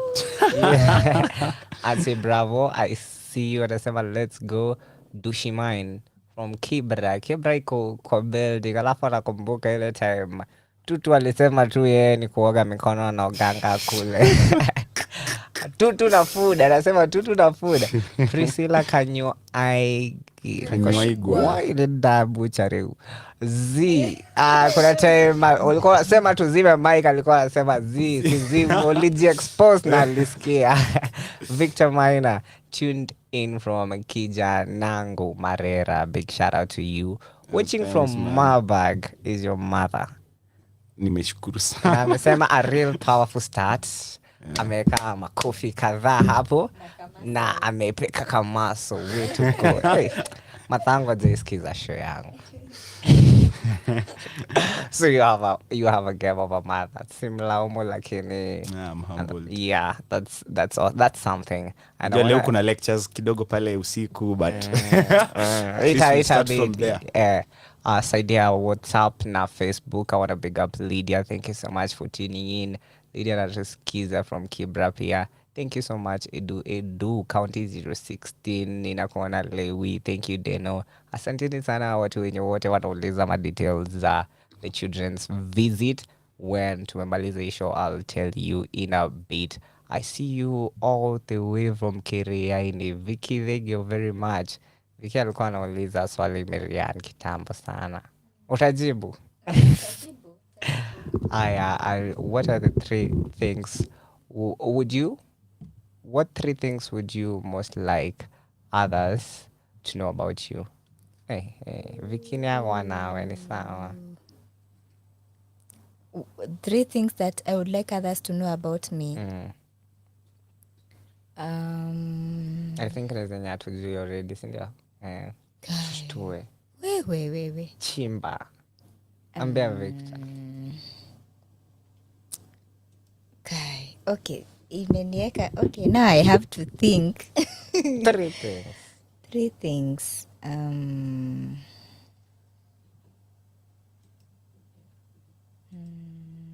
ferocious woman. I think Sasa I'm looking for things.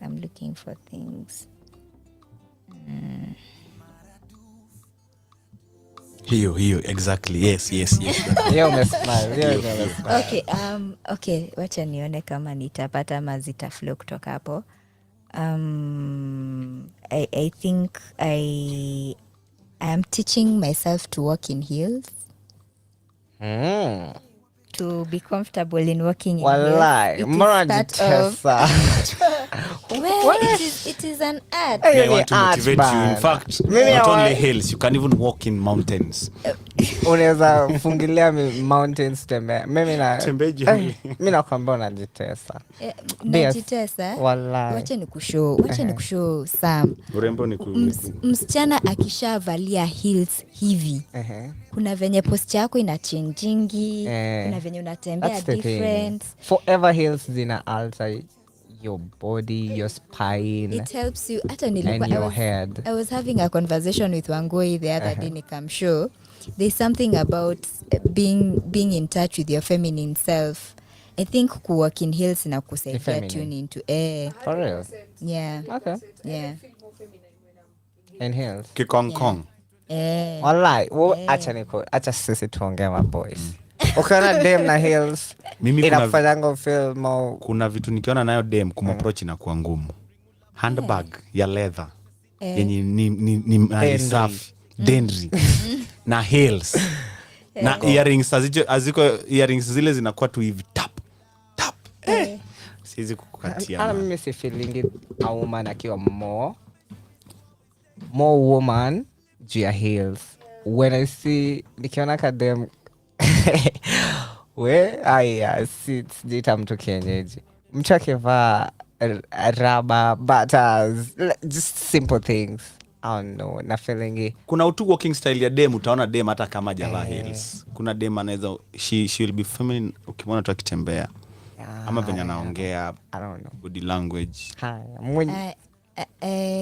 But heels inafanya mtu aogope.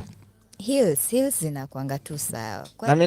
Mimi naonanga tu sasa huyu ameamua tu asikie uchungu. Ameamua tu akae tu struggle tu. Uende huko juu.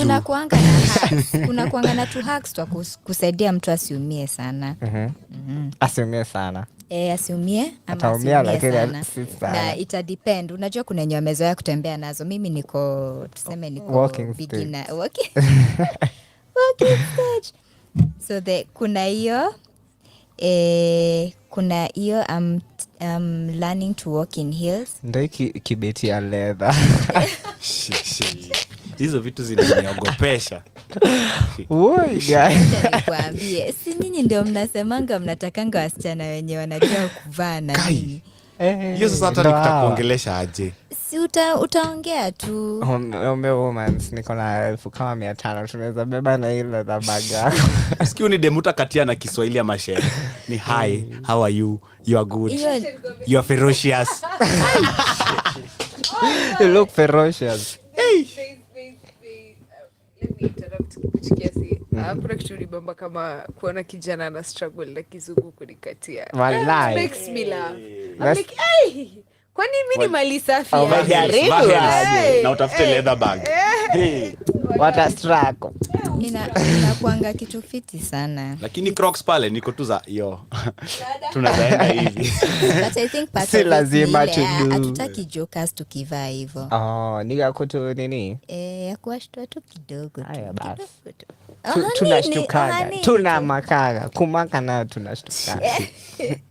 The other one is that there was this time in after I finished Campo, I didn't become a psychologist immediately. Nilijaribu kuingia into business. In that business, it was a t-shirt business. Customized premium t-shirt service. Nilikuwa natengenezea watu specific t-shirts with because I'm also very creative.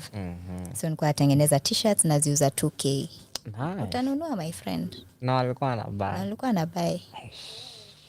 Wonder Woman. And woman entrepreneur. Thank you. I think it is having that entrepreneurial spirit. Yeah.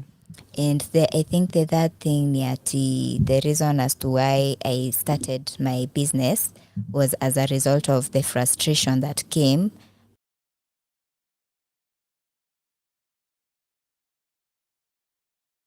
So frustrated because I felt like my potential was not being tapped into.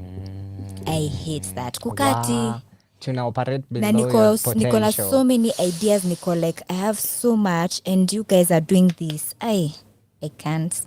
So that's why I started my own. It's one of the reasons I started my own. Yeah. Amazing.